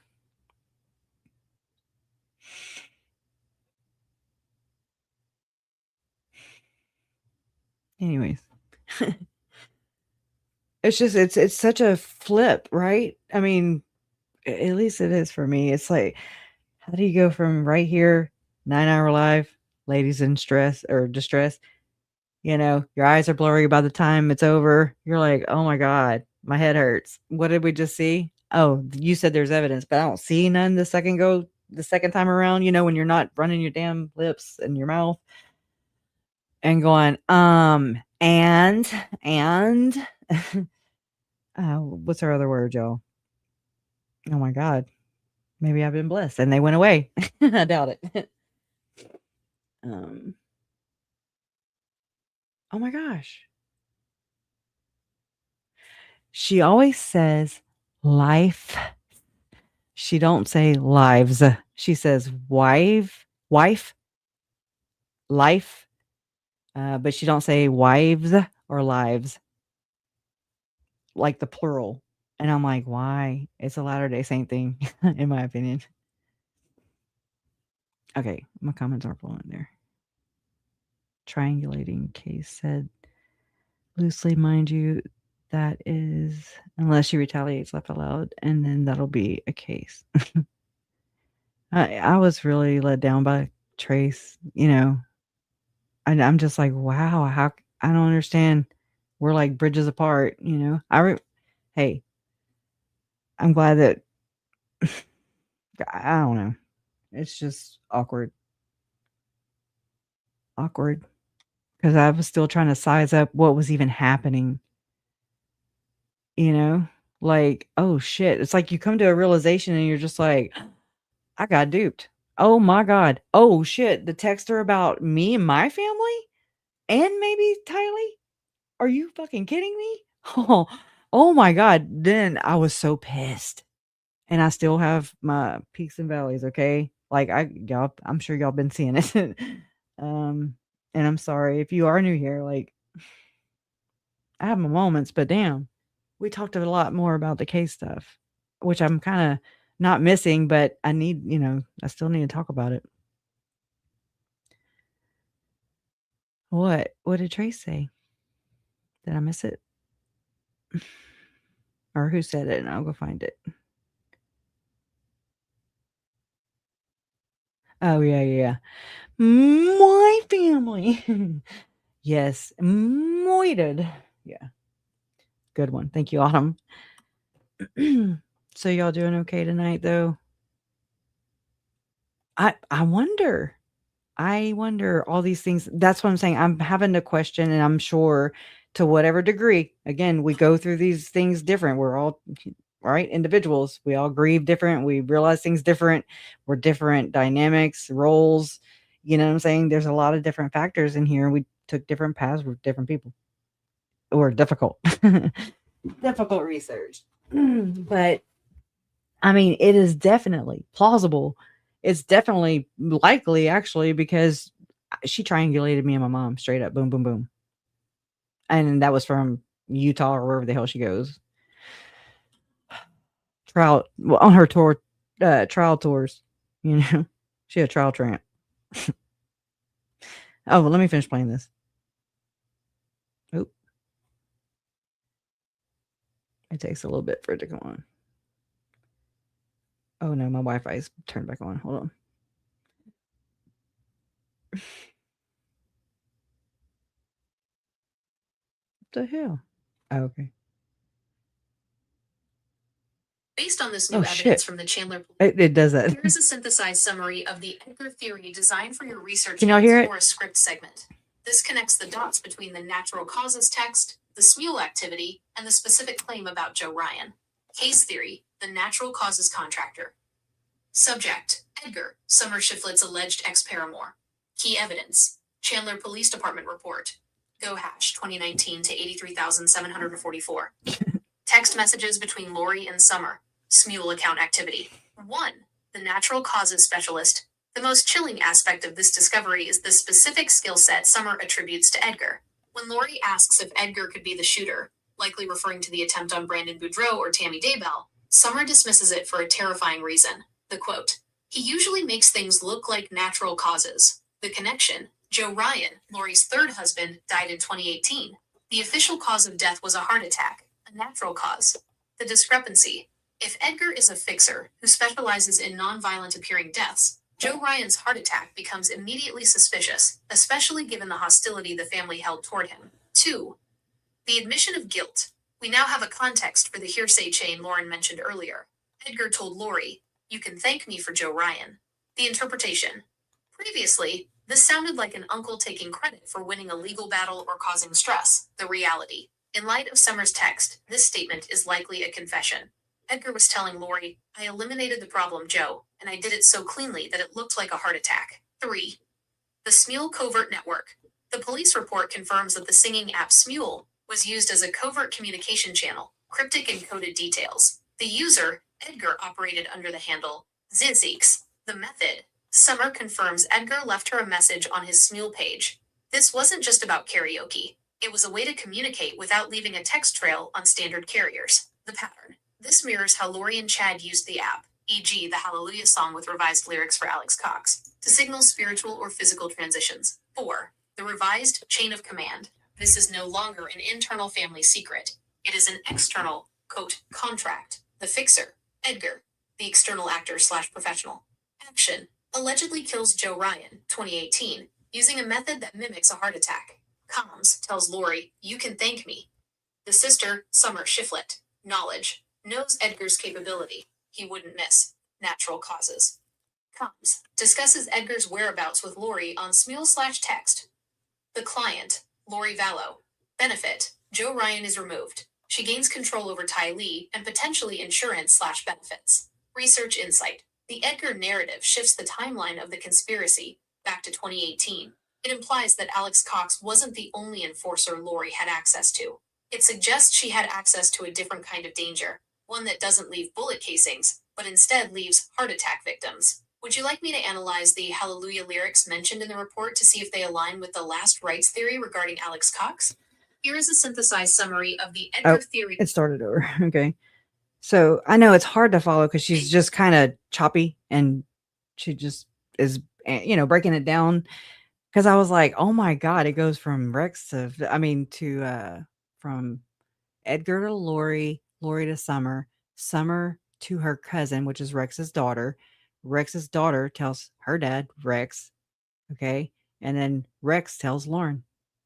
Lauren tells all. Does not tell police.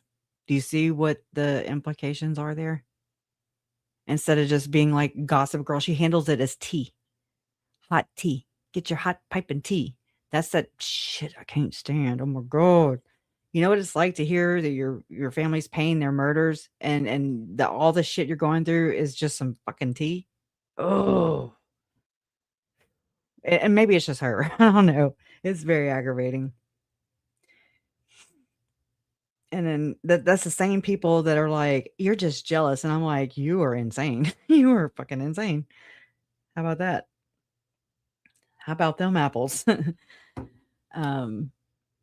Okay, so these are some screenshots I got from Hella Excited Utterance to, let's see, which one? Okay, hold on. If it'll fucking play. That's the same one.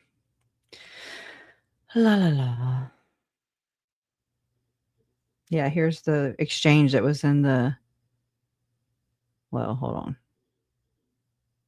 Oh, that's one of the timelines I have. I have a good timeline too of the boys. I mean, of this whole stalking thing, but I don't know where I put it. Yeah. Welcome to my world. And here's Janice and Barry. This is back whenever I was using different things, different apps or whatever, and it would put it on all the pictures. So no. Smiles while sharing how she felt the day Charles Vallow was murdered. That's the face she made when she heard Charles was killed by her brother. So while I don't think that Summer deserved what Lauren tried doing to her, I don't think Summer deserves that. And I'm like, hell yeah. It's like many things can be true at one time. And just like I've had to deal with like what I've seen in Nate Eaton and how he handles the case and how he's directly related, connected to, I mean, business partners with the Idaho freaking the richest billionaire there, okay? And he happens to live in Idaho Falls, which is, and not only that, Sarah, Lauren's friend,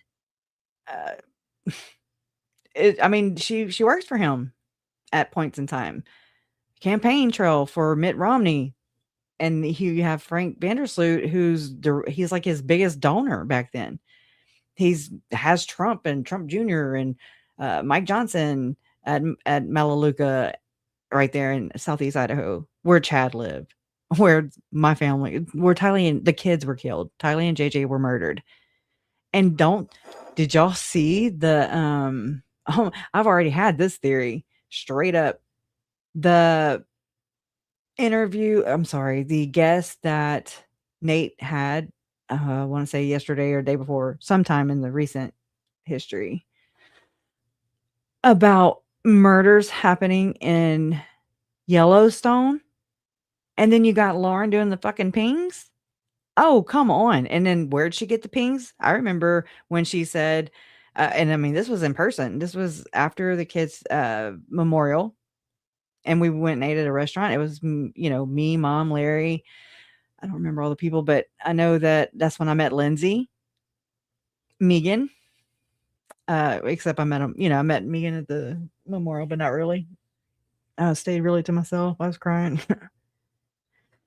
And that's another thing too. You got to look at how, I mean, this is kind of what dawned on me when, you start deducing things and you're like, well, I wonder why. So Nate, I hear Nate say himself, like, oh, I want to interview every family member. I want to interview everybody.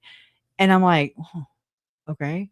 I mean, my phone is not ring. And again, I don't think I'm anything special, but I'm like, well, that's not been my experience. Maybe he don't know my phone number, but then I've held his camera, his phone for him while he's doing stuff. I mean, I went and met him before, sat in that little interview room where Julie Rowe sat. They sat on that interview as well of Julie Rowe for 4 or 5 years. That's called privilege to me. That's called a luxury. Like, you just get to sit on information. Like we found out what Lauren did right here, where all this, even if it's hearsay, she did not call and report to Chandler or Gilbert or Idaho. I don't know. We need those documents. We need the FOIAs in Idaho. It'd be great if they would fucking drop. I mean, all the cases are adjudicated. Can you please release the FOIAs? I mean, and the autopsies are sealed, so that won't come out. But so Nate gets to sit on this information, this whole interview that I would have appreciated. I don't like Julie either, but I would have appreciated the information I gained from it 5 years later. It'd have probably maybe proved more useful at the actual time. So why wait till after, or right up until, or for sure after the Idaho cases were adjudicated? What was the point? It's not just because we bitched or people were squawking, like he mentioned it. And then everybody was like, wait, what? You have an interview with Julie Rowe? Yeah. Can you please publish that? I mean, so who determines that shit? And why? Why do you get to pick and choose? And I mean, again, I'm not a journalist. Look, I'm just speaking from my little emotional state. But it sounds very reminiscent to what we just read about, all that information about Edgar getting to Lauren and her. It stops there. It becomes piping hot tea for her entertainment only. And as a pawn, as bargaining chips, as, oh, I got some shit on you. I do believe she has shit on Megan. I mean, I've already heard from my source that I trust wholeheartedly. More and more stuff's becoming exactly what they said. And that's, oh my God. It's wild. Okay, hold on.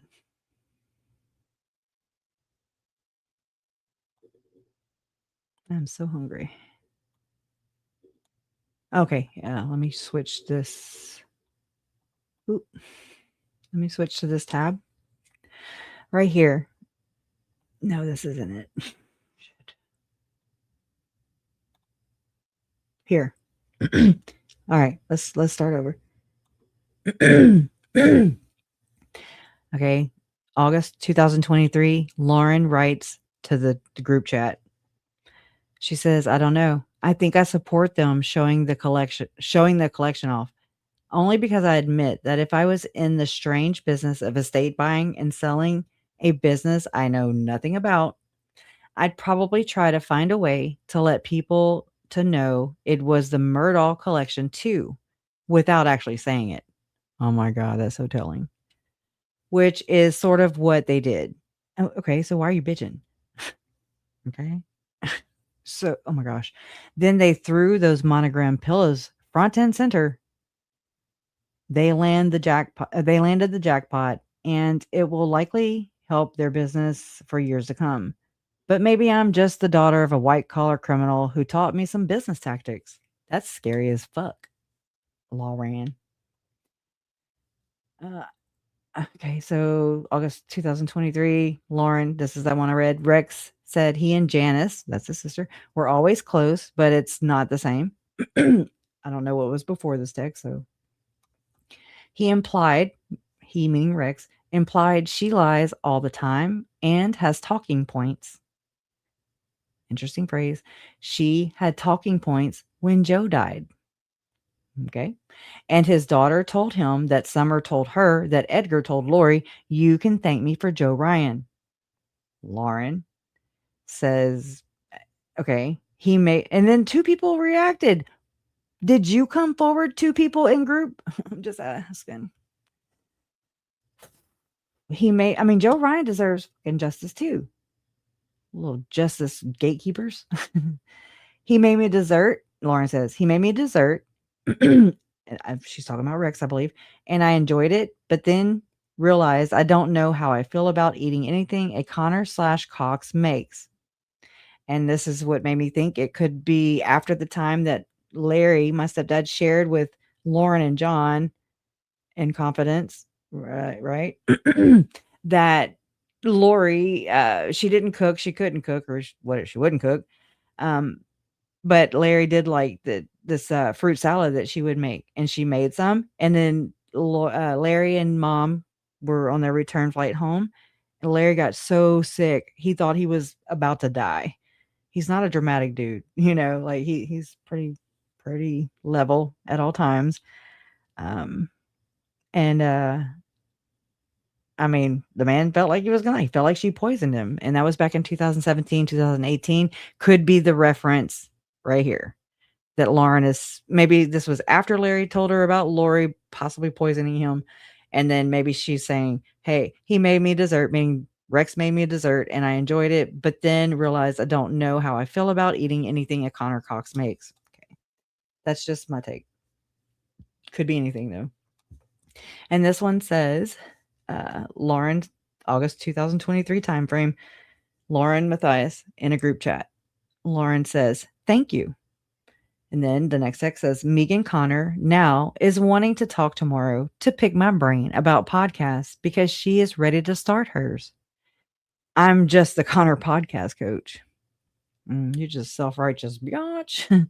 Anyways, allegedly. Lauren says, taught Rex and Adam all they know.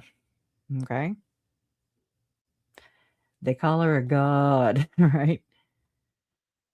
This right here. Okay, okay, people who have iPhones, you can used to for sure. I don't know if they kind of change it around. Like they just did an update, and I hate it. I hate the new update. I can't stand it. I'm slower now because I'm like, wait, where's this shit at now? Screenshots. I'm like, I don't know what the hell's going on. Why do I have to do one at a single time? It's very aggravating. And so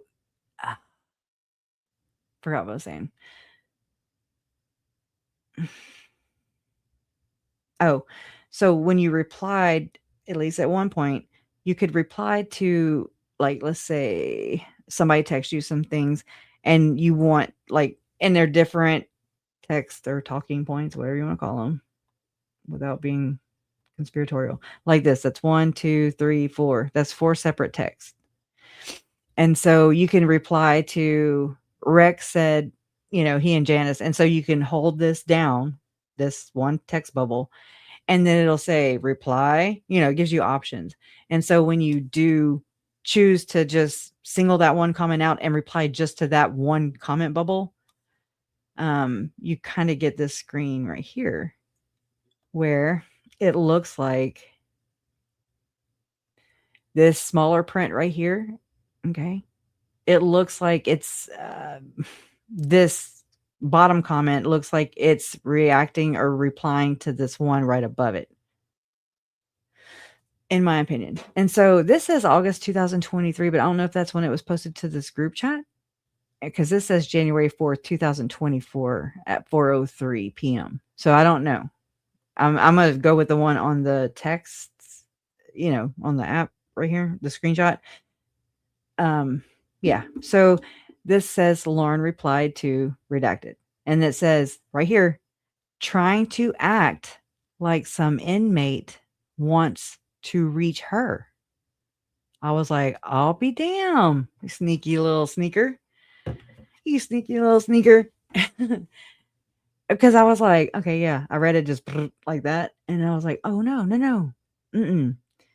This is like a half-ass, we don't get to see the rest of it because it's in this text bubble that this is responding to, in my opinion.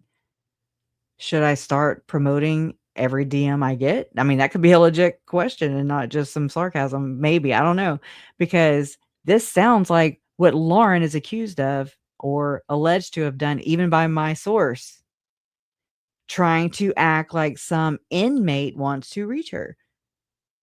I don't know. I just said that and it don't sound right. But the allegation is that Lauren was using middlemen, people within her circle orbit that she could utilize, right?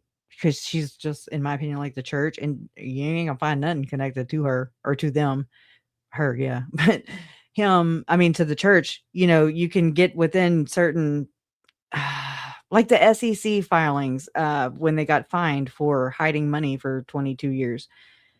I mean, buku money, right? They're like, well, we don't want our members to know how much we make because then they're going to tell us how to spend it. And we're saving it for Jesus and the second coming. Okay. And rainy days and fire insurance. Riddle me that. Jesus don't need money. But anyways, so it's kind of like it's like she's got to have a middleman. It's weird. It's weird, but that's what she did with what it appears to me. She used Grayson to call the police, make the reports, even at CrimeCon, y'all, when the cop, oh no, that wasn't CrimeCon. It was in her apartment, Henderson Police Department was there, and Grayson goes in the room, gets her boss, which is Lauren. She comes out, and then the cop was like, whatever. And then he asked Lauren, basically like, what's happening? Grayson starts speaking for Lauren. I was like, well, that's weird. That's just weird. I want to say that happened in CrimeCon too, but I'm not sure right offhand. But this right here sounded to me like this part sounds like trying to act like some inmate wants to reach her. Is this to trick Lori into the pen pal ship? I don't know. I might have misread it. Trying to act like some inmate wants to reach her. Who? Lauren replied to it, right? Should I start promoting every DM I get? Do what you want. Anyways, I'm not going to read the rest of those. I already did. Took me 800 years. The hell. It's showing it down there, but it's not showing it in here. And then this, I wanted to show y'all too. This is Steve Cope right here. That's Alex Cox right here. Barry Cox. Barry Cox. And then Adam Cox with that nice hairdo. No. So this Steve Cope was married to Stacy Cox Cope. And that was Lori Daybell. That was Lori. She was the oldest child in the Cox family. And so we learned that from Summer's point of view, at least, that Megan is not trustworthy. And it may like that validates me so much with my suspicions and watching recently Megan appear on Web Sleuth as she always does. She's like a resident freaking spokesman there. Okay. And watching Trish use the same I don't even know. I guess what you interview style. I don't even know what to call it. I don't have these kind of terminology just hanging around. But using the same style she did when like Trisha did when Grayson was on there and like, oh, but you're not speaking for Hidden True Crime, right? Right? Oh, yeah, honey, tell us about your experience, right? I mean, you were stalked. Oh my God, you poor thing. My little darling little angel, dee, all that shit. She did it with Megan too. And that's not Trisha's normal style, is what I'm saying. I mean, she was talking slower. I mean, kudos, right? I have no room to talk, and I'm not here to pick on you, but I found it odd. And it gave me like that gut instinct of, oh shit. This Colby had spoke out and said basically stop effing with him. Okay. When they used him on Web Sleuths used him on their fucking thumbnail right before that, I want to say. Could have been right after, but I think it was right around the same time for sure. And they used Colby on the thumbnail, and they're like, oh, guess what Colby found with Melanie Gibb, because he's reviewing, he's restreaming all the trials and everything. So he's finding new things. And I mean, right? That's the whole point of this. That's so good. I'm glad. I'm so glad. Oh my God. Whew. But it just struck me as cringe because I'm like, oh my God, I think what this whole plan is to create or make make Megan look more credible, more related. I mean, because right, you got to be the perfect little victim, and even though she's not the victim, or I didn't even realize that, and I'm just like, well, yeah, she's a, I always was just, yeah, she's a victim, but then no, the fuck, she's not. I mean, not in any sense of the word or meaning, because I mean, of course. It's not a again, it's not a competition, but just like technicality, or technically, not technicality. Technically, it's like my family was preyed upon, straight up. Now, did she know Lori? Of course. Is she related to her? Yes. I mean, right. So I understand. And just because your family murders does not mean you do. I get it. However, you don't get to tell me that and me and my mom are fucking wrong for sharing our experience. Okay. No. And then, girl, you were running manipulation tactics on me too. And I ain't got time for that shit. Shame on you. Shame on you. Especially when you're going to sit there and double down, triple down, quadruple down, and then gaslight your entire community with 50 fucking videos of you telling us what we need to think and what we need to feel. I didn't even watch that shit because I was like, I'm so confused right now. I was so confused. I'm like, who's attacking right now? Like, who is stabbing? Who's doing all the things right now? Like, it was crazy. And there were so many different moving parts. Joe Schmo's over here showing up on Queen Bee. And I'm like, who's Queen Bee? Or I don't know all these people. It's like a whole new,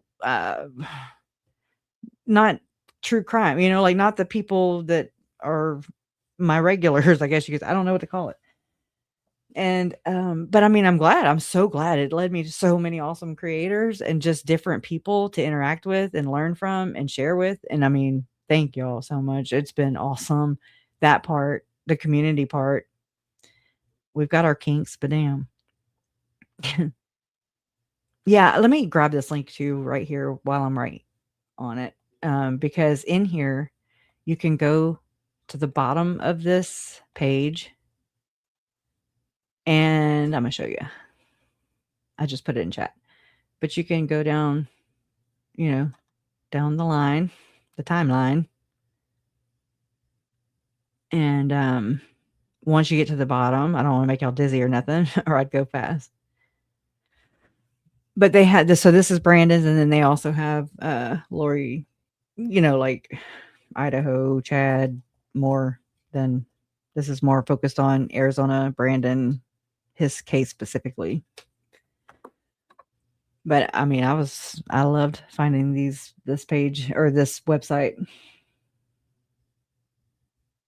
I really pray and hope that they hold Melanie Boudreaux Pulaski accountable, responsible.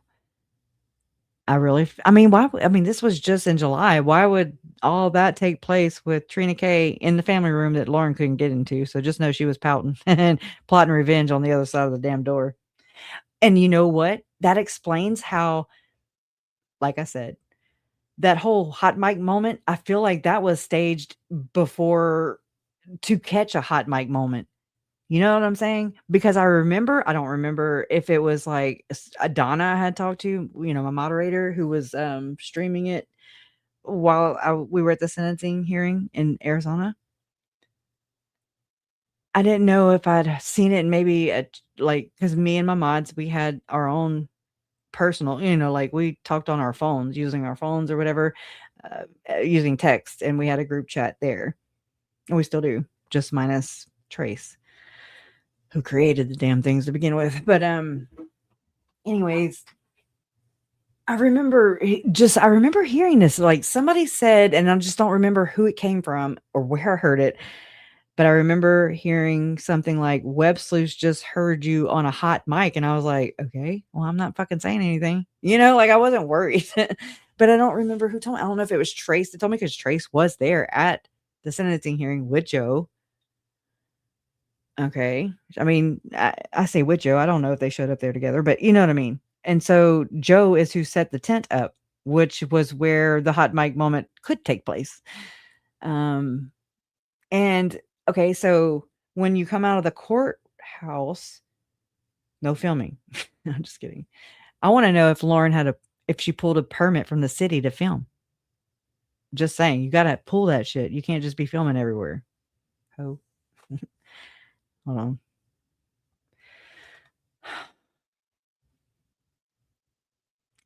They were at the bottom. Where the hell did the damn documents go? Oh my gosh. Oh, here they are. God dang. Thank gosh. All right, so let me finish my other story. So me and Megan walked out together after we left that room off, the room that's off to the back of the courtroom where the family went. Okay. Like the holding tank. I think that's where Lori goes in another one for lunch and shit when she was being her own boss.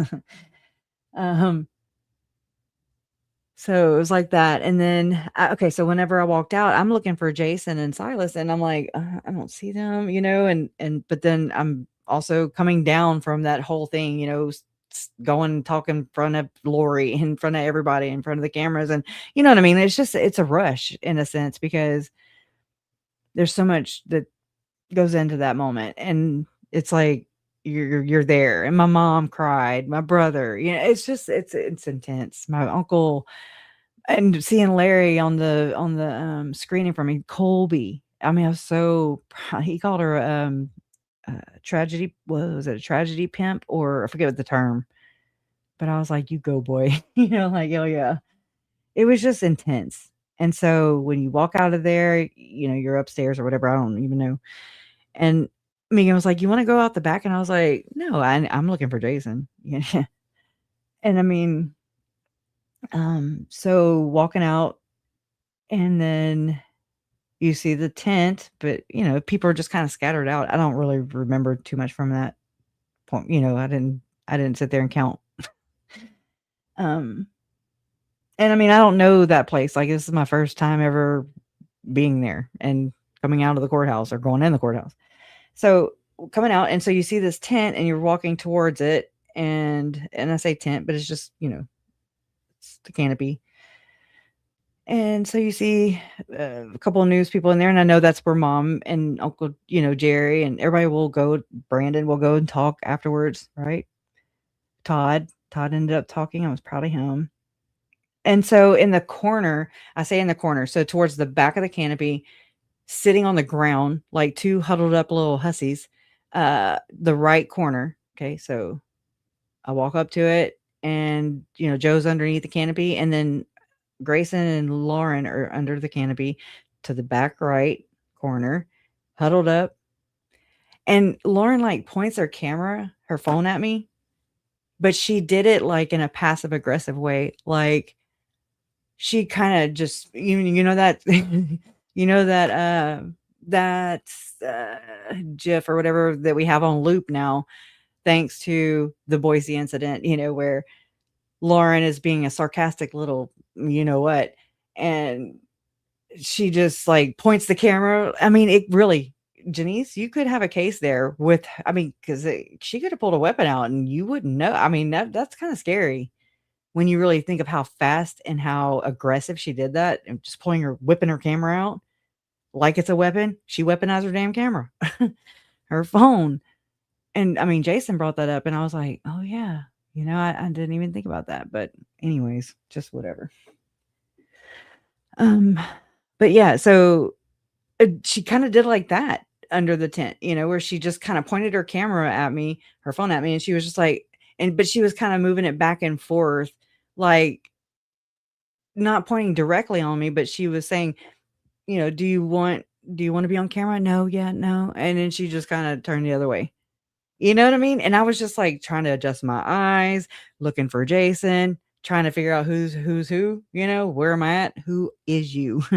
What do we do now? It was just awkward and just passive aggressive. And it was a bitch move, in my opinion. It was just to maybe give her plausible deniability to say, oh yeah, oh no, she didn't want to be on camera. And I'm just like, what? I didn't even say yes or no. I didn't even get a chance to say yes or no. It was just weird. You know what I mean? All right, y'all, I've been on here forever. Yeah, and it was really hot too. And so some of their some of the camera guys, they keep their equipment cool. But then, the next, I want to say, I don't remember if it was that day or the next day, Jason did not feel good. Like he went on one of his down times. He'll be down for like a good 4 or 5 days. Okay, just ever since his health issues, it's cycling out of that. But I don't want to speak on it because then I'll jinx us or something. I don't mess with that. He has not been to the H in a long time, if you know what I mean. The H pit hole. So I'm happy about that. He is too. But so the next day, I want to say, anyways, we went back to the hotel. And I want to say the next day or that day, Joe was staying at the Airbnb and Trace was there, and so was her daughter. Older, she's in her early 20s, her daughter. And so me and Cy, we went to, I had to park downtown. I'm like, oh my God, I'm from Lake Charles, Louisiana. We ain't got no damn parking meters. That was the first time I ever used a parking meter. And it's hot as hell. It's just different. And so we go visit, and it's up like on the, I don't even know what floor. And so I brought my necklace that my mom gave me last Christmas or Christmas before. Anyways, it just came in at the same time, and it was it has JJ's ashes in it. I want y'all to know how scared I was after this, because I was like, oh my God, no. So while visiting, it was me, Trace, Joe, just, I don't know, just shooting the shit, really. And I showed Trace, in person, like, here's JJ's in here. It's a necklace, a cross necklace, a crucifix or whatever. And I brought it with me, shared it, showed it, and I fucking left it. Came all the way back to Lake Charles. And I was like, oh my God, no. I mean, I beat myself up. I was like, oh my God, no, like that's JJ's in there, like it just was a mind trip. But then that's when, let's see, that was July. I'd have to look at my text, but I don't want to do it right now. I remember around September. No, I do have to look. I want to be right.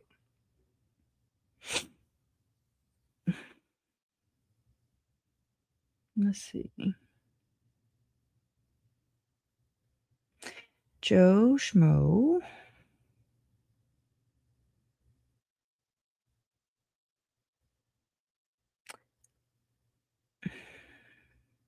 Oh, so September, or maybe I didn't know. He had to tell me. Yeah, hold on, let me make sure.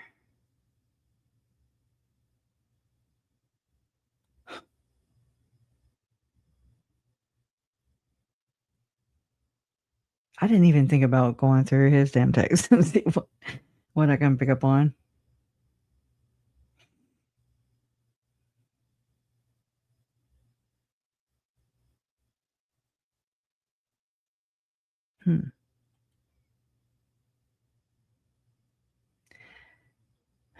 I'm just looking.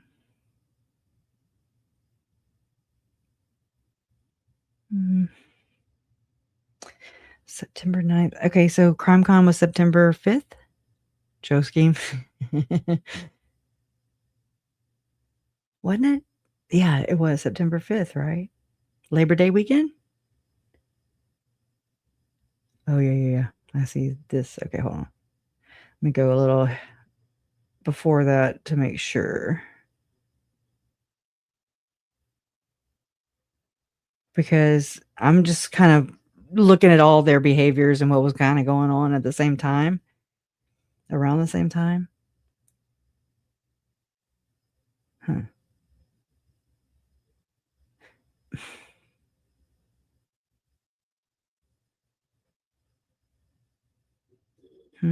Sorry, I'm just I'm going to kind of skim through, see if it's relevant or not. Okay, wait. When did Lauren appear on Mormonism After Dark? She went on Mormonism After Dark, right? I don't know, but she was on with Bill Real, Radio Free Mormon. She was late, because Nonsense shared this. That's the only reason I knew. I didn't know. And so August 22nd, Joe texted me at 9:52 p.m. I'm watching Mormonism After Dark, and it's great from the knowledge and research aspect, but the presentation is lacking a little je ne sais quoi. I don't know. And I'm Cajun French, whatever. He sounds like Lauren. Now that I think about it. But I'm still watching. I just can't follow all of their connect the dots. Well, then fucking turn it off. Okay. Bill Real and Tim Rathbone guest host. Bill is definitely much more charismatic. I'm sure they can now move on with their lives knowing that. I've commented several times, relevant thoughts. How do I not see Captain Dork? Okay. And somebody in chat said they watch our Tuesday night episodes. Not a peep from the mods or from Bill. That means he's noticing because it's intentional. Laugh out loud. Why you gotta laugh out loud? Anyways, maybe just trying to figure out. Maybe just trying to figure out if I'm a plant or a troll or for real. Well, that's fucking telling. Holy cow. Okay, projection. Deflection. Do I call you God 1 or God 2? Okay, 120 in is lit. And these 3 fire emojis. Okay. Whatever, dude. What is this JPEG?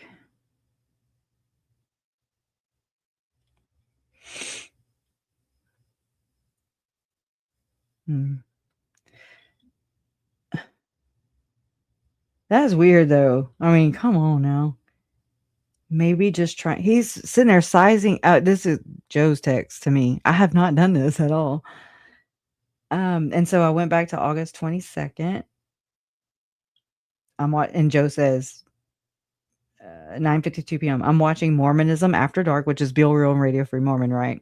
Okay, so he says, I'm watching Mormonism After Dark, and it's great from the knowledge and research aspect, but the presentation is lacking a little je ne sais quoi, or whatever. But I'm still watching. I just can't follow all of their connect the dots. The next text. Bill Reel and Tim Rathbone, guest host. Bill is definitely much more charismatic. Next post. I've commented several times, relevant thoughts, and somebody in chat said they watch our Tuesday night episodes. Not a peep from the mods or from Bill. That means he's noticing because it's intentional. Laugh out loud. Next text. Maybe just trying to figure out if I'm a plant or a troll or for real. At 10:26 p.m., the other one was 10:20. 10:26, he says 1:20 time marker is 1:20 in is lit, and he's got 3 fire emojis. Oh my gosh, emojis.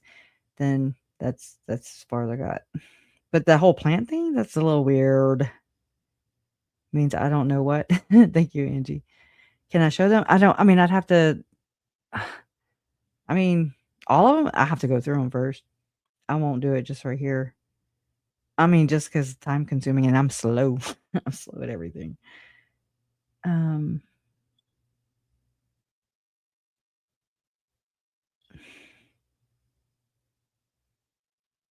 don't know.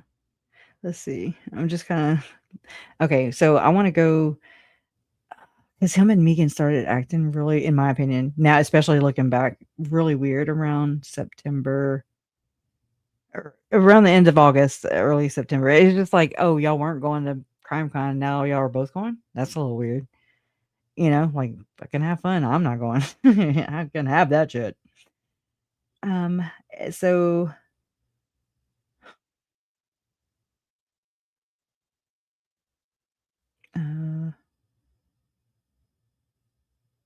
okay, we just go back. We talk about like what to title it, what not to title it, what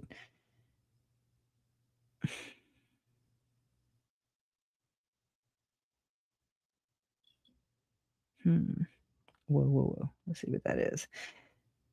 And then the next day after that, you know what? Let's see.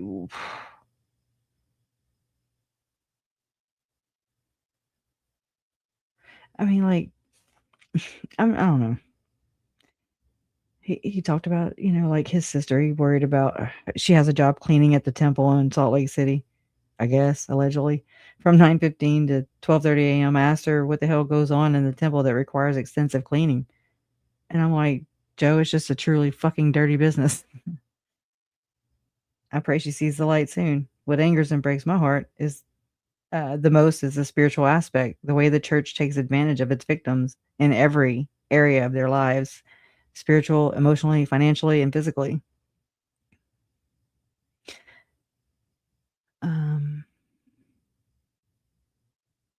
And that's when he went into, I'm watching Mormonism Live, or Mormonism After Dark. I'm just want to know if anybody knows when, yeah, I won't. When Lauren, you know, whenever she showed up on that show, that panel, like she did last night, I didn't get to see that one yet either, or Megan. So I'm way behind.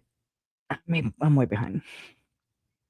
No, it was Joe Schmo texting me around August 22nd. I'm just trying to kind of get a feel. Like I didn't even think about it, like analyzing them. I don't know. He's just been out of sight, out of mind, right? Like I said, we weren't that close. I mean, it still didn't feel great to have everybody just like, I'm like, what are y'all doing? What's going on? It's so crazy. And like, I feel duped in that sense for sure. Because I mean, oh my God. And I noticed all the times he would just be like, I think there was one show, you know, on a Tuesday or whatever that we were doing. And it was something I had to share. We had to share from Lawrence, you know, from Hit True Crime. And he was like, oh, do I need to call her and ask her permission? And I thought he was picking. And I was like, no, you just say, hey, fair use. All right. And I was like, play that shit. And I mean, that was it. But he would like make these comments like fangirling her. And I'm just like, this is a little fucking awkward, you know, like I don't want to sit here and I don't give it, you know, I'm not trying to be an asshole and I'm not trying to make it obvious. I mean, anyways, I was neutral at that point. I'd done squashed all this shit down so far, I had forgotten about it. Still kind of have. But yeah, and not to mention like Megan, and I was like, it's got to be a Mormon thing then, because do you ever see Lauren and Megan's live streams? No, and this was back before all this shit happened. No, but she would plug a hidden true crime every damn time, and I'm just like, whatever, like I don't get mad. I'm just like, I notice things too. I'm not, blind or deaf, and I'm like, they don't plug you though, girl. And that was kind of my whole thing. I didn't say that, but I just thought that, like, okay, it is what it is. Yeah, like I've seen alcoholics look in detox, chipmunk. Oh yeah, yeah. It reminds me of programming. It really does. It's wild. Look, I'm gonna grab this link too. Let me find it for Steve Cope. The documents, the court filing that Summer and Lauren were going back and forth about are in this, which I shared the link in the chat earlier.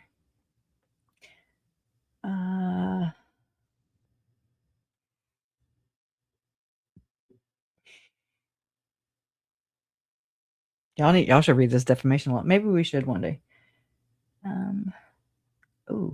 Lori Vallow, grand jury indictment, conspiracy to commit murder. Sorry, I'm saying because it made me think of Jay when she goes murder. Anyways, and then makes me think of Grayson because that's where it originated. And then Diener.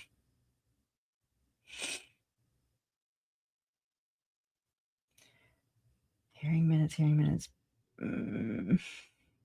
Motion to disqualify Judge Boreski. Remember that?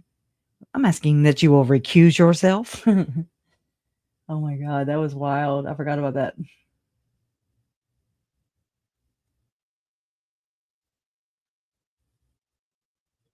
I'm just not very fast at this shit. Let's see. Oh, here's that Thibodeau case too. Spring Thibodeau, that they actually used Lori in her case as like case. What do you call it? Case. I don't know. And we still got to go over the appeals. Not right now, of course. That's what I was planning on doing, but then I just kind of realized, like, oh shit, they're talking. That's Edgar, the Edgar. I don't see it.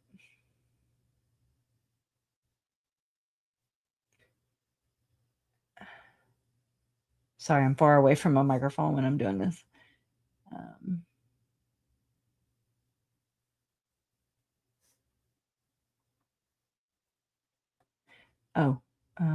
I know it's some. Where is it at? Okay, Melanie Boudreaux 911 transcript. GP. I'm sorry, Gilbert PD incident. Gilbert Melanie interview. Well, I'll open that in another tab. Melanie Boudreaux moving to Boise. Melanie Boudreaux U-Haul and boarding pass. Alex Cox marriage license. Alex Cox's witness. Brandon Boudreaux petition to modify legal. This was interesting too with the kids. What we can see. I'm like, whoa. Melanie Boudreaux response to petition. Rexburg Brandon response petition. Melanie Pulaski press release. That'd be interesting. Not right now. I'm just filing it for later. Melanie Pulaski attorney. Brandon Boudreaux defamation lawsuit. $12 million. He got. Brandon Boudreaux list of witnesses and exhibits. And Melanie Boudreaux list of witnesses and exhibitees. I miss Toasty when I just remembered her. I just met her. That was actually the first person I came across that I watched after the 9-hour live stream. And I was like, oh no. It started like you just pay attention a little here, a little there, or whatever, maybe more one day than the other. And then I was like, oh my God, she's trying to hide text, like that's what this is. And holy damn, that was crazy. It just turned it on its head. I don't know. I don't see it. It's weird. It was there. Maybe I'm missing it.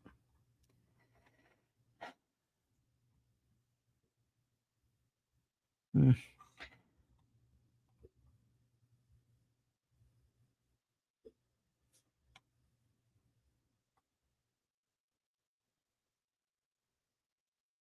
Oh, dang. I didn't know all this. Front page. Lori Vallow and Chad Daybell cases. Vallow Daybell case files.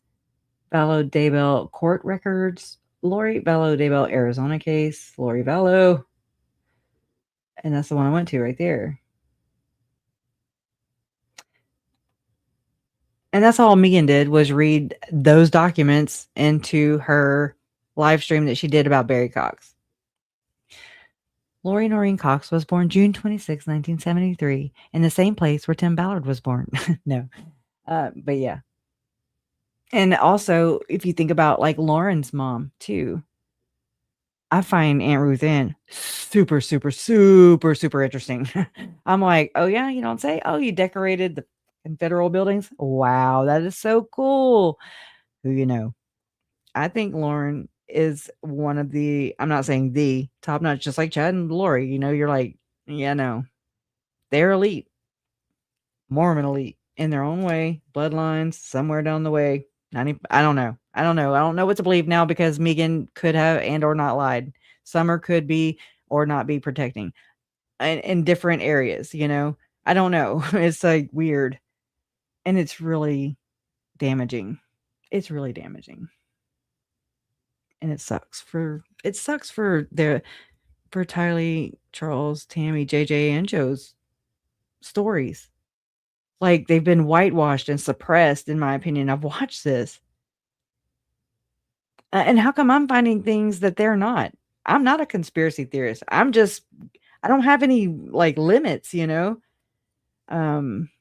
Or like that book review or whatever summary said about what's it called? Program to Kill. Revealing things that court. Oh my gosh, I can't fucking think of it. I gotta go. I'm tired. I'm just rambling now. I believe so, Hawkeyes. But you know, I'm so like not well impressed is one word, but relieved, validated. I don't know. It's like a lot of, like I said, validation is the only really word I could say. Like Parawomen Radio, when she's like, oh no, like she is harping on this too. And I really am like, all right, good. Yes, it's not just a woof, and just people brief over it like it's nothing. It's so huge. It's not even funny. Kelly J. Can you imagine us together then? Oh, you're a conspiracy theorist. That's why you're here. Oh my gosh, it'll become truth. It'll become real evidence. Just give it 6 months. That's what Little Brands told me, and I was like, yeah, you're right. Anyways, oh my gosh. Oh my gosh, stretch. Give a good stretch. Okay, I need to go check on Jason. Maybe go cruise through the Christmas selection food buffet. Okay. Oh my gosh. How many have unbuttoned your pants today? How many just have, like myself, put on some freaking spandex and ain't been able to get back in my pants ever since? Just kept going and going. Don't ever put spandex on, ladies. Just kidding.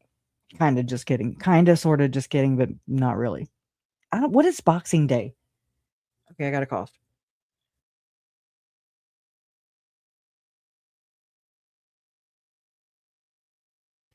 Donna, you been in here the whole time and you ain't come up here with me? Leaving me out to dry. I'll probably put you to sleep. Yeah, she's such a sport. Hey. They can't see you though, unless I don't know if you want to come up. And you're like, well, if I have to. I'll come up, but I'm not going to show my face. There you go, right? I got my new Christmas pajamas on already. So. You're nice and soft. Yeah. Usually. Yes. Now, how was your Christmas? It was okay. It was kind of, it's been hot. I know. God dang, it was freaking hot. I was sweating my ass off outside. That's wild. And so it's kind of odd, Mm-hmm. and my daughter's air conditioner had went out, so it was like you're cooking and it's hot too. Oh no, that's when you So just that go get was a damn barbecue pit and go outside. Just to do it out there. exactly. Yeah, But we yeah, we're having the same kind of issues too. It's kind of doing that, I guess, in the region, right? oh yeah, and then probably next week it'll be 2 degrees or something. You know it. There'll be snow on the ground. It'll be blizzarding. It's weird. We have bipolar, is. tripolar weather. I call it tripolar. This whole thing is big, and it's a lot to wrap your head around, in all the different people and characters, and but Mhm. I'm just going to say this, that you don't have to like everybody, and because everybody don't like everybody. So when people do things, I don't even know how to exactly say this. I'm just saying that when that happened, of course, I had empathy and all that. But some of the people that were mentioned, I already was mad at them. So They were already on my shit list. They were already on my shit list, and so it was like, so she's on the shit list too now. But She's that on didn't mean I have, probation. and that does not mean I have to like them again just because she don't like them. Right. Just Anyways, make sure that unless people are hurting other people or Right. manipulating or whatever. And two, it's just a big lesson on you can't trust everybody, because You can't trust anybody. well, that is really the truth. But some people are just way better at whole ass line and not being seen through than other people, because it's just They crazy. show I your don't true know. colors. I'm still clicking through all my what is it? Bullshit. I don't know. It was like I was thinking, I'm putting all this in like a Rolodex. I'm in a Rolodex right now. I remember them Rolodex. And anyways, that's because some of the things, like this is if something's happened to you and somebody's saying something bad or nasty about you or whatever, of course you don't like it, but it's not illegal, and it wasn't illegal. You know what I'm saying? The bad part became the cover up. And of course, I don't know what the hell she was covering up. It could be pretty bad too. I don't know. I don't know that part yet because I'm still assessing the oh my god, the danger. That's not even don't even make sense. The damages. I'm still learning where she meddled, where she didn't, where she manipulated, where she triangulated, where she used her power or whatever the fuck that is. I don't know. And It's where- don't like how it. much faster all of our stuff that we studied and tried to figure out and did figure out would have went a whole lot faster if somebody who was familiar with it had been helping us instead of going against us. That was the whole point. It's just I went into it like, yay, all right. I mean, she'd be great to talk to, right? And then I started noticing some things and I was like, and it's like I'm not looking at her like, do I subscribe to her? Do I join her Patreon? No, I'm like, I gotta watch her because she's talking about my family. She's a major, like a bigger influence, especially on YouTube. Okay. And I'm not saying out of all the news outlets, I'm just saying it's interesting YouTube and not like And some she other got to people forum. that we couldn't get to. Like, I mean, she was getting to people like Sean Little Bear.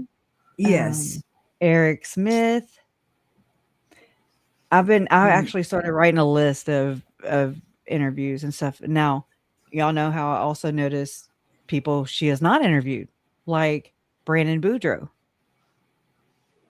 And I'm like, like You know how, and so I didn't even know this was going on. I didn't know all that stuff was going down, and I still haven't asked my mom because I mean, I just feel I'm still trying to figure it out, and then I don't know if I need to ask her yet. I probably should, and if she wants to tell me, great. If not, tell me. I don't, you know. So whenever we had the live stream, when she came on, when mom came on, and then Awen, and that got struck down, and then I mean, just that part too has been fucking aggravating, you know, Yes. because you were trying to edit it and get it back up, and Donna did all that, y'all. I didn't know. I mean, I was just like, oh wow, you know, like it was just cool because it was like when I thought about having to do that, and I had already started, you know, but I'm just like, God, I shouldn't have to do all this fucking work. I'm just, you know, and everything's just I'm learning everything too, that she manipulated and lied and abused and exploited my family And and some just things might actually be illegal, you know. yes, absolutely. Absolutely. You know, So mhm. I don't know. You just have to figure that out because it's definitely just was very, very bad to be talking, you know, about victims and their families. And talking about anybody, your workmates or anybody is not really a good idea. Yeah, and So especially how John framed it, right? Oh, you know, people just blowing off a little steam with fellow coworkers and bar talk and you know, and he's someone that pushes this whole they're just jealous. That kind of rhetoric, you know, and I'm just like, you are insane. You are really insane. well, the he when he said to the policeman, the main thing that we're worried about Yep. is that all of our work going down the drain. That's Yeah. what he was worried about right there. Mm. And he didn't know he was. I mean, he knew he was. I'm guessing. If anybody don't know You it, need to know. if you call the police, you're probably going to be on camera. So, Yeah, so you're right. I mean, he wasn't. He just wasn't counting on people looking all that up. But it's crazy. You should know better. Yes. Oh, what isn't illegal is unethical. You know, it's just Yes. what common people would know not to do that. It's just douchey. It's trashy. It's just nasty. It's vile. I mean, I didn't really quite understand the level of exploit. Like when my mom said that she never liked that word, it kind of struck me, you know, like maybe she doesn't feel exploited. I understand that too. You know, we don't always see things, especially in that Well, moment, you know, and it too, takes I us a was while going to to say, see, process it. exactly. And it's the same thing with waking up from a cult, being in a Mormon or a Jehovah's High Witness demand. or Scientology, whatever it is. You just don't wake up one morning and say, oh, that wasn't right. That's not true. I don't have to I've believe been that a cult anymore. for a Okay, cult, I'm yeah. better. No, because a lot of the stuff is so ingrained into your brain and into your culture that you don't even realize that you're still carrying that with you. And so, Yeah. so that's, you know, so it's kind of a weird thing about when people, and also when people wake up, they want to tell other people and they want to wake other people up and coach them or whatever. It's a real common thing for It people to is. want to, I'm myself not even being a member of the church, and I'm like, "Come the hell on, y'all running in." Like, the building is on fire, and everybody's running, you know, they're standing still right there in the building, and you're like, "You're about to be burned," you know, like, "Come on."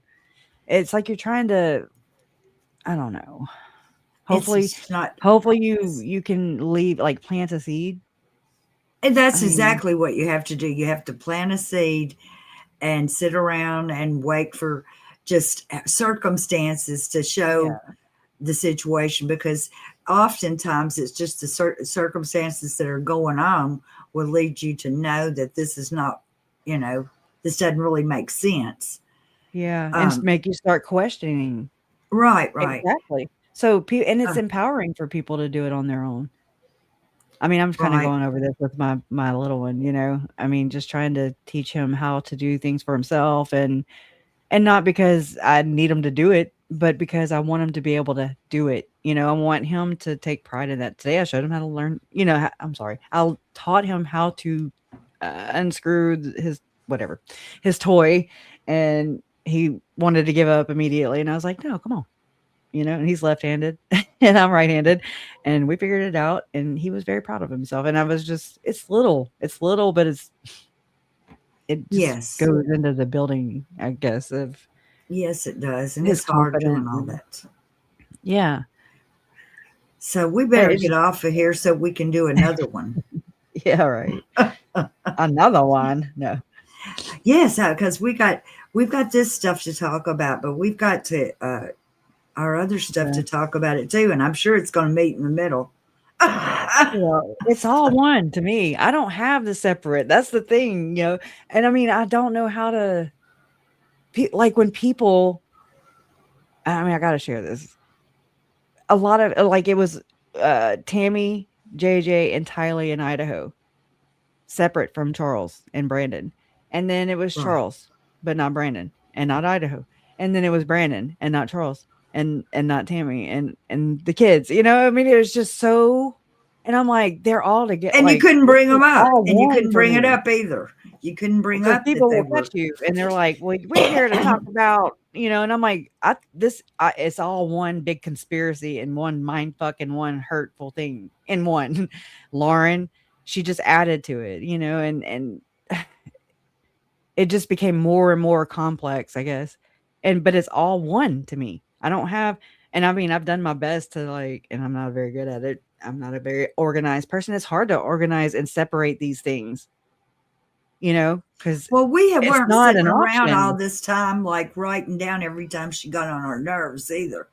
Because, Speak I for mean, yourself, why, Nymphy. no, I mean, because every time she'd do a live, we'd say, well, I wish that she would, go on and tell us, blah, blah. We had more questions that weren't getting answered. And I felt like she could answer those questions, and she consistently was not. And so, it just was do you think that she went, well, how far do you think Lauren, I don't know how to ask that question. I don't know either, because on one hand, just having your mother act like she's not going to speak to you if you say something bad about the Mormons would be enough for you to not do it. But her mother, you know what I'm saying? Not everybody, but some people. Like, I would have a hard time saying all this out in front of my mother. Yeah, I do too. When I know she's in chat, and I'm just like, well, especially going through this, because there's certain people that have been introduced to my family as well that, oh my gosh, I just can't even think about how hard it is for you and your mother, because well, I'm what just I'm saying, trying like this Sarah Nelson chick she's the one that provided the memorial and everything for the kids, but is also Lauren's friend and is tied to Mitt Romney, Frank Vandersloot, Lauren. Wrote a as I declaration said, we for Lauren. we don't have to be in love with all these people. They've all got their places, and some of these people are just some are meant to be exposed in my. Yeah, but I mean, some people look, some people can be around somebody like that and them never treat them badly. Yeah, you're right. And so they might just be a person who's in the peripheral area who really has never got treated bad and doesn't even know that goes on. Right. I mean, that is a possibility. Yeah, people that hold you accountable, kind of, like they're not there for you and they're not there against you. They're just kind of neutral, kind of. Right. And so I don't know. We'll have to see. All I know is it's just, but I went through a whole, I went through, I felt like I knew something about it and I wanted to talk about it. And then almost immediately I figured out that I didn't know what was going on. Yeah, me neither. But I still didn't understand it. And everybody kept saying, watch that 9-hour live. And I was like, I tried. I mean, I watched it to begin with and I went to sleep and then I woke up, she was still talking. So I went back and started again. I went back and started again several times, but I kept getting lost because, as you said, she was conflating all these different things to one person. Chaos. Yeah, And I was fine. out. Don't get mad, ballet lady, slippers lady, but because of all these things, I had heard stuff about you. And so I was like, okay, so she's mad at that one. Well, I know why, you know. Yeah. Of course, I didn't know why. I was just like, you know, all I knew is that some of these people were Lauren's friends to start with, and Lauren wasn't my friend, so they were no friends of mine. So that's kind of how that all went. But I don't know any of these people, really. Right. No, you're right. But it's like, I don't know. But see, really, this another is, yeah, like for instance, I just should write a book about her. Our stuff, I control that narrative. Yes. Well, see, that's what I've already told you, that I had a real life on the ground friend that was kind of like this. And it is a really there's some people who can go through their life and never meet a person like Lauren or Lori or any of these people. But we just got snowballed with these heifers. I mean, right? I was just, when you said that, and you're like, no, Lauren, and I'm thinking, God dang, we got hammered. we got a whole bunch of them all at once. We sure did. Is that just because of the true crime, high profile factor, or its combination with Mormonism, or these kind of people who are performative? I mean, what's the formula? It's like a really horrible formula. Really hurtful, and it's Gabriel the hurter. I don't know what to tell everybody, because as much as I wanted to be there, I think I probably got more out of it by not being there. Where? You know, I'm talking about the trials. You know, seeing the trials on, being able to watch the trials on video. I appreciated it. Because if I had been there, I'd have got distracted. Oh my God. I would be looking at people's shoes instead of you'd be picking up Lauren's trash, Lauren Grayson's court trash, right? You little trial traveler. Oh my God. We need to get a fund going for Janice to have some more ballet flats so she can, you know, peruse the freaking court steps again. Yeah. And, you know, she needs some rubber on the bottom of her shoes or whatever the hell they're made of. I thought about that earlier, and I was like, Lauren is. I like ballet flats too, and and especially Mary Jane's. I've never heard of those. I mean, you know, it's got a strap. It's got a little strap to hold it on. Gotcha. I gotcha. But I just really have appreciated just people like just saying, oh no something ain't right, and it's not right. Something is, it's like I need John and Lauren to just be their normal shitty selves. That way I could just like go and not be like, but what's wrong with y'all? Why are y'all looking like this? Why aren't y'all? And I'm kind of weirded. I'm weirded out about John DeLynn and RFM and girl, right? And her coming on there and talking crazy shit too, because she was all about. It was like a. I didn't see it yet. Well, it was a Christmas show, but she was like doing New Year's resolutions without the goal part. Okay. She was like, I'm going to love myself as I am, and I'm going to appreciate my skills as they are.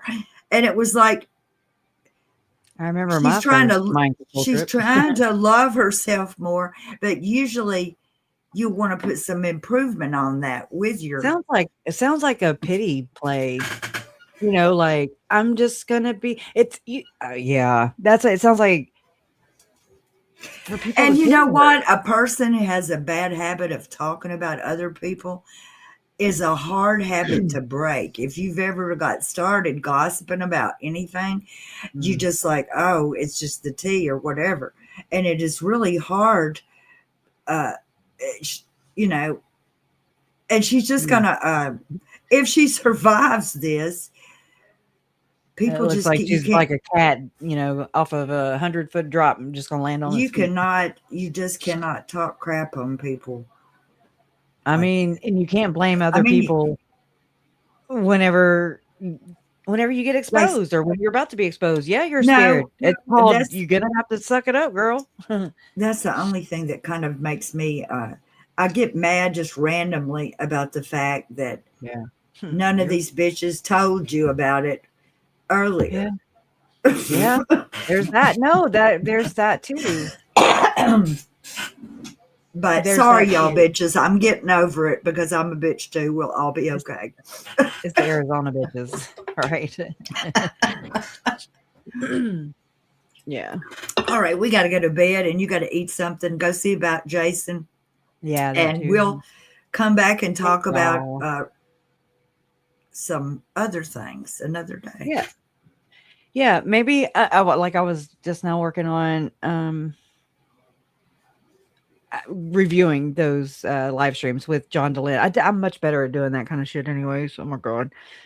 So like John DeLynn do a live stream just reviewing it, and that's what I used to do with Lori and Chad and all their freaky people. Has Minty Caldwell been back on his show since this happened?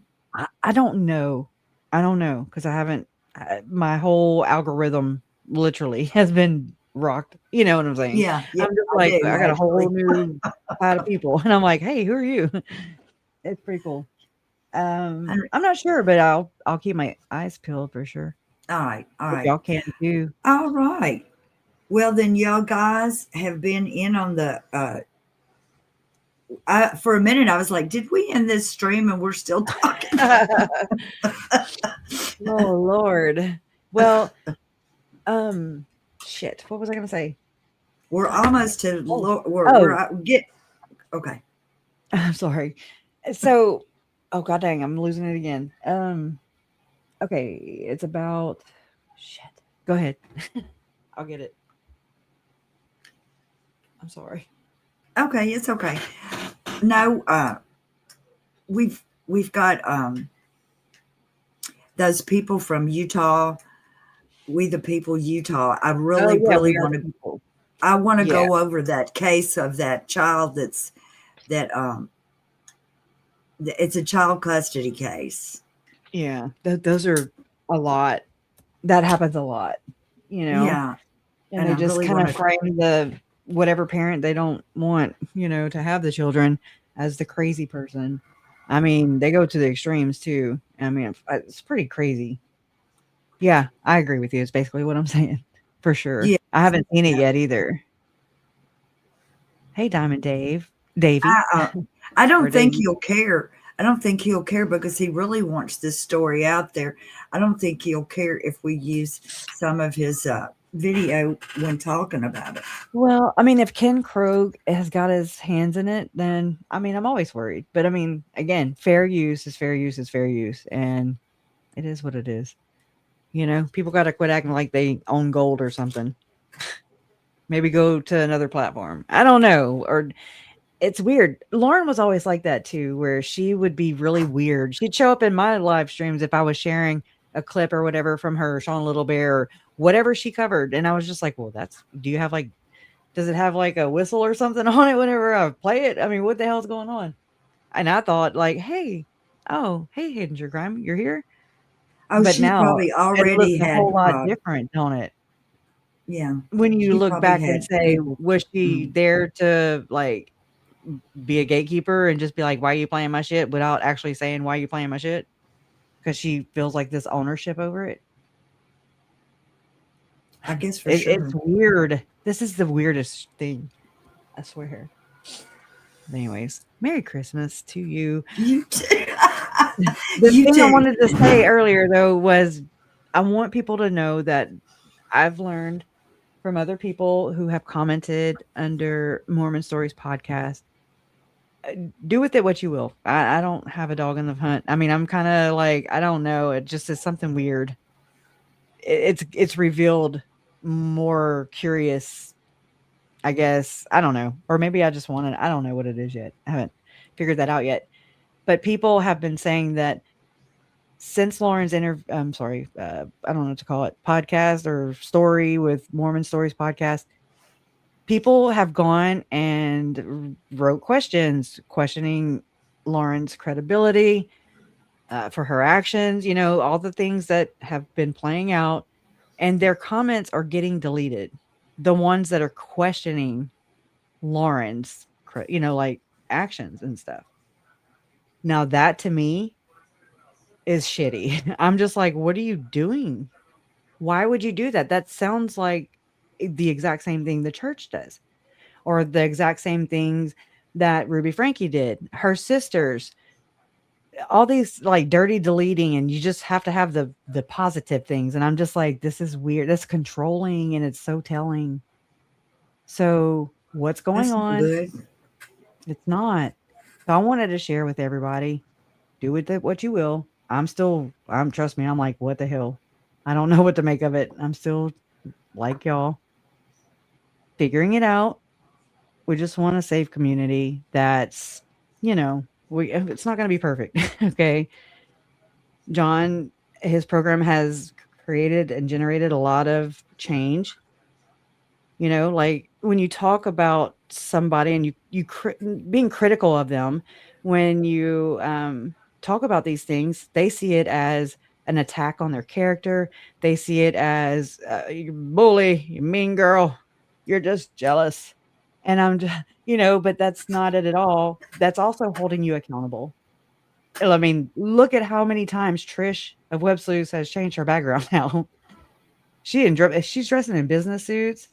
And I mean, yeah. So is it making her strive to be a better Web Sleuths host? Or, you know what I'm saying? So it's not always bad is what I'm trying to say. No, I get what you're saying. Yeah. It never hurts to spoof it up. Right. Okay. All right. Yeah. A lot of things it just takes time. Oh, Nadzak, where? Here? I know I've been smack talking for sure. I'm sorry if it's me. Oh, I haven't been paying attention to the chat like I'm supposed to. Y'all behave over here. I know. I don't think it's anything. I'm tired. No, we got 681 people in here, and they're all behaving well. Oh, you guys are awesome. Oh, thank y'all so much for being here, and thank you for keeping the victims front and center and in the focus. Okay, because they have been overshadowed so many times, railroaded by so many things and people and venues and just all the things.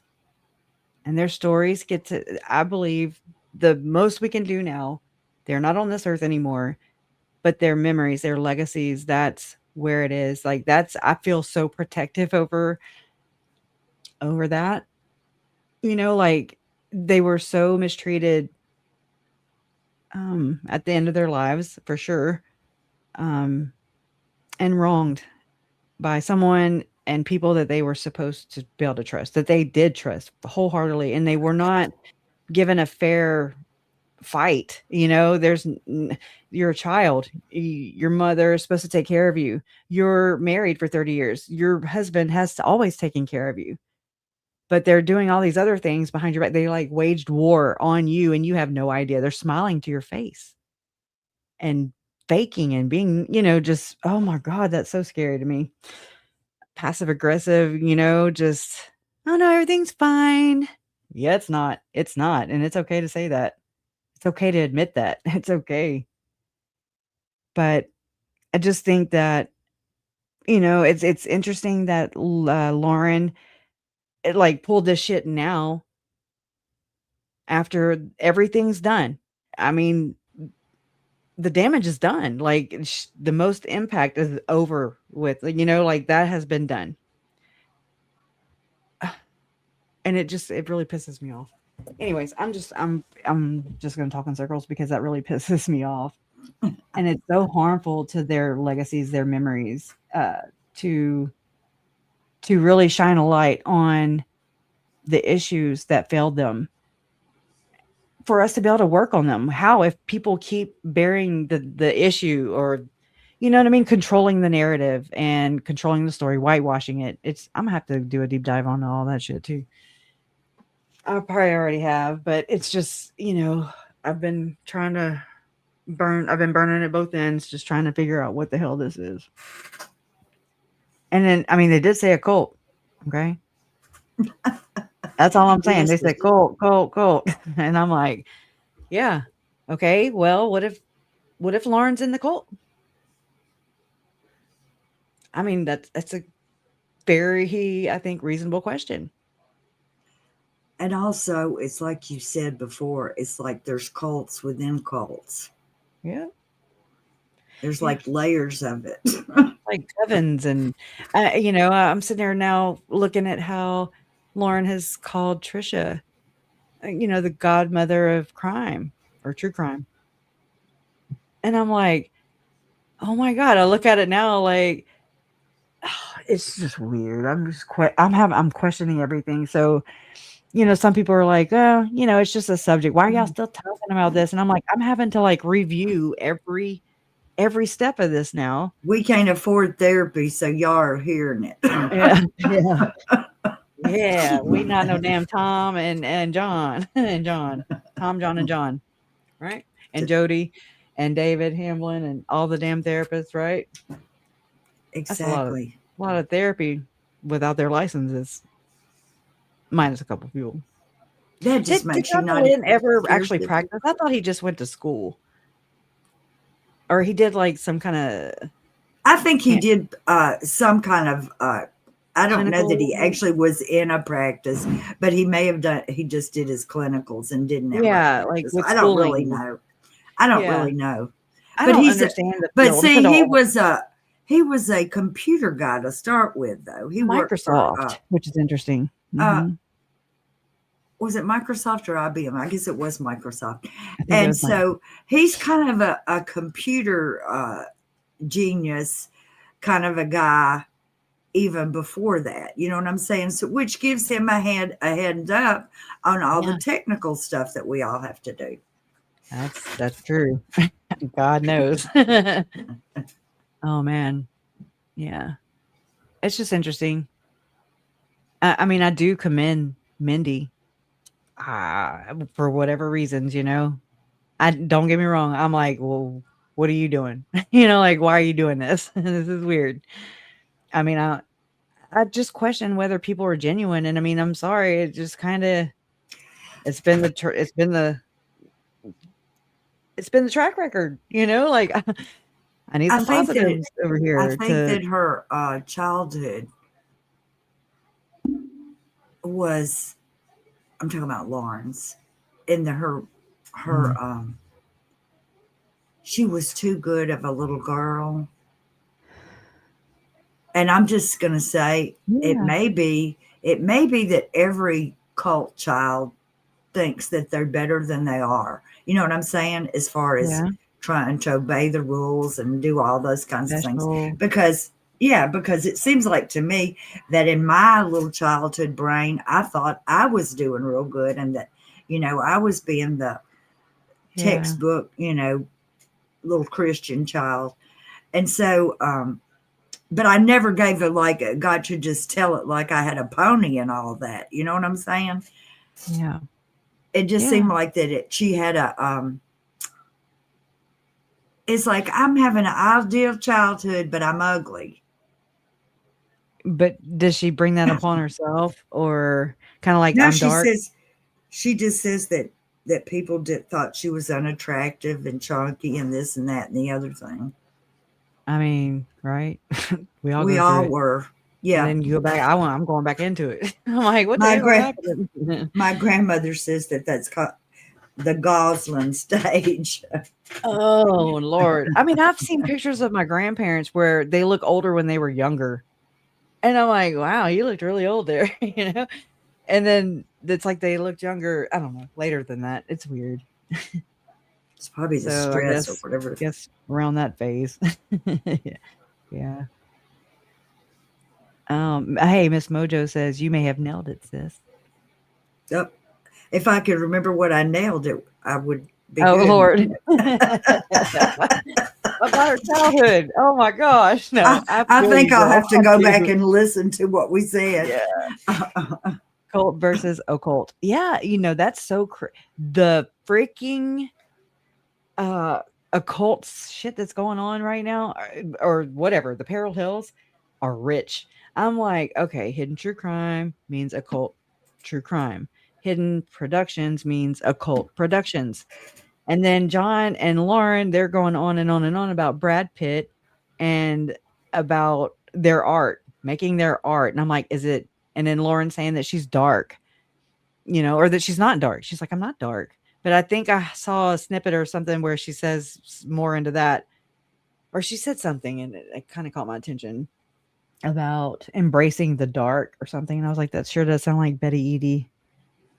And embrace, I think it's embraced by the light. I think I had it wrong in the title, but she wrote about her near-death experiences, and she was kind of an early, person writing about that and receiving large amounts of attention that may have influenced some of these other people. I believe, honestly, I do. This is what I think.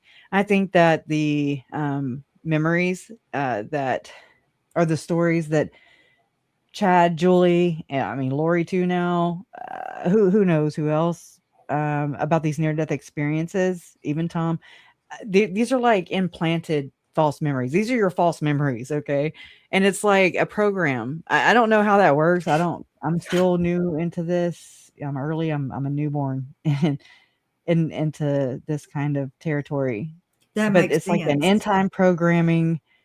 They all tout this whole NWO message, and it's about bringing on a new world order, a new Jerusalem, a new millennium, whatever your term, a new Zion, new covenant, all the things, freedom in the forefront. What else? There was something else. Oh, these turning points, talking points. Lori and Chad, it was the hinge point.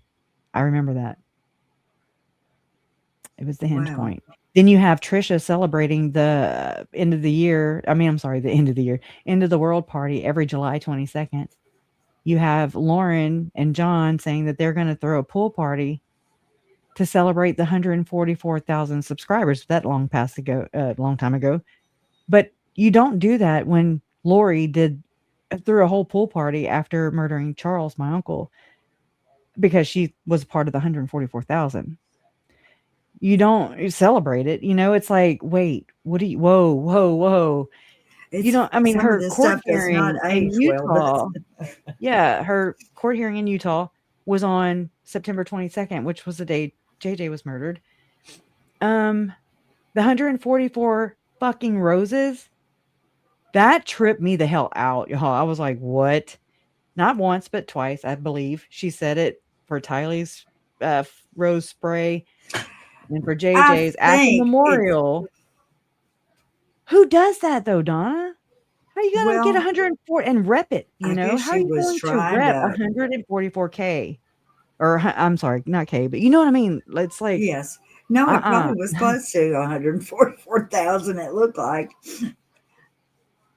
It's just is, I don't know. The more that I'm like, no, that's not incidental. It's like they're taking each little part and piece and then celebrating, or I guess, I don't know, if I'm looking at it through a ritualistic sense, then I'm saying still partaking of the ritual of the blood sacrifices that were made. I don't know what these people do.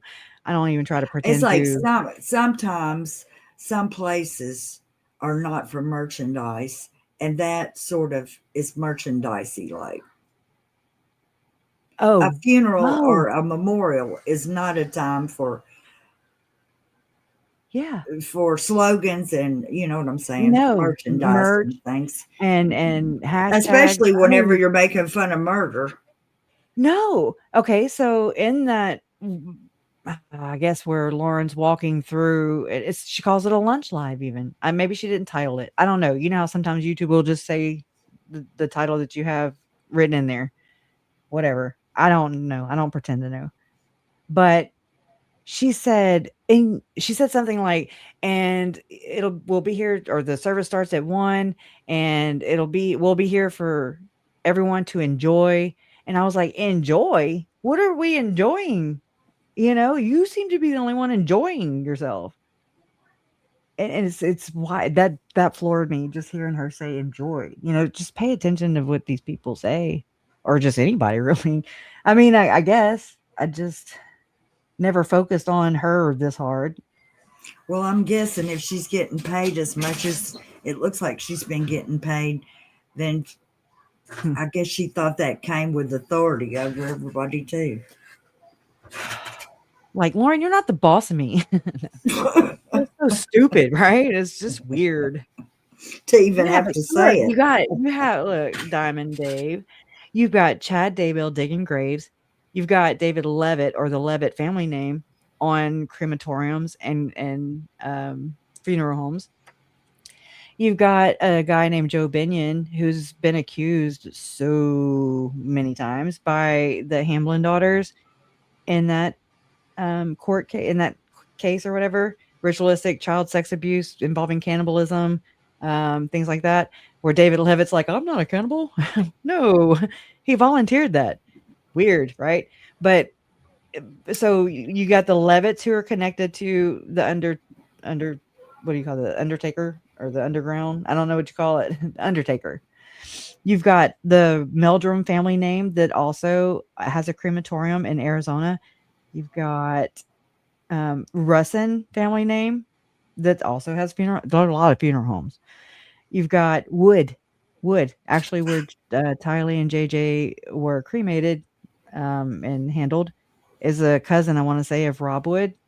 And I'm like, really, you too? Wow. Okay. And so it's just like all these things. I think there's another one that I'm just forgetting right now. And that Jack Daybell was also a gravedigger. I don't have hard proof of that. Saying But the funeral business is an easy place to get it over on people. That's true. Because you're vulnerable and Yeah. I mean, you got to do something. And then I remember when my stepdad died before Larry. Okay. And I remember going and looking at caskets and stuff with Mom. It was like a showroom. I was like, what the hell? This is crazy. Yeah. And it was a Johnson funeral home. I'm just throwing that out there. I don't know. That's Lauren's maiden name. That's also my best friend's maiden name too. So I have my brother's married to a Johnson. That's wild. As long as you're not kin to Eric Prince. Okay. I don't think I am, but I don't know. If so, get in his good graces now. So we don't get blackwatered. I know that's right. Thank you, Just Another Human, 4615, and everybody else. Oh, thank you, Dr. Vonda K. Merry Christmas, you guys. Merry Christmas. You are amazing. You are amazing. No, you are amazing. Oh, and I'm gonna want to have Unsolved Amy Boston. I met her whenever I finally got to be on Pair Women Radio the other day. I think it was Saturday. I'm trying to think, but my computer was giving me hell. Mm-hmm. And but yeah, so we're supposed to exchange information and have a conversation, because I'm like, oh my God, yeah. I really like when I think I had subscribed to her before all this stuff, and it was about what are their names? The Zell brothers or whatever. I forget their last names. It's so many names I got to keep up with. But about the John Benet Ramsey murder. Okay. How I found research where they were under that case. They're also talking about Gordon Bowen links Casey Wasserman. I mean, and it's like David Hamblin, and I'm like, well, that's where it connects to the Mormon Church or the Mormon angle, and Jeffrey Epstein, and I'm like, whoa, this is crazy. So, anyways, it's just interesting stuff. It's not crazy, but it's interesting. because the webs weave. Damn Anyway. perverts want to get in and have Yeah. meetings. Aren't they redacting? I mean, aren't they Yes, publishing? Kresha did get her JJ necklace back. I don't know if she I finished did. that story. No, I didn't. I'm so sorry. I never do. I'm so sorry. I hate this. I did, but it's like I had to give them my address, okay? Because I was like, oh my God,